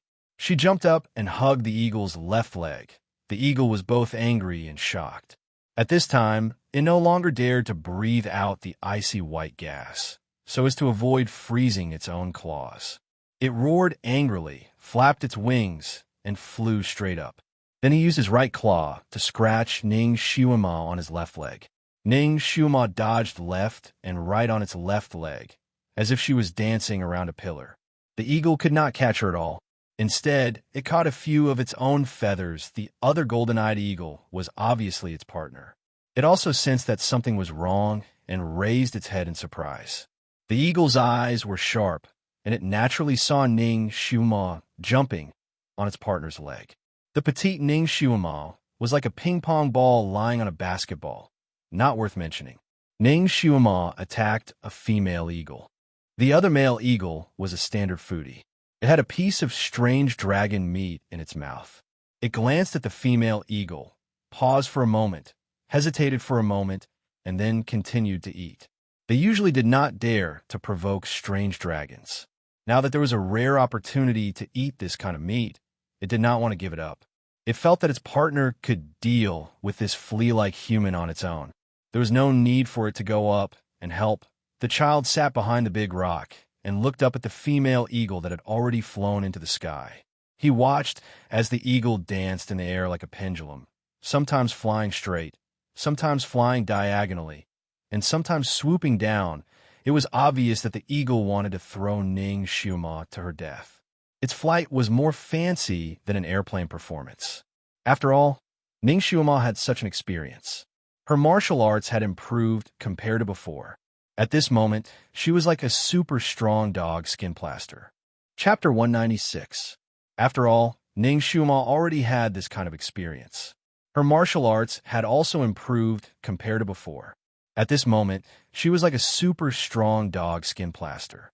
She tightly held onto the eagle's thigh and stuck to it, refusing to let go. She didn't have the slightest intention of falling. Instead, her body gradually climbed up. Ning Shuima's white clothes were especially eye-catching on the dark brown eagle's back. The wind blew against her white clothes, making her look like a butterfly fluttering in the sky from afar. This scene was very shocking. The little child looked at Ning Shuima, who was gradually moving towards the left wing of the golden-eyed eagle. A strange light flashed in his eyes. This was the first time he had seen such an unyielding and clever girl, so not all girls were pretentious and delicate. Who was she trying to avenge by fighting so hard? According to the information he received, this girl did not even have any friends. She only relied on an old servant. Could it be that the friend she was talking about was her old servant? No, her old servant's martial arts were very ordinary. He could not even reach the second peak. He did not even have the qualifications to provoke the golden-eyed eagle. Who could it be? He was suddenly curious. He sat there and did not move much. His eyes did not leave the eagle and human fighting in the sky. His fingers faintly formed a seal. He was about to cast a spell. Because the female eagle was desperately flying, Ning Xiaoma was also in danger. She did not dare to be careless. The eagle was flying so high that she did not dare to directly stab its weak point. Otherwise, it would instantly die and fall from the sky. If that happened, she would also die. She wanted to take revenge, but she did not want to lose her life. So she had been looking for an opportunity. The eagle did not manage to get her down. It was even more furious. It was also greedy for the strange dragon's meat on the ground. Damn it, it had only eaten a few mouthfuls, and its partner did not even raise her head. The meat was decreasing at a speed visible to the naked eye. The female eagle was angry. It decided to go back to the ground and try again. Anyway, the little thing on its leg was only lying on its leg and did not pose any real threat to it. It was more important to eat the meat. It could not let that bastard eat it all alone. The female eagle became more and more unbalanced. It simply folded its wings and dived down again. And Ning Xiaoma had been waiting for this moment. Her body instantly tensed up. She was getting closer and closer. Seeing that she was about 30 to 40 meters away from the ground, Ning Xiaoma's body suddenly shot up. Like an arrow leaving the bowstring, she directly arrived below the female eagle's left wing. The sharp stone stick that she had been holding tightly in her hand suddenly pierced towards the female eagle's weak point. Little doll, don't try to fool me. Elder sister's success or failure depends on this. She accurately identified the acupoints and poured all of her psyche power into the stone strip. It was as if she was stabbing tofu. Pooh! A sound rang out. Blood flew everywhere. The female eagle let out a mournful cry. Its body tilted to the side and fell down. After all, it was a bird, and in the process of flying down, it had a kind of inertia. Although it was crooked, it didn't fall straight down. It just happened to pass over the deep pool. Now is the time. Ning Xiaoma immediately loosened her grip. Her body flew down and jumped into the deep pool. Plop, plop. One small and one large falling into the water sounded one after another. After a while, Ning Xiaoma emerged from the water and saw the female eagle's body floating not far away. She succeeded. She finally got her revenge with her own strength. There was another eagle. Its partner had died in her hands. It was bound to come for revenge. Chapter 197. There was also another eagle. Its mate had died in her hands, so it would definitely come to seek revenge. Ning Xiaoma was already prepared when she floated out of the water. She even took the opportunity to grab a sharp stone. When the eagle came to catch her, she would do the same thing and hug the eagle's leg. Screech! She heard the eagle's sharp cry. A huge black shadow rushed into the sky. In a moment, it turned into a small black dot and disappeared. Ning Xiaoma was speechless. Wasn't it said that eagles were the most loyal to love? They only had one mate in their life. If their mate died, they wouldn't live alone. A famous poet even wrote a very famous poem about this. Ask the world, what is love? It makes people live and die for each other. Two people fly from the south and the north. How many times do old wings go through winter and summer? Joy is interesting. Parting is painful. The content of such a classic ancient poem was actually a lie.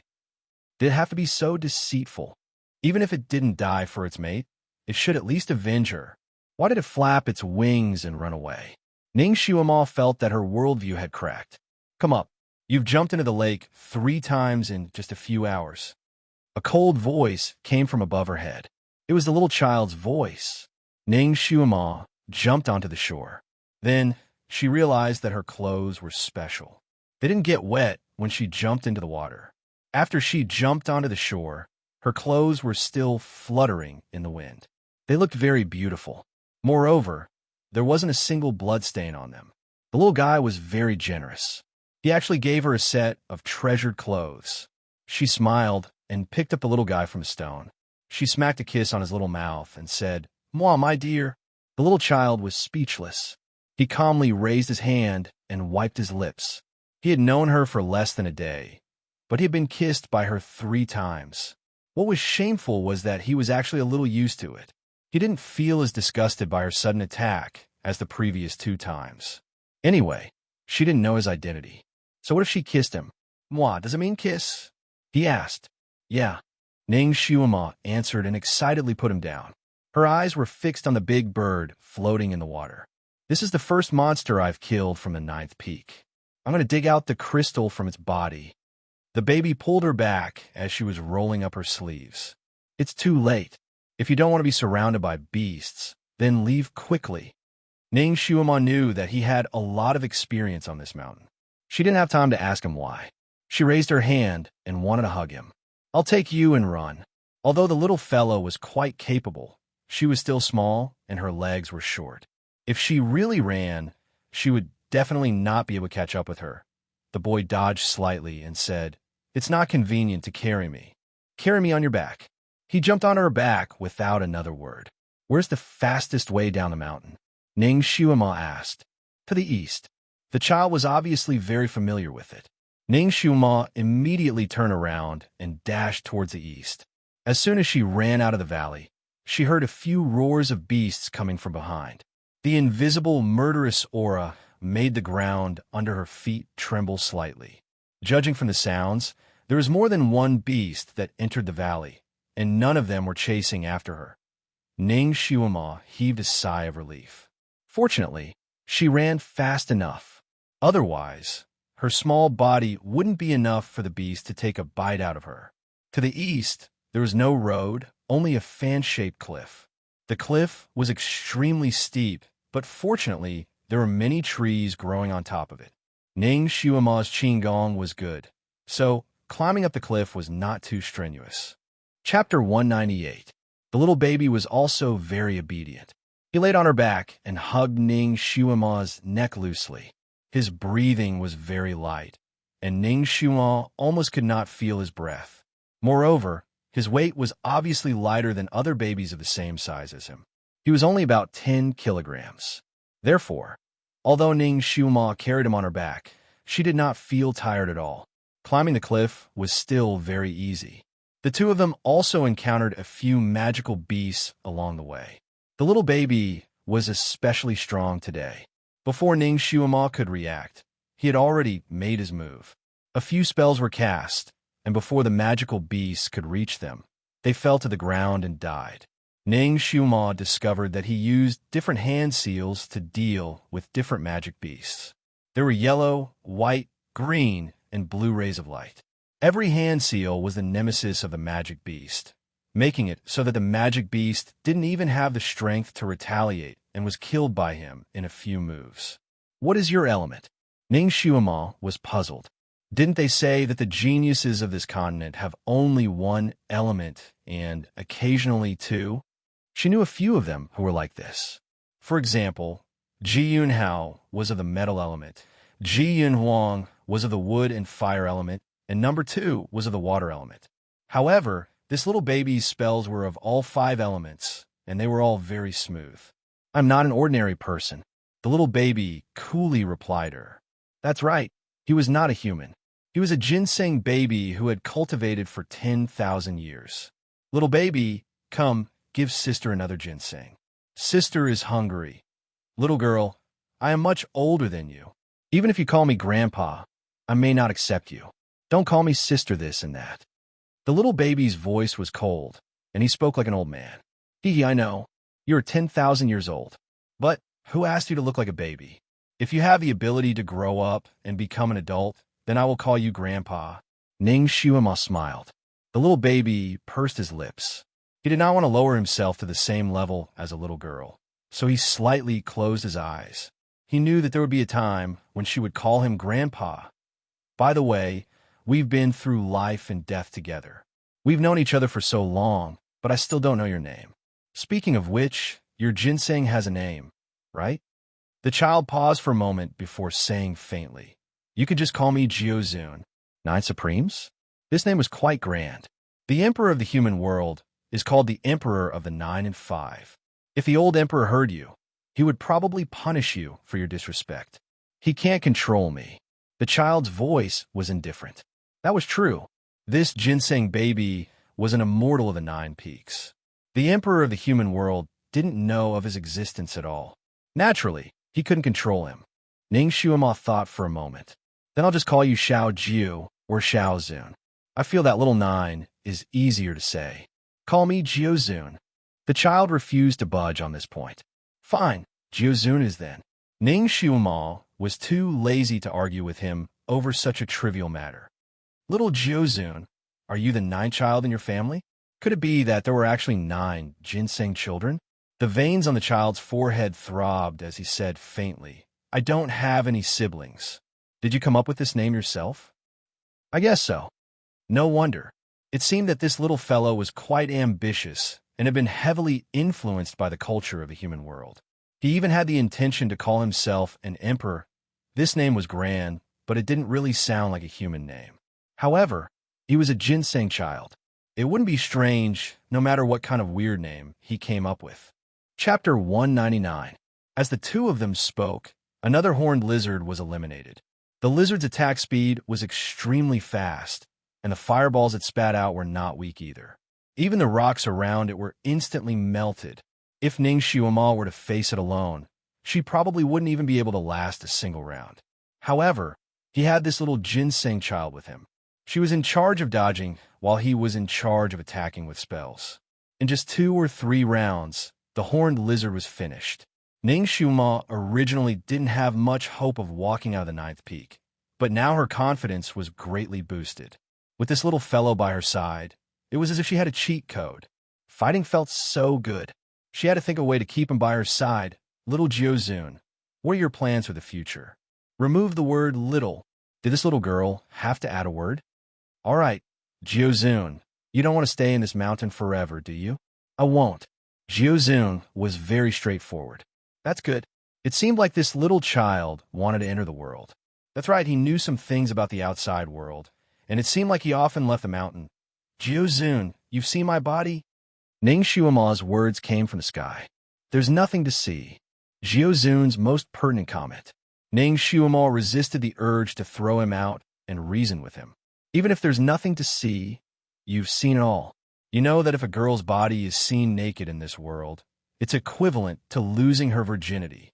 So, Jiuzun's deep blue eyes narrowed slightly. There was a faint coldness in his voice.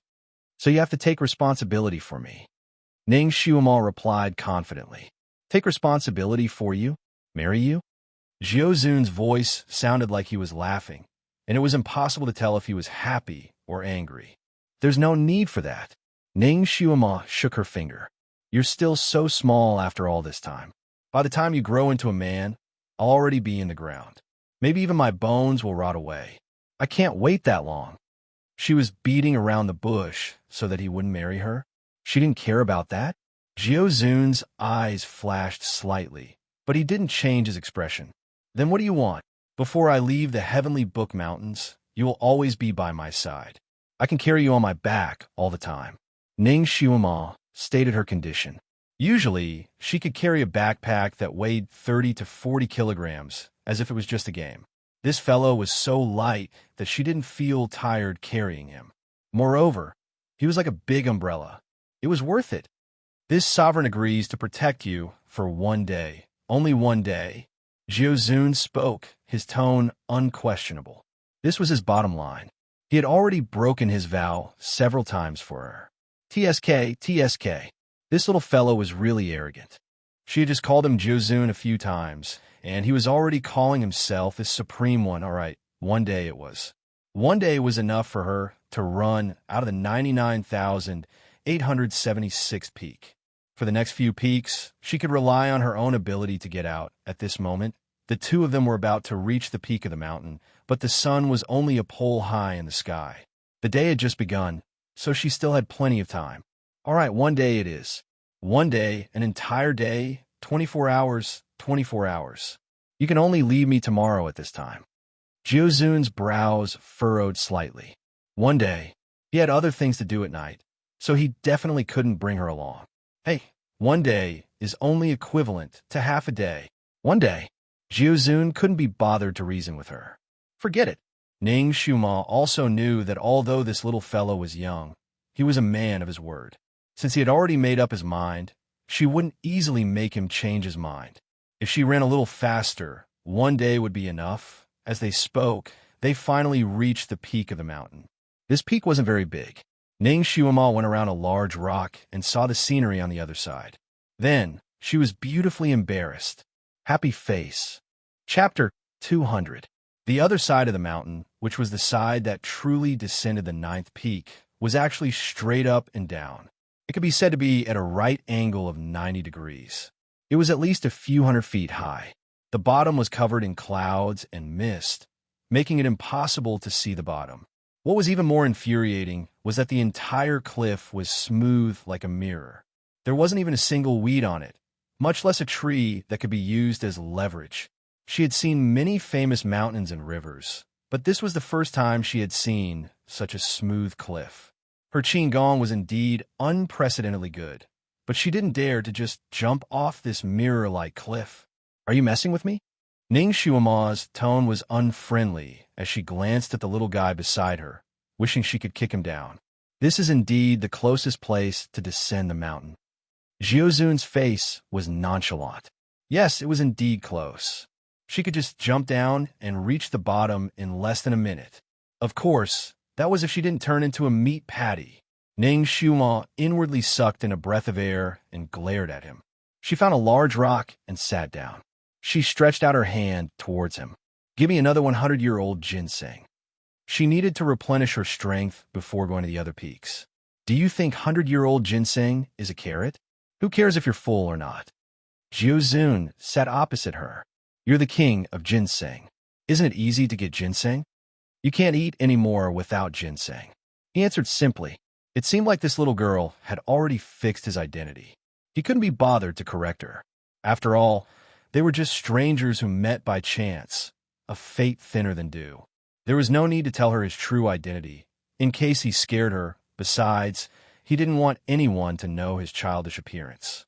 If this little girl had really seen through his identity, he might just kill her to silence her. It was better for such an interesting little girl to live longer. Ning Shuama's medical skills were high, so she naturally knew that ginseng was a great tonic. If it was any other time, she would probably get a nosebleed after eating less than half of it. However, her current body was different from before. Her inner strength had increased by leaps and bounds, and she could even absorb the essence of psychokinesis from the crystal. She thought that her current body couldn't be judged by common sense.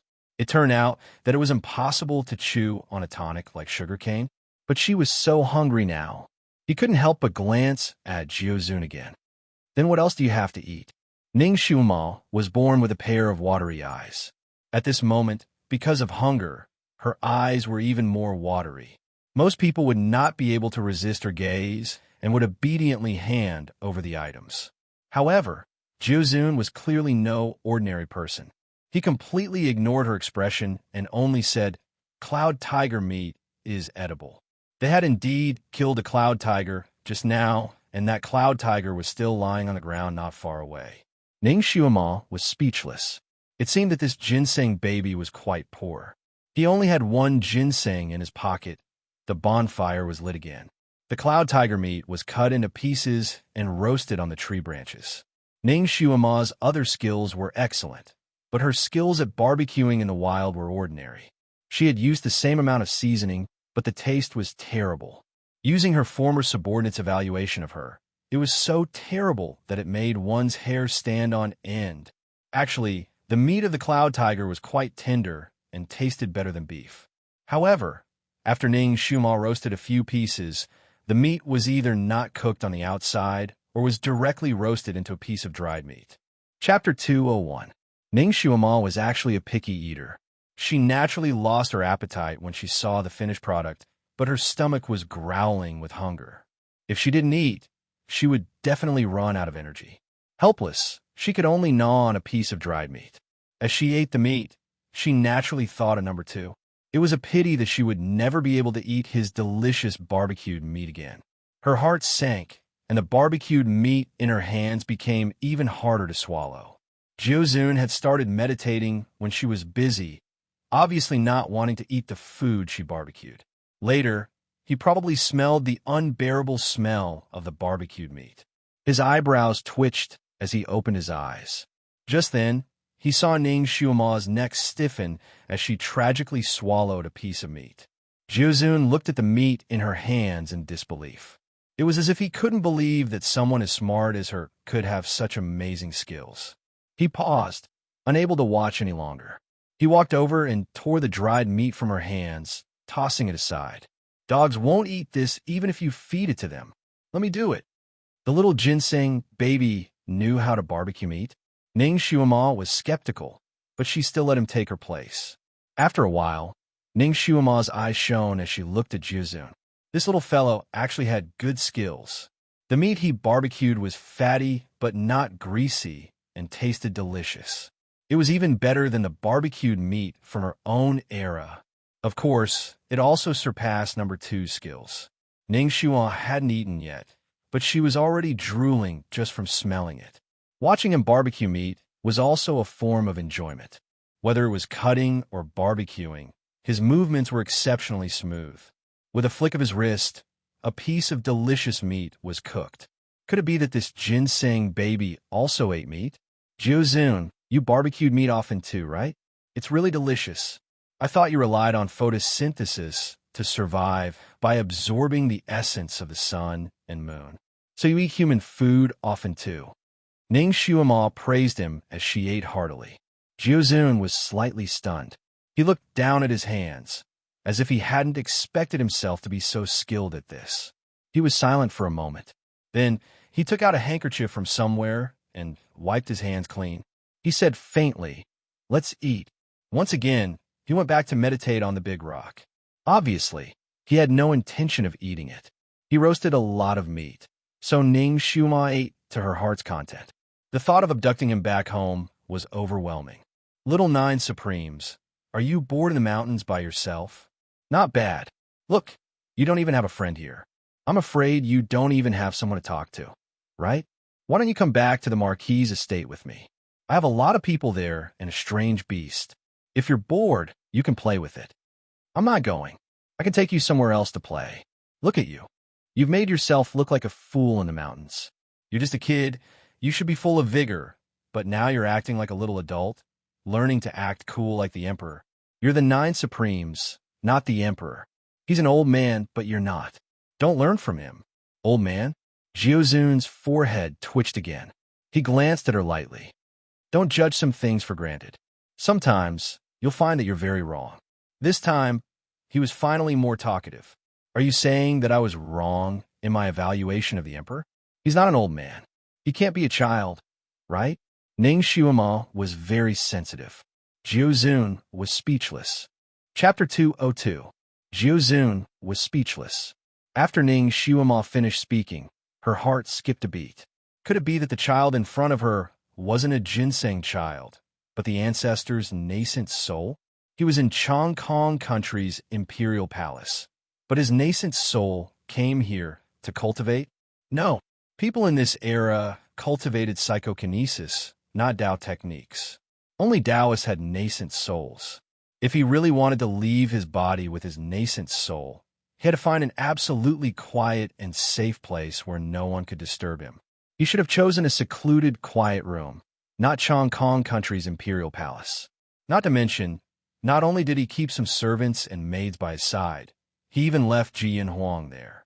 According to Ji Yin Huang, every time the ancestor entered the imperial palace, he would have someone accompany him. Occasionally, he would even talk to someone. He didn't just sit there and meditate. Under such circumstances, he obviously couldn't leave his body with his nascent soul. Moreover, although the venerable sovereign was wearing a mask, his hair and eyes were pure black. When she took a closer look, she saw that it wasn't a wig or cosmetic contact lenses. It was all real. As for the child in front of her, his eyes were as blue as the sea, and his hair was as white as snow.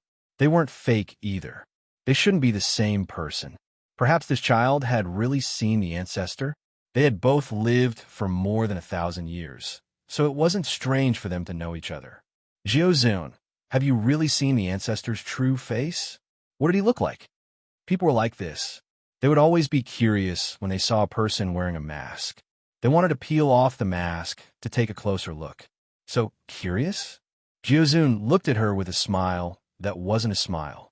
You're so young, but you already have feelings for him? Feelings my ass. I'm not so hardcore that I'm attracted to an old man. Jiuzun was speechless. She kept calling him old man, which made him want to beat her up. What if he's not an old man, but an extremely beautiful one? He glanced at her and added, maybe he's even more beautiful than you. More beautiful than her.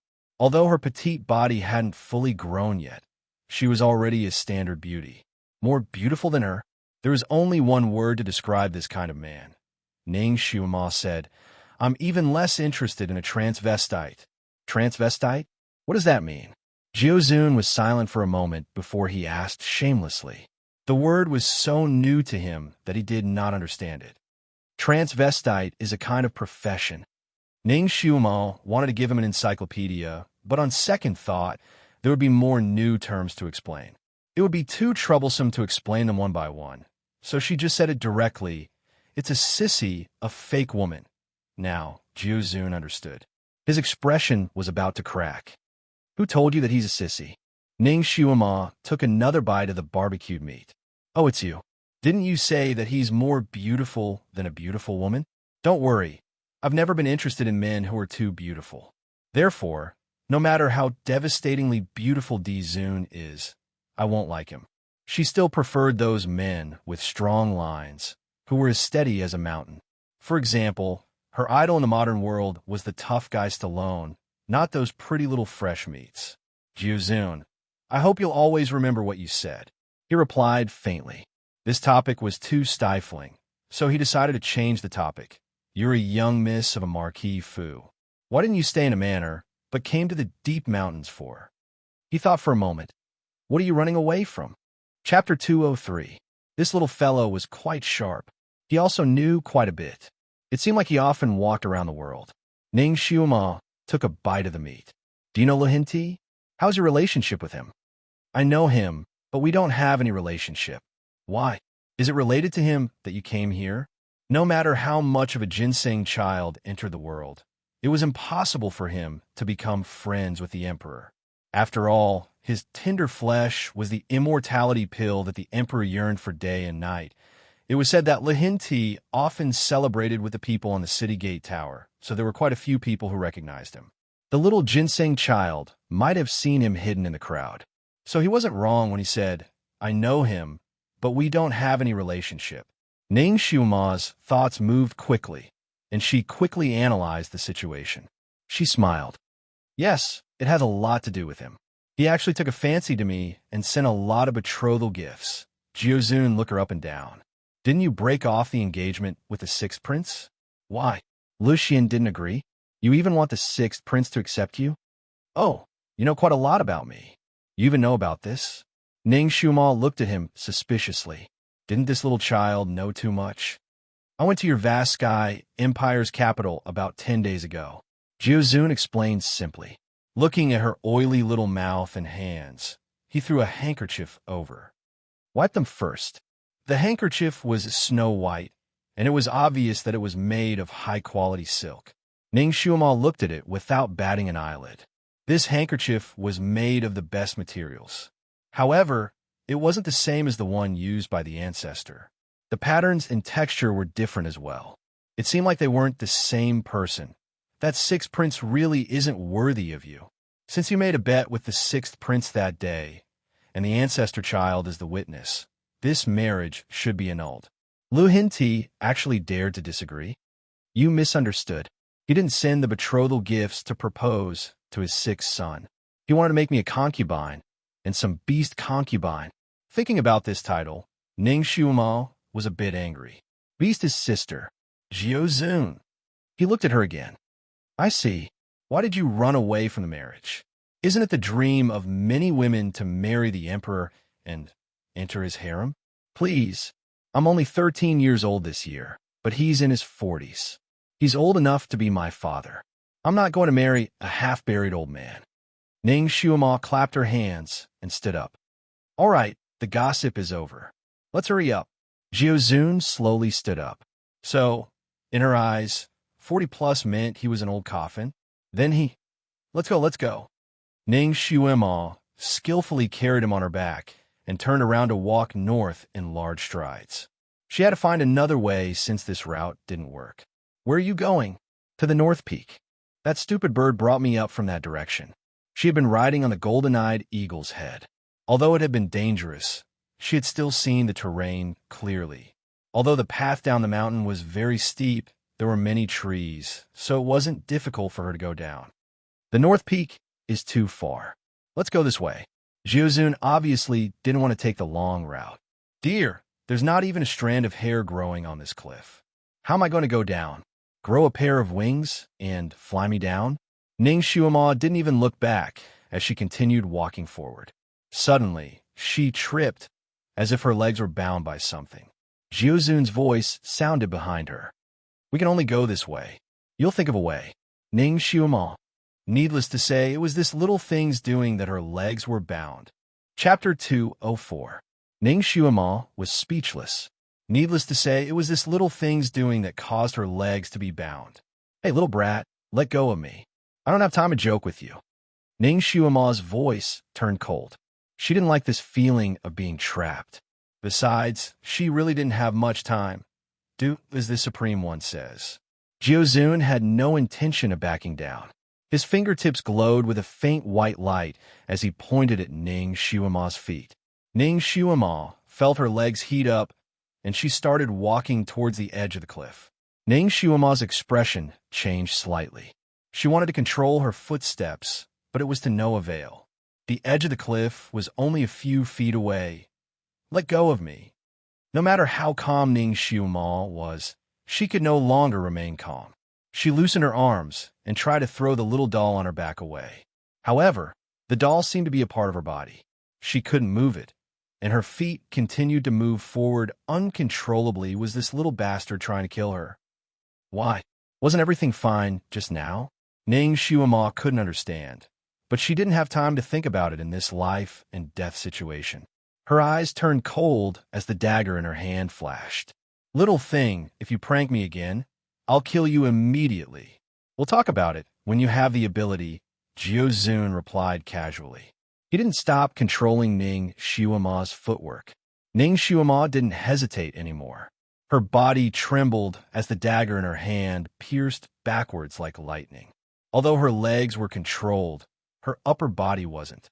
This stab was extremely forceful and contained the essence of her current martial arts. Before her dagger could touch the opponent's body, her wrist was grabbed by a small hand. What a heartless little girl. You're going to kill me now? The hand was soft and warm. The fingers couldn't even wrap around her wrist, but it was as strong as steel. Ning Xuemo's wrist went numb, and she couldn't move at all. Jump down. Ben Zun will accompany you. Jiuzun's light breathing sounded beside her ear. In the next moment, Ning Xuemo screamed as her body fell straight down. Bastard! What a freak! Ning Xuemo wanted to curse out loud. The wind whistled past her ears, and her body flew down like a cannonball. Concentrate your thoughts on the Baihui acupoint and circulate the shunting sea of qi. The little child behind her suddenly recited the incantation quickly. The wind was like thunder in her ears, but the baby's voice was exceptionally clear, as if he was speaking in her mind. At this point, most people would only be left with screaming, panic, and confusion. However, Ning Xuemo was no ordinary person. Her mental fortitude was extraordinarily strong. The more dangerous the situation was, the calmer her mind would be. Hearing Jiuzun's incantation, she began to execute it immediately, focusing her thoughts on her Baihui point and circulating her shunting and other acupoints. In just 1 or 2 seconds, under such a critical situation, she was still able to concentrate and circulate her energy. This was definitely not something an ordinary person could do. This little girl was indeed a talent that could be molded. Jiuzun, who had been attached to Ning Xiuma's back, had a flash of admiration in his eyes. Strangely enough, after Ning Xiuma circulated her energy according to his instructions, the speed of her falling body decreased drastically. She no longer felt like a falling cannonball, but like a kite with a broken string, wobbling in the air as she fell. Jiuzun's voice rang out again, still cold and indifferent. Now, concentrate your chi on your legs and circle the Tiao point. Take 2 steps diagonally. Ning Xiuma naturally did as he said. Chapter 205. Naturally, Ning Xiuma immediately followed his instructions. When she was falling down, her body was originally quite far away from the cliff. However, at this moment, it was as if she was walking in space. Unexpectedly, she actually took 2 large steps forward. The mirror-like rock was right in front of her eyes. This time, Ning Xiuma didn't wait for the child on her back to speak again. The dagger in her hand pierced into the rock wall, and her body hung there. At this moment, she had already fallen several dozen feet. Although she had used that method to slow down her fall, the inertia was still not small. After stopping on the cliff, her wrist was almost dislocated from the shock, and the wound on her palm was once again dripping with blood. Looking up, it was misty. Looking down, it was so misty that she couldn't see the bottom. She was like a flag hanging in the air with him on her back, about to be pulled away at any time. Ning Xiuma's palm was burning with pain. It was also incomparably wet and slippery. Ning Xiuma held on to it with all her might. She calmed herself down and finally let out a long sigh. Fuck, that scared this baby to death. Jiuzun's eyes flickered, and there was a hint of admiration in his voice. This child is worth teaching. Now, pull out the dagger and use the method just now to descend. This child is worth teaching, my ass. Ning Xiuma's voice was cold. Jiuzun, if I didn't succeed just now, would I have fallen to my death? If you had fallen to your death, this reputed one would have collected your corpse. Jiuzun seemed to be comforting her. Ha! Ning Xiuma laughed coldly in her heart. If she could, she really wanted to pull him down and throw him out. She didn't speak to him anymore. She looked at the rock wall and then at the dagger in her hand, beginning to plan a safe landing. That kind of falling without any support was too frightening. She didn't want to experience it a second time, even if she was beaten to death. Since the dagger could be inserted into the rock wall, she could slide down slowly. This dagger was really a good one. After being tormented by her for so long, the blade didn't even curl. Now, it had become her life-saving treasure. She carefully pulled the dagger out a little, wanting to leave a little to support herself as she slid down. Jiuzun, who was behind her, clearly saw through her intentions. His long eyelashes drooped slightly as he formed a seal with his fingertips. Ning Xiuma's knife was pulled out automatically like a gust of wind. She heard the sound of the wind, and her body fell down again. 9 Supremes, fuck your grandpa. Ning Xiuma cursed in her heart, but she didn't dare to curse out loud. It wasn't that she was afraid of the little pervert behind her, but she was afraid that once she opened her mouth, she wouldn't be able to use the psychokinesis in her body. After cursing, she would fall to her death. She cursed in her heart, but her body automatically began to circulate according to Jiuzun's instructions. Because of her previous experience, she was much more familiar with the operation this time. Her body leaned towards the mirror-like stone wall again. Be careful. Just as her knife was about to stab into the stone wall again, a black light suddenly flashed in front of her eyes and shot towards her face. That thing came so fast that Ning Xiuma didn't even see what it was. She was currently in midair and couldn't change her position. Seeing that thing pouncing towards her, she could only use the knife in her hand to block it. However, that thing was too agile. It actually twisted its body in midair and avoided Ning Xiuma's knife. Its body bent and bounced in midair, coming for Ning Xiuma's throat again. Ning Xiuma had already used her previous move and couldn't change it in time. She could only watch helplessly as a row of small, eerie teeth came for her. TSK. A ray of white light flashed from behind her. Chapter 206. Chi. A ray of white light flashed from behind her, hitting the thing's body. The thing shrieked as a cloud of white smoke rose from its body, disappearing without a trace. Was it turned to dust, or did it run away? This thought only flashed through Ning Xiuma's mind. She was still falling, so she didn't have time to think about it. She was still fighting for her life in the air. Behind her, Jiuzun's eyes flashed with a strange light. You can't go any closer to the stone wall. Before he could finish his sentence, Ning Xiuma had already approached the stone wall for the third time, stabbing at it with her knife. Pooh! A soft sound like a balloon being popped rang out. Before Ning Xiuma could react, she was sucked into a huge whirlpool that suddenly appeared on the stone wall. Fuck! Did it have to be so perverted? How could there be a whirlpool on the stone wall? The whirlpool was pitch black, and Ning Xiuma couldn't help but spin inside. She felt like she had entered a washing machine that was running at high speed, spinning until her head was spinning. She subconsciously wanted to grab anything that could stabilize her body, but her surroundings were smooth and she couldn't grab anything. She could have entered some super huge monster's esophagus, right? Ning Xiuma wanted to cry, but no tears came out. She felt like the thing she touched just now was some kind of...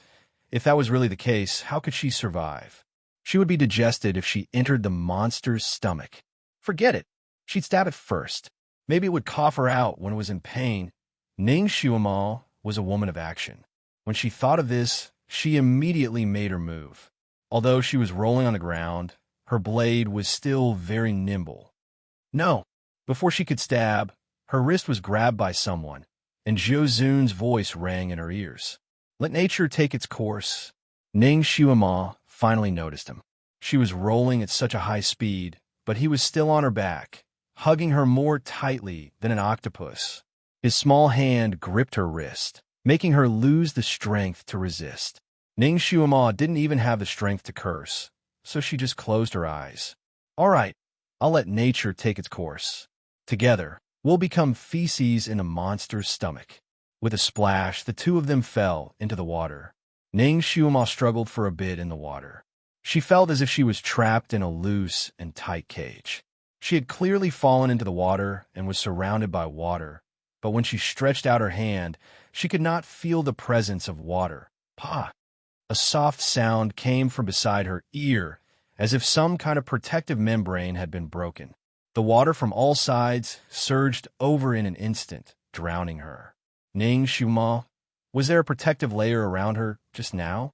Needless to say, it was set up by the 9 Supremes on his back. No wonder she didn't feel anything when she was rolling down.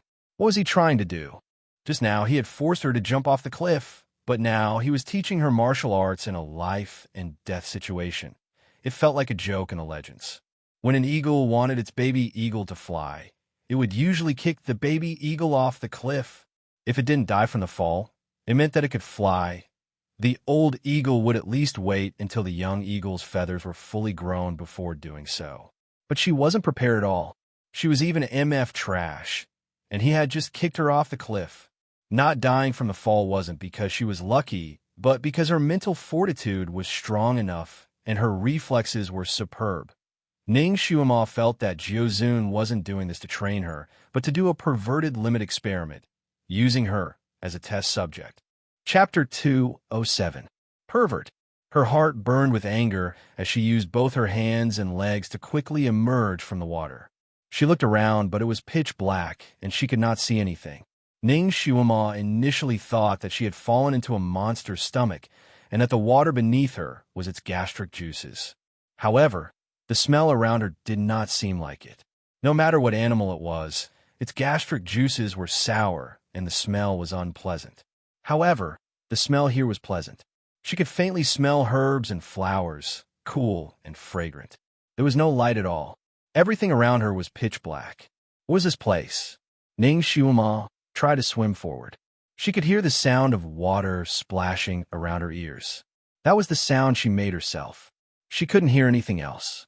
It was as if she was the only one left in the world. Ning Xiuma swam for a while before her limbs suddenly stopped. Jiuzun, who had been lying on her back like gangrene, had disappeared without a trace. Her back was empty, and she felt unprecedentedly relaxed. She was silent for a moment before she called out tentatively, "Jiuzun?" There was no response from her surroundings. She could only hear her own heavy breathing. She did not give up and called out a few more times. There was no response, and she could not hear any movement from him. Was he invisible, or had he left? Ning Xiuman naturally did not think that anything had happened to the child since he was so calm. If she could survive in a place like this, the child's martial arts were so perverted. Naturally, he could do it even more. Was it another perverted experiment to leave her here? It couldn't be, right? She remembered that he had wanted to stop her when she had approached the stone wall. However, it had happened so quickly that she could not react in time. Ning Xiuman continued to swim forward, the surrounding darkness giving her the illusion that she was swimming in a black hole. She could not see the edge, and she could not find her own kind. The darkness gave birth to loneliness, and the bone-chilling loneliness made one feel despair. The water beneath her was icy cold, causing all her exposed parts to hurt from the cold. At this moment, she finally experienced the benefits of the robe. Wherever the robe covered, there was a faint warmth surrounding it. Ning Xiuman had no doubt that if she didn't wear this robe, her entire body would probably be frozen into a lump of ice. No wonder people said that the ninth summit was the most dangerous place. There were too many unbelievable things here. Were there other ferocious beasts in the water? They were hiding in the dark, waiting to ambush her. As if responding to her sudden thought, the sound of splashing water came from the depths of the dark water. The sound was not soft, as if a large aquatic beast was about to emerge. Ning Xiuman felt goosebumps all over her body. Her body tensed up and she looked back, but it was too dark and she still couldn't see anything.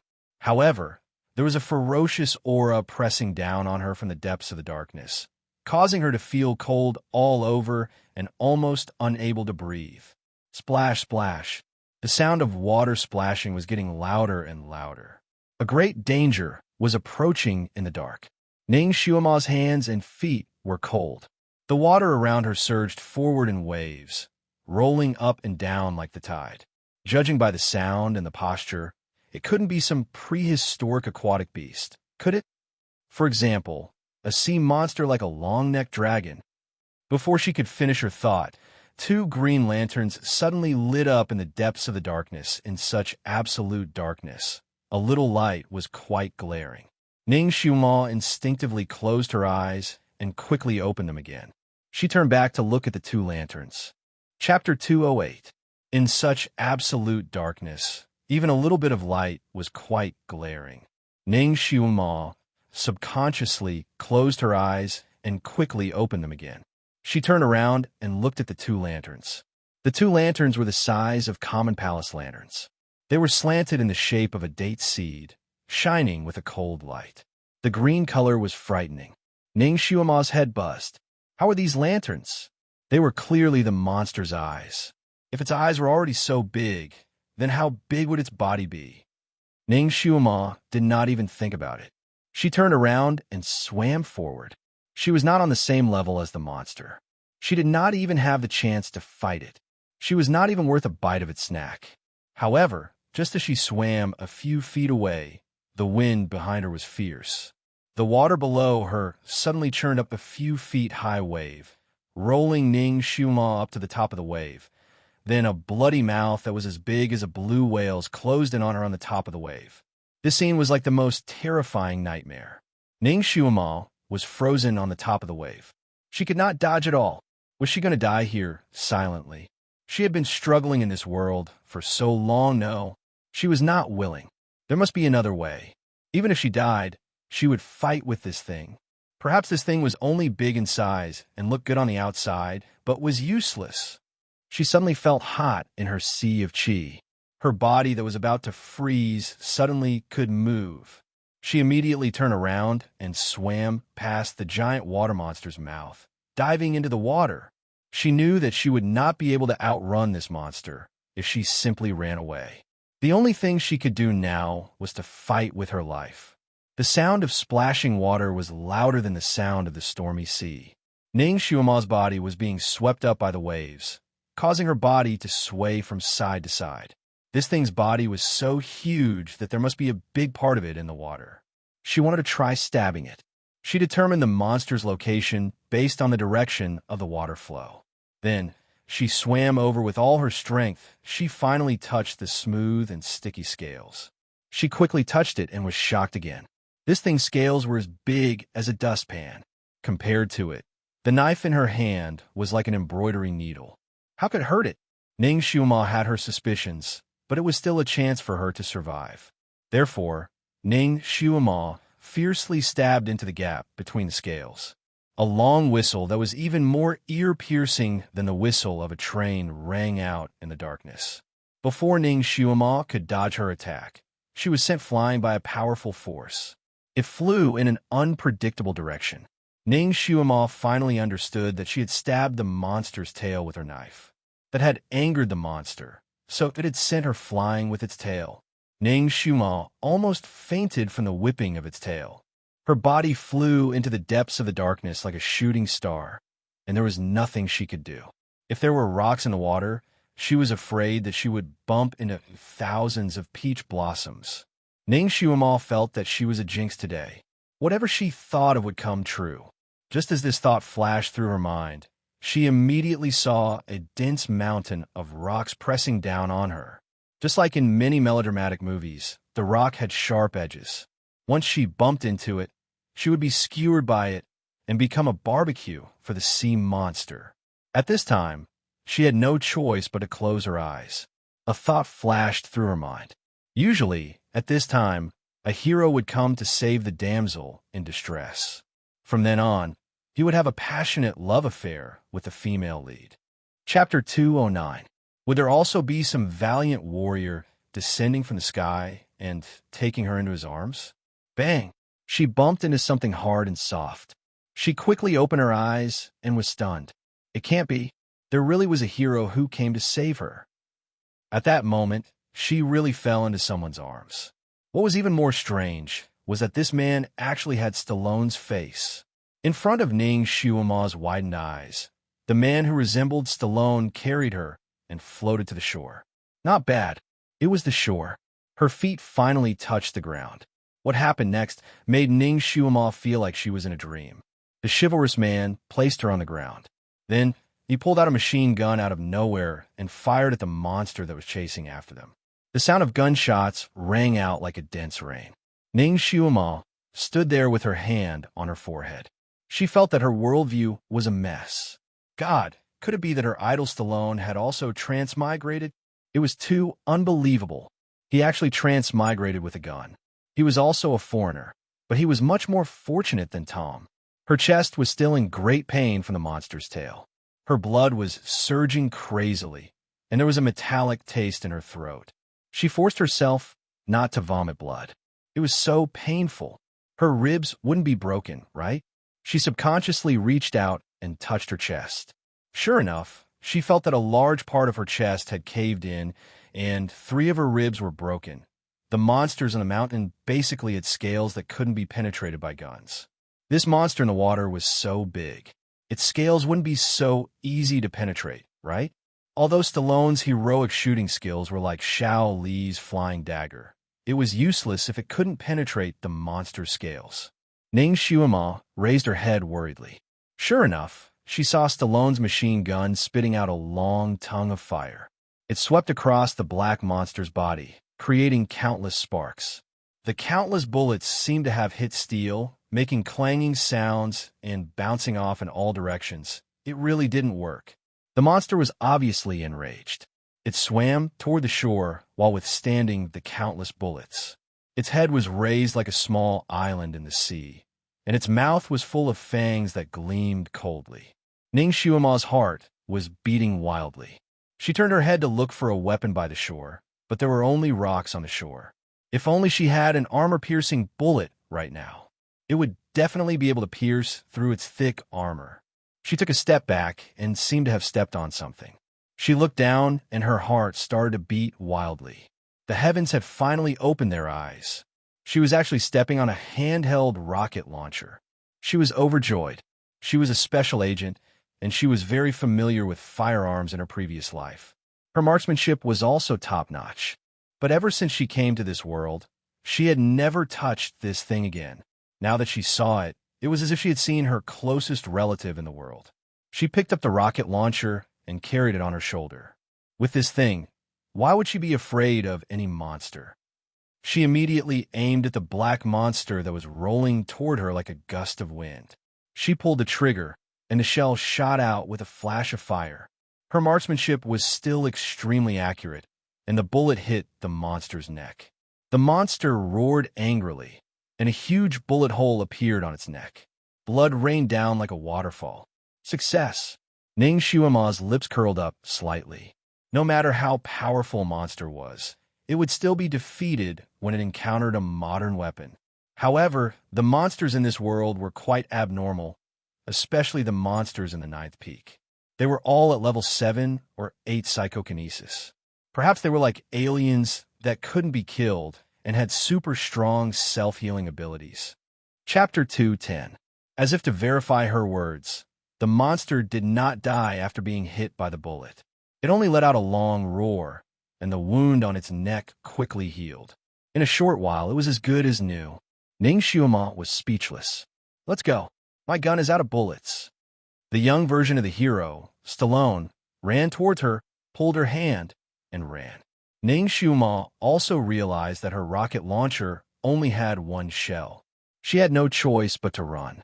She could only hope that the monster was an aquatic beast and could not go ashore. However, things in this world were really hard to predict. There were quite a lot of amphibious monsters. Sure enough, she and the hero had just run a few dozen meters when they heard the sound of footsteps behind them. It was like the roar of a crane, shaking the entire ground. Ning Shuima looked back in the midst of a rush. She almost wanted to cry. Fuck, this guy was not a sea monster. It was Godzilla. What kind of magical country did she transmigrate to? She vaguely felt that something was wrong, but in such an emergency situation, she did not have the time to think about it. Fortunately, she was not alone this time. She had a companion, and it was the young version of Stallone. His palm was warm and dry, and his palm was full of calluses. It was full of the iron-blooded toughness of a pure man. Ning Shuima ran with him. After all, she had struggled for so long. At that moment, she was already at the end of her rope. Her footsteps were getting heavier and heavier. In the end, she could not keep up with the hero Stallone's footsteps. The monster behind them was rapidly approaching. Obviously, it did not want to let the two of them go, and this vast world was boundless. Their running speed could not be compared to the monster behind them. It was only a matter of time before they were eaten. A thought arose in Ning Shuima's mind. Actually, if she could die with her idol, it would not be too unjust, right? It was better than dying alone.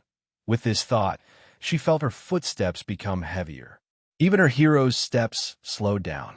The shadow of death loomed over her head. Ning Shuima suddenly flew into the arms of the hero beside her. She hugged his neck and kissed his lips. She wanted to fulfill her dream before she died. Her dream was to see the young Stallone and give him a big kiss. Stallone's body stiffened slightly, but he did not dodge. Just as Ning Shuima's little mouth was about to touch her idol's lips, a corner of the dusky sky seemed to be suddenly torn open. A figure floated down, and before that person landed, a white light shot out of his hand. Ning Shuima's body went numb, and she fell from her idol's arms. Then, she was pulled by a hand and staggered. Like a fluttering flag, her body involuntarily followed him and leaped 70 to 80 feet away. At this moment, the monster finally caught up. With a swing of its tail, it sent his idol, Stallone, who was still standing at the same spot, flying into the air. Ning Shuima was shocked. Stallone. She wanted to rush over to rescue him. Idiot, this is an illusion. Wake up. The voice of Jiuzun, whom she had not heard for a long time, rang in her ears. At the same time, a surge of energy surged into her palm, following her blood vessels and rushing to the top of her head. Her mind exploded, and her entire body shuddered. Illusion. None of this was real. She suddenly looked up and saw Stallone's body in the air, melting like snow under the scorching sun.